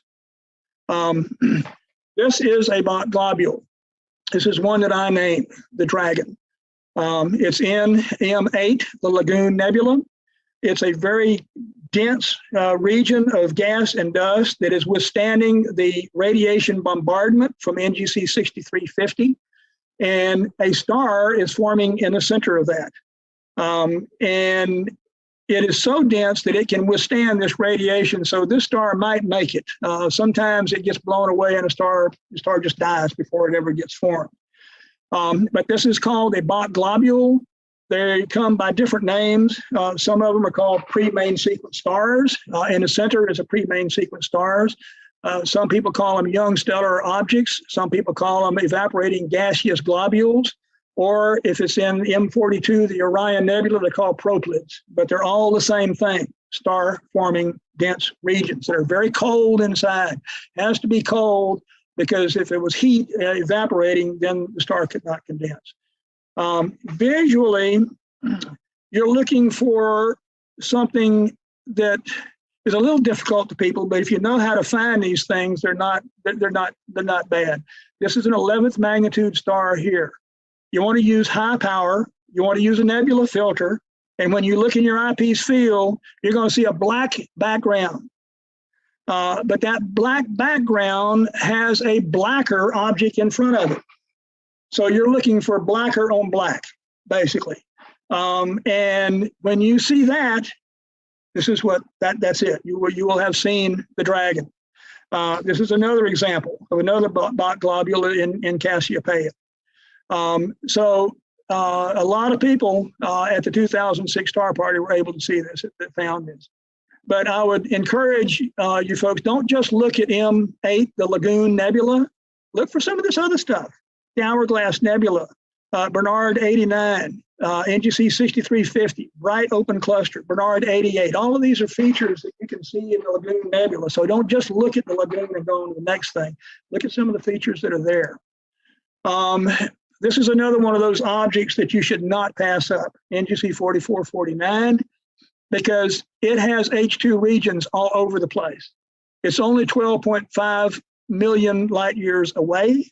And it's forming stars at a prodigious rate, which cannot last. This image here is very close to what you see in a telescope. You'll see the nucleus, you'll see the superstar cluster, you'll see this massive H2 region. This is a little more difficult. But if you look all around the periphery, now this is a star, but if you look all around the periphery, you'll see little stellarings, little stars, star-like things popping in and out of view. Those are H2 regions. So when you look at NGC 4449, you're actually looking at detail within another galaxy. That's exciting. That's exciting to me, and I think that's exciting to most people. There is 2 tidal tails coming out of it. This is a good image of one. My friend Jimmy Lowry, Steve Gottlieb, and Howard Banish have seen this in Jimmy's 48-inch telescope. So this is visible. 2007, ABCs of galaxies. We had Andrew Murrell up from Australia, who's an excellent visual observer in Australia. He's still doing astronomy now. He's also a professional photographer. And what I tried to do was come up with every letter in the alphabet with a name or type of galaxy or galaxy object. And I didn't get every letter, but I got most of them. This is the letter N. NGC 3190.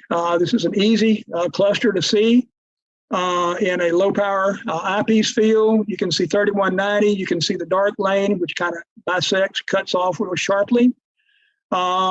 These two are interacting. This one is in the background.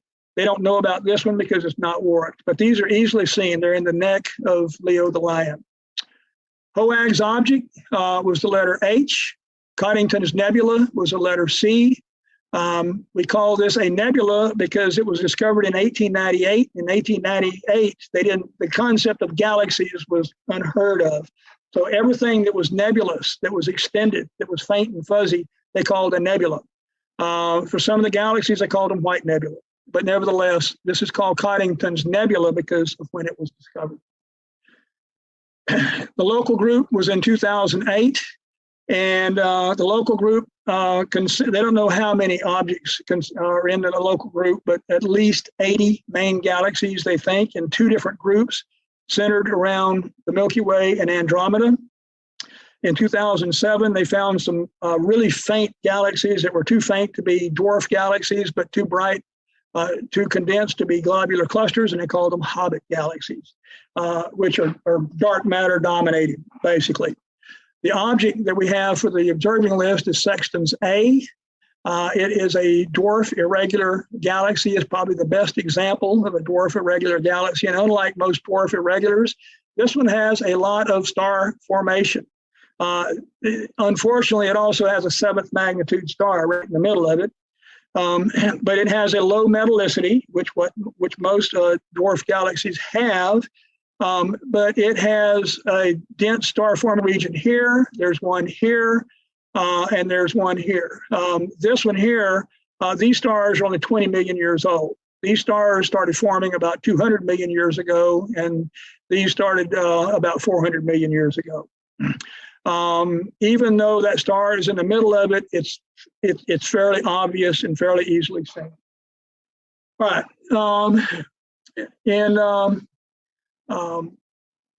For galaxy clusters, 2009, we had the Coma cluster and the Hercules cluster, both of which are on this year's list. The Coma cluster is over 1,000 galaxies, and unfortunately, you have an 8th magnitude star here. If you get that 8th magnitude star out of the field, everything you see in the field will be a galaxy, which is quite exciting. This is an older, well-formed galaxy cluster. So most of the galaxies are elliptical galaxies. They used to be spirals, but they merged, they formed ellipticals. And when we see something like this, we can tell this is a well-formed galaxy cluster. Of interest, the Hubble Space Telescope found over 22,000 loose globular clusters that are not part of any galaxy. They're just free-floating globular clusters that are inside the Coma galaxy cluster. So I would please take a look at this. You won't be sorry. My favorite galaxy cluster is Abell 2151, however, the Hercules cluster. This is about 500 million light years away. But these galaxies are predominantly, over half of them are spiral galaxies, which is very unusual. Even more unusual, those spiral galaxies have a high surface brightness, so they're easily seen. And this is a chain of them that go up this way. And you can see them with modest-sized telescope, probably 10 or 12-inch telescope would show you some of these spiral galaxies, half a billion light years away. And again, the fact that they're spiral galaxies tells us that it's undeveloped. It hasn't congealed into a condensed structure yet. We in Houston tend to, if we want to check the night sky, we look at this what we call the hook and the heart. This is NGC 6045 and 6045A. These two galaxies appear to be related, but there's a difference of 29 million light years between them. The heart galaxies, this is NGC 6050 and IC something, I forget, but they're separated by 65 million light years. So if you can see these well, you've got a good sky. You've got a very, very good sky that night. In 2009, I had them look at Abell 2218. This is a very distant galaxy cluster. It doesn't look distant because this was taken with the Hubble Space Telescope. But I showed you earlier the double quasar. Well, here we have galaxies that are arced in the background. The orange arcs are galaxies that are 8.2 billion light years out. The blue arcs are 19.3 billion light years out. Of interest is this galaxy right here, which is almost 29 billion light years out. And of course, these are co-moving radial distances that I'm using, actual distances, not look-back time distances. But these arcs you won't see. And the galaxy cluster is just a very faint object. This is the Hubble Extreme Deep Field. This is the deepest image of the universe ever taken. They pointed the Hubble Space Telescope at this point in Fornax, and they left it there for 23 days. It's a 23-day exposure. They got within 4.5 million years after the Big Bang. And we know the Big Bang is a valid scientific theory, because these very small galaxies, you can't really tell at this scale, because even though I did center on the center of this deep field, but all the small galaxies are all messed up. They haven't had time to form.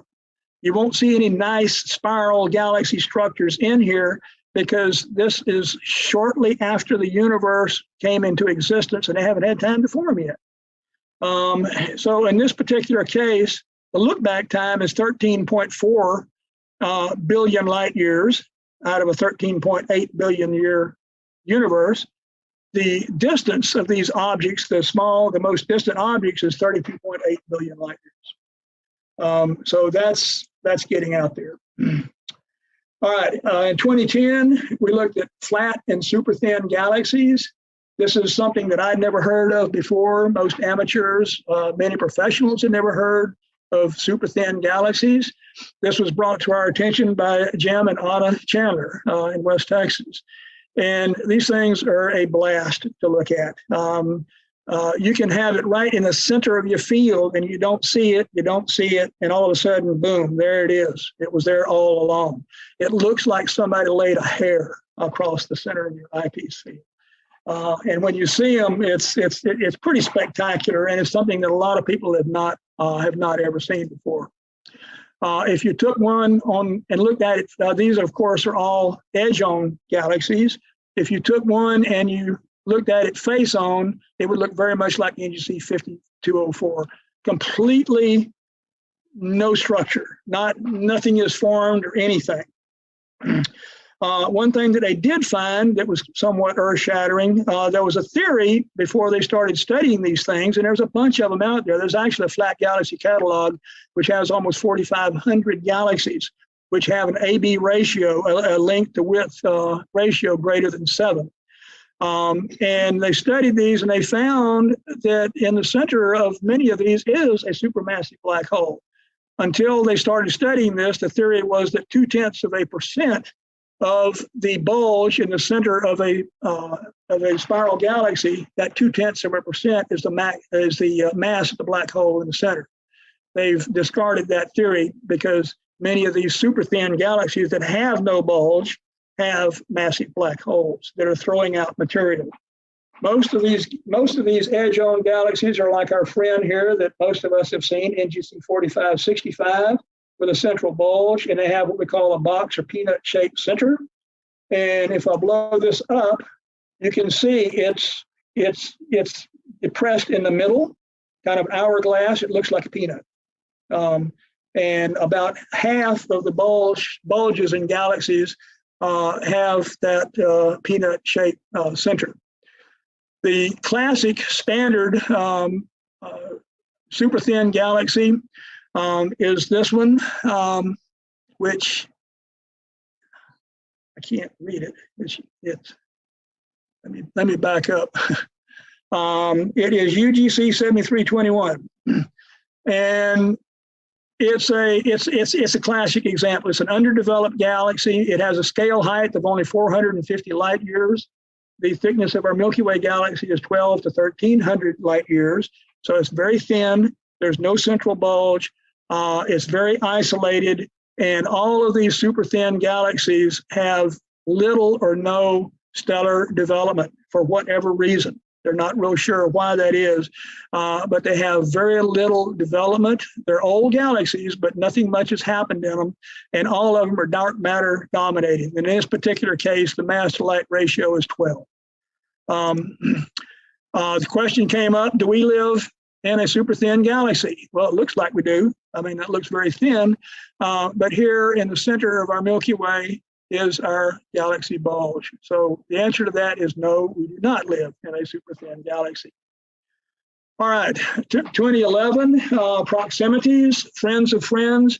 I tried to pick objects that are close to galaxies that we typically look at, but we look at the galaxy and we ignore what's around it. Like M81, very few people look at Holmberg 9, which is parked right next to it. It's easily found. If you take these two stars as a finder and you take a right angle using these as a distance factor, and you go back the same way towards the galaxy, boom, there's Holmberg 9, parked right next to M81, and hardly anybody ever looks at it. IC 4278, right next to M51, hardly anybody ever looks at it. They don't know it's there. M13, IC 4617. This is a Seyfert Type 2 barred galaxy that is easily found. It's only 12 arc minutes north of Messier 13. If you don't see the galaxy, at least you get to look at the finest, one of the finest globular clusters in the night sky. But this galaxy is a Seyfert Type 2 barred galaxy, and it's 55 million light years away.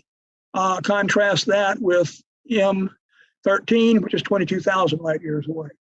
To find it, look for this bent rectangular, bent parallelogram type of stars. These are 13th magnitude stars, so they're easily found. Once you find these, then there's your target. All right, 2012. Anything Abell.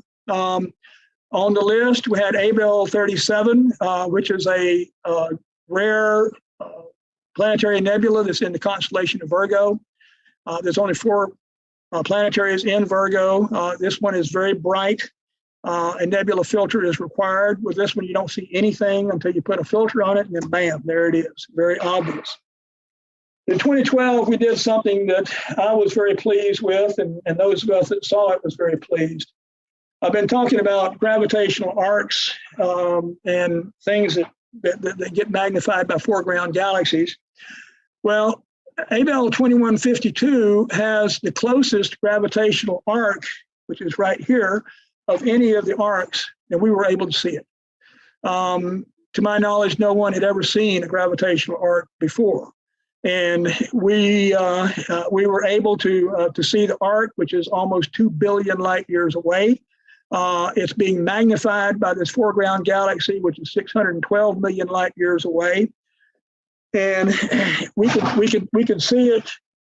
We can see it in a 36-inch telescope without too much difficulty. And this is what it looks like up close. And you can see it is an arc. Some other people saw it on the field, and that's one of those rare things that you get to see that most people have never seen before. All right, illusions, 2013. Anything that doesn't appear quite right. When we look in the night sky, everything is an illusion. The brighter stars are not necessarily the closer stars. They just may be more massive stars.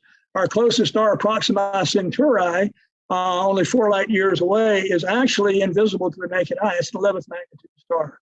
So everything up there is an illusion, and this is a classic illusion here, because you've got 2 galaxies, NGC 6314A, which is a face-on spiral superimposed over 3314B in the background, and they're separated by a distance of 85 million light years. And the advantage of superimposition like this is you can see dust, you can see material all the way down to the core of the galaxy. So that's the value of these things. That year, I wanted to put something in on our Saturday night speakers. We had Zoltan Levy, who gets to play with the Hubble Space Telescope images, talking to us that year. He has a wonderful job that most of us would give a right arm for. But the Saturday night giveaways, the Friday and Saturday night giveaways were by these two, Bob Summerfield and Mike Planchon. And they were hilarious. They could make big money if they went to Las Vegas because they kept people in stitches. I mean, there was really a lot of fun. It was just a comedy show. And we don't do that anymore. But while it was going, it was a lot of fun. And here's Amelia between the two of them wondering, like, what's going on? Are these interacting or are these not interacting? You can't just look at them and tell. You can't tell the illusion. These galaxies here, NGC 5679b, this appears to be in the foreground. But the redshift theory says it's 397 million light years, even though its spiral arm appears to be in front of this foreground galaxy. Illusion, or is the redshift wrong? We don't know. Here's a couple of galaxies here, UGC 5904 at 301 light years. It's a background galaxy according to the redshift theory. It's a foreground galaxy according to the redshift theory. But this galaxy, this MCG galaxy, which obviously appears superimposed on it, is 30 million light years further away. So that doesn't make sense. And the same thing here. These two galaxies, this one, the spiral arms are in front of this foreground galaxy. So all of these are illusions, or the redshift theory is wrong in this particular case, but this is what we did this particular year.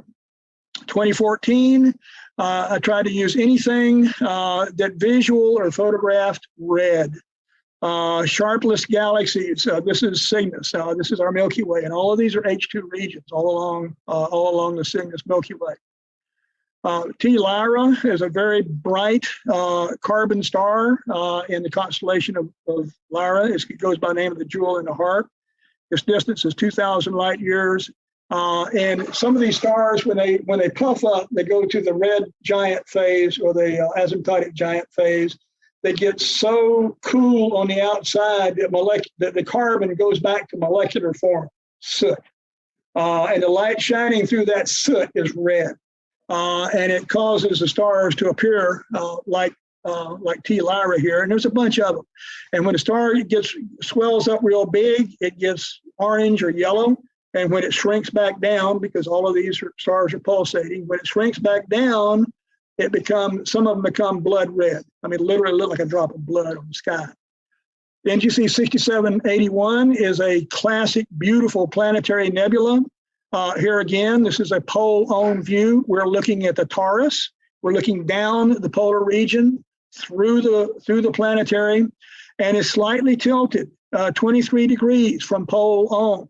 So the northern side here appears washed out. The reason it's washed out is we're seeing the Taurus, or we're seeing the lobe on the other side due to the downward tilt. We're seeing a little bit of the lobe on the other side, and it's causing this side to be washed out. And you can see that in the telescope view. This is a beautiful, beautiful planetary. It's in Aquila, and everyone doing the list should take a look at this one. All right, I'm really running out of time, but my favorite part of the presentation is this part here. In 2015, I decided to look at Markarian galaxies, and I had no idea what I was getting myself into because Benjamin Markarian worked out of the Bayurikan Observatory in Armenia. This is an issue that most amateurs know little or nothing about. Armenia is a landlocked country east of Turkey, and they do a tremendous amount of science over there. It's just frigging unbelievable, the work that's coming out of that observatory. But this is the cover page for that year's talk. This is the Markarian chain. A lot of amateurs know it's called Markarian chain, but they don't necessarily know why. Markarian in 1961 decided to take a look at this, and he wondered, well, maybe these galaxies are affiliated with each other. Maybe they're gravitationally attached. These two bright galaxies here are M84 and M86, but the rest of them they didn't know about. Well, he not only found out they were gravitationally attached, they were bound together, but he discovered the center of the Virgo galaxy cluster in doing so, and made himself famous. But he's not known for that in astronomical terms. His boss, a man by the name of Victor Ambartsumian, who people in Armenia and people in Russia look at Ambartsumian almost with godlike reverence. Unfortunately, he did his work during the Cold War. Had we not had a Cold War with Russia, Ambartsumian, I believe, would be right up there with Albert Einstein. The man was brilliant, absolutely brilliant.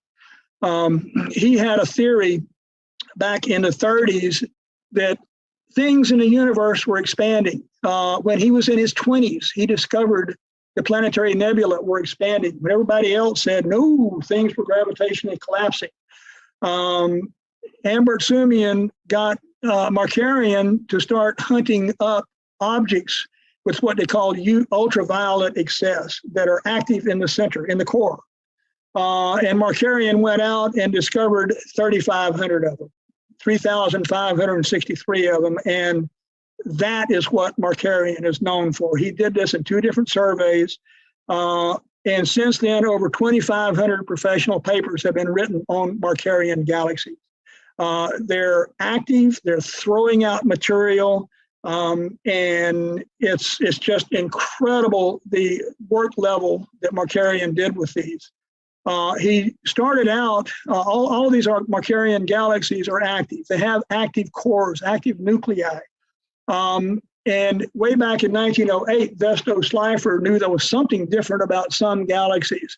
Back in 1943, Carl Seifert, who worked out of McDonald Observatory in West Texas, cataloged a bunch of galaxies that had some kind of activity in the center, but they didn't really know what that activity was. But when you put a spectrum on them, the certain lines were shifted, which indicated a high level of excitation. And here is a couple of them. And when you see that type of activity in the core, we know something is going on. Seifert didn't know exactly what or why, but Markarian survey defined what happened in the cores of these galaxies. And they rated these Seifert galaxies. A Seifert galaxy 1 is the most active, 1.5 is less active, 1.9 is even less, a 2 is even less. Seifert type 3 are the liners, the low ionization nuclear emission line region galaxies that I was talking about. So Markarian's survey somewhat defined what is going on with these spectral lines. But and this is some of the galaxies that I've got on this year's list, which I won't go into for time. But you guys should look at this one, 3690 and IC 694. You should see this ionization region in between them. At first glance, you might see this as one object, but it's really 2 if you take the time and patience to study it. And you can see this H2 region in the center here. These Markarian objects, out of the 3,500, 1,863 are galaxies, 1,700 are stars. Many of these are quasars. And 761 are AGNs. When we see AGNs, it's a loose definition, but typically these are, they have a very active core, a very, very, very dense core. The other galaxies are due to star formation, active H2 region and stuff like that. And when you see AGNs, you typically, it's in coincidence with black holes, basically, supermassive black holes. Markarian 421 is one of the more active ones. This blazer from this object is pointed directly at Earth. So we're seeing a tremendous amount of energy. Its magnitude averages about 12.8. Yet it is it's extremely distant. It's 520 million light years away. Here is Victor Ambartsumian, and I could go on and on about this guy. He was a founder of theoretical astrophysics in the Soviet Union. He founded the Buryakhan Observatory. He was lecturing at Yerevan Observatory when he was 16. He discovered planetaries were expanding in his 20s. The man was incredible. He instructed Markarian to find the Markarian galaxies. He instructed Romela Shakbazian to find galaxy clusters. And in 1958, he made an announcement that stunned the astronomical world. I like to thank Dr. Eric Michaelian. I initially contacted Dr. Petrosian, who put me in touch with Dr. Michaelian, and Eric Michaelian has been very helpful. He is, I think, Ambartsumian's protege. He seems to run things over there. He has his hands in everything. He's published 300 articles. I get emails from him from Rome, from Los Angeles, from New York, from all over the world. He's in high demand, and he's been very helpful with me. He's also in charge of the Ambartsumian Gold Medal Prize, which is awarded every 2 years, which is $500,000 for someone contributing to astronomy. Ambartsumian based his theory of active nuclei on this. Ambartsumian's not. He found that this was being expelled from this galaxy, which is being tore up by this elliptical galaxy, and is throwing this material out. This plume of material is 325,000 light years, and if you remember, our nearest star is 4 light years. So this is tremendous energy. And Ambartsumian noted that this was ejected. This was a new galaxy that formed out of this material. He was initially not believed. The powers that be at the time was Fritz Zwicky, Jan Oort, and Chandrasekhar. None of them believed him. They thought that galaxies are so much power that nothing can escape. You have millions and billions of stars or gravity fields that are holding everything in, so how can something be ejected? After in 1963, when they found 3C273 and they found out something was ejected from it, they all went back and congratulated him on this discovery, and some of them apologized to him for not believing it. And basically what he found was that around the black hole is an accretion disk, which is moving very rapidly. This is the source of the broad emission lines. Further out from the jet is low velocity clouds. This is the narrow emission lines. So your Seyfert 1 galaxies, if you can see this, if you can see into the center, you got a Seyfert 1. If you're at the side where you can't see that, you get a Seyfert 2. If you're at the very side, you see a Seyfert 3. If that jet is pointing straight at you, you get a blazer or a BL Lacerda type object. All of this came from this man, Victor Ambartsumian. And that changed the way we look at galaxies forevermore. It's a shame to just gloss over this page because there's a tremendous amount of science here. But Murat Arakelian went out and found out that is there an affiliation between high surface brightness galaxies and active galactic nuclei, and he found out the answer was yes. he discovered 621 of these objects. Misha Makarian found 706 more that they added to the database that was unknown. Ramallah Shahbazian went out and discovered 377 compact galaxy groups, which was much further than the Higgson groups. These are on the order of billions of light years away. And then Elma Parsamian she did a catalog of cometary nebula. And she's still at it. And as a matter of fact, last night I read an article that she had been interviewed with, and she said that thanks to Victor Ambartsumian, that's why she got into astronomy and why she was still into it. So this is a tremendous amount of work that I'm showing in one slide, unfortunately. These are some of the many things that have come out of this one small observatory. The biggest telescope's 102-inch telescope, by the way. But as a final thought, and this is me saying this, the Bayurakan Observatory may be the most prolific observatory for discoveries related to astronomy and theoretical astrophysics of any observatory anywhere in the world. I believe that is true. I ran that across Dr. Michaelian, and his response was, "Larry, I can't really agree to that. I'm too modest to say that is true. So let me just agree not to disagree with you."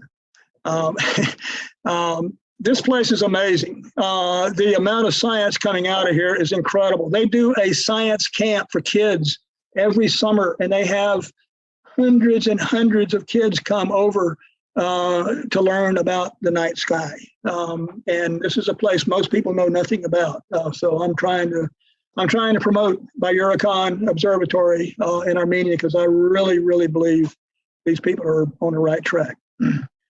All right, 2017, open clusters and asterisms. We had Don Pettit as an astronaut describing living on a space station. We had Pranvera Hasini, or Pran, that we know her as. She's the little girlfriend of most of us guys. She's a very, very sweet young lady, very impressive young lady. She's from Kosovo in Sarajevo. And she decided as a teenager she was going to throw a star party for Kosovo. She got together some telescopes, none larger than 8-inch. And the day of the day of the star party, 10,000 people showed up. It was amazing. Since then, she's been traveling the world. She just got back from Australia. She's promoting astronomy, and she's getting to do a lot of really neat things. And she's getting ready to go to the University of Arizona, I believe. But an incredible young lady, and it'll be very interesting to see where she ends up, what she ends up doing. This is Messier 16, the Pillars of Creation, which you can see. I had this on the 2017 list. This tower here, these are all, you could call them block globules. Stars are forming in here, but this tower is 4 light years tall, the distance between us and our nearest star. If you look at this, well, these clouds are blocking what's behind there. It's blocking the stars. If you look at this in infrared light, like this, you can see all of the stars that you cannot see that were blocked in visual light. But the other thing about this is like the dragon that I showed you a minute ago. You can see this if you are looking, if you know you get this in the field, and what you're looking for is a black background, but a blacker background in front of it. And you'll see that L-shaped black feature in front of a black background. Use a filter. And you should be able to see that without too much difficulty. But like a lot of these dark nebula, patience and time. You need to spend the necessary time to be able to see this. But the Hubble Space Telescope, people call it the Pillars of Creation. Robert Burnham called it a Star Queen. It's the same thing, but it's in M16, what we call the Eagle Nebula. So The open clusters that I've got on this year's list, NGC 6645, which has a very definite ring feature in the center, which is probably blown out by a supernova explosion. Berkeley 82, IC 4996. These are all easy open clusters. Nobody should have any difficulty observing any of these objects. Asterisms are stars, groupings of stars that appear to be gravitationally bound, but they're not. They're at different distances. They have nothing to do with one another. And the most common asterism that we see in the night sky is the Big Dipper, because most of those stars have nothing to do with each other. So it's an asterism. And the object that I've got on this year's list is an object called the toadstool, which was discovered by this lady here, Sue French, who for years has been a Sky and Telescope contributing editor. She goes to Stellafane every year, and she and I usually have our telescopes set up right next to each other, and she's a lot of fun to observe with. A for asterism is a asterism that was discovered by Houston's Bram Weissman at the Texas Star Party some years ago, and he was looking for something else, and he just stumbled across this and he says, wow, that looks like the letter A. And now it's my understanding that is an official asterism that Bram found.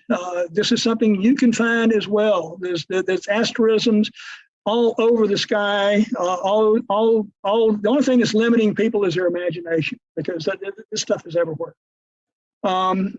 The last group I'm talk about is Edward Emerson Bernard. He's another hero of mine. We did this back in 2018. This is him with the 36-inch telescope at Lick Observatory in California. He started out working when he was 8 years old as a photographer's assistant, so he knew a lot about photography, and he took some of the best photographs anyone had ever taken. He also had some of the best eyesight anybody had ever taken. That year, we had Richard Berry as a guest speaker, and Richard's been there several times. I think this was his third or fourth time to TSP.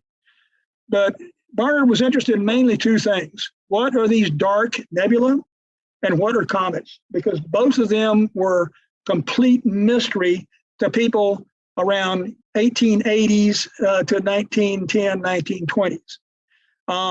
And Barnard went a long way towards explaining what both of these were.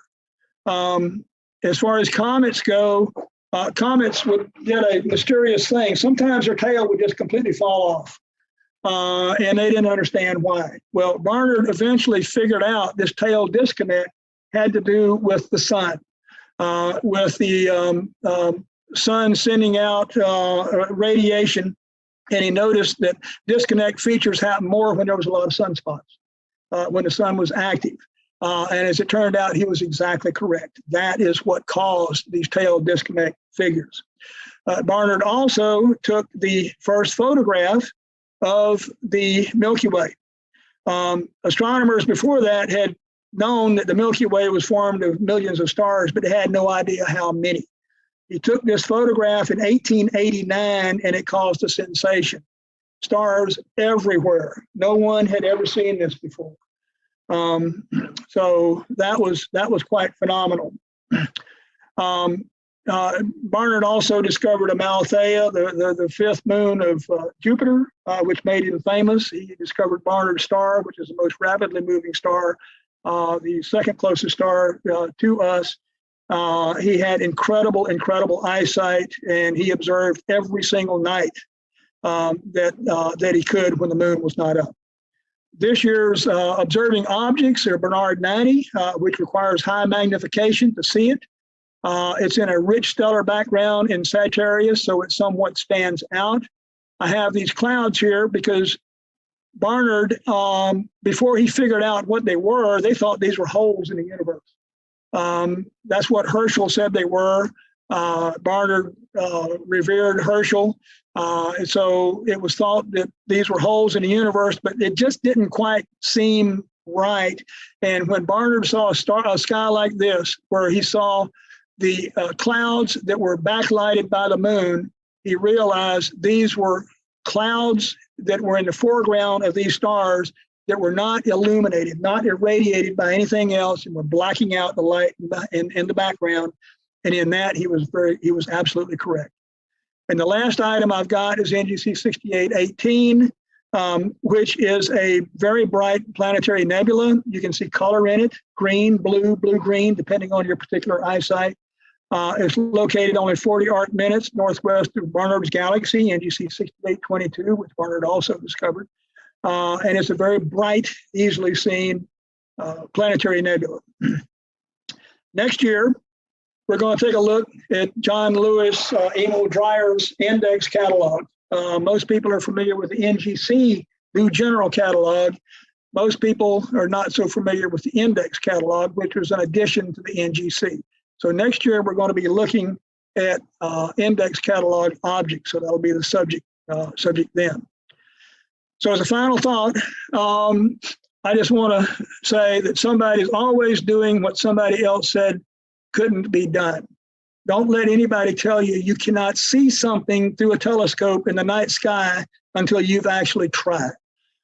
So many people think they can't see something, that it's some exotic name, or it's supposedly an infrared object, so I can't see it with my visual eyesight. I've seen plenty of infrared objects.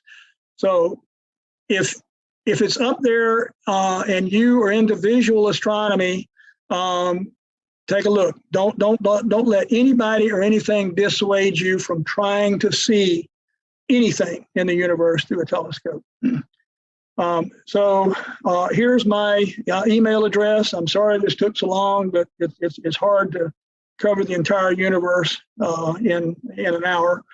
But those of you doing the advanced observing list, I want to wish you good luck. And for the rest of you that are still here, I thank you for your attention. Thank you very much.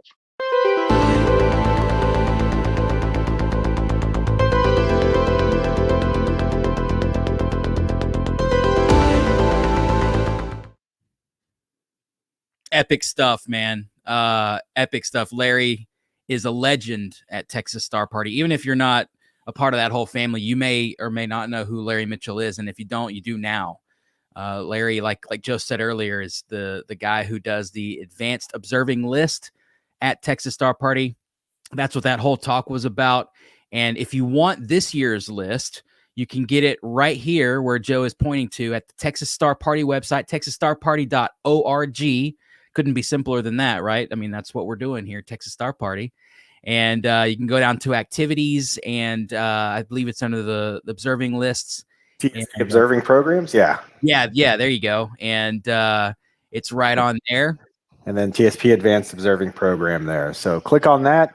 You've got all the details about the TSP 2021 program. I believe that's running through the 13th, if I'm not mistaken. Yeah, dawn. So started June 5th, runs to dawn June 13th, and you still have some time. So it's a wonderful program. And I think Larry capped it off perfectly, right? You know, nothing is impossible. Get out there and observe. And even though it's the advanced observing list, and I remember my first time out to the Texas Star Party, I just thought, you know what? I don't know if I can even try it. Big mistake on my part. One of these things that, because Larry puts so much time, effort, research into this program that, and there's a theme, right? You learn so much. And these things, like I said, that are that to you before may have seemed obscure, all of a sudden take a significant presence in terms of where you perceive things from an astronomical perspective. So absolutely love it. Yeah. And his stuff, I mean, it's a book when you get it. It's a printout, and it's usually 8 by 11 that thick of the write-ups of all the objects and stuff. So it is definitely something you have to put some time and effort into, but it's rewarding. And like I said, every year when it's Larry's talk, there's a lot of info he packs into this incredible. I don't even know how he does it. It's like I don't either. Clown car of talks. Stuff keeps coming out of it, man. And I'm telling y'all, if you go watch these talks over and over again, you will pick up more and more and more and more. So thank you so much, Larry Mitchell. Awesome stuff as always. And I can't wait to be back on the upper field with Larry, hanging out, sharing photons and loud laughs at night, yelling at each other across the field. Come look at this. So It's gonna be awesome, man. Absolutely. And thanks to our good friends over at the Fort Bend Astronomy Club, too. They did a fantastic job of showing us how they go about doing outreach now with EAA and astrophotography. And look, we're really sorry the skies didn't cooperate with us and couldn't do a live star party tonight, but we did the next best thing, which is show how that's done and show some of the images, actually go through a live replay of how those images are required and how you get these wonderful astronomical objects on the screen there. So it was absolutely fantastic. I'm using absolutely a lot because it really is, right? You're absolutely correct. Yeah. And that brings us to the end of today's program. Will, who do we have on schedule for tomorrow? Well, we've got a bunch of stuff for tomorrow. We have Stephen J. O'Meara, I believe. Is that correct? That is correct. Yeah. So we've got get this right. Yeah. Yeah, one of the, if not the best visual observer of our day. I mean, Stephen's eyesight is legendary. The guy is incredible, and he's going to talk to us about doing astronomy down in Botswana, Africa. Yeah, which is incredible. And Sky and Telescope actually has a tour going to Botswana for one of their astro tours that are coming up. So should be a great talk. And we also have our good friend, Dr. Carl Gebhardt from the University of Texas McDonald Observatory, who is going to be talking to us about some of the dark energy experiments that they're doing there with the Hobby Eberly telescope. So another fun-filled informational night coming up tomorrow. And we're going to have Astro Trivia as well, and prize giveaways. So prize giveaways, T-shirts, all that, right? All that good stuff. And if you don't win one of these, you can always order them online. So we'll start tomorrow at 6:30 p.m. Central Time. We'll be on all the channels that we're on tonight. So if you watched us at either Explore Scientific, Sky and Telescope, Houston Astronomical Society, Deep Sky Dude, tune in again there tomorrow. We'll be on with all of that great information and those great guests. So Will, any parting words? Hopefully the weather clears up for us a little better as the summer goes on and we get to see some cool sights. My challenge to everyone is get out there and observe when you can. Take advantage of the clear skies when you can. And I can't wait to see all of y'all here tomorrow night, 6:30 Central. And we're going to do round 2. Awesome speakers coming up, y'all. It's going to be great. Absolutely. Looking forward to it, Will. So to everybody who's still with us, really appreciate you, all of the viewers, and we'll see you tomorrow. Bye, guys.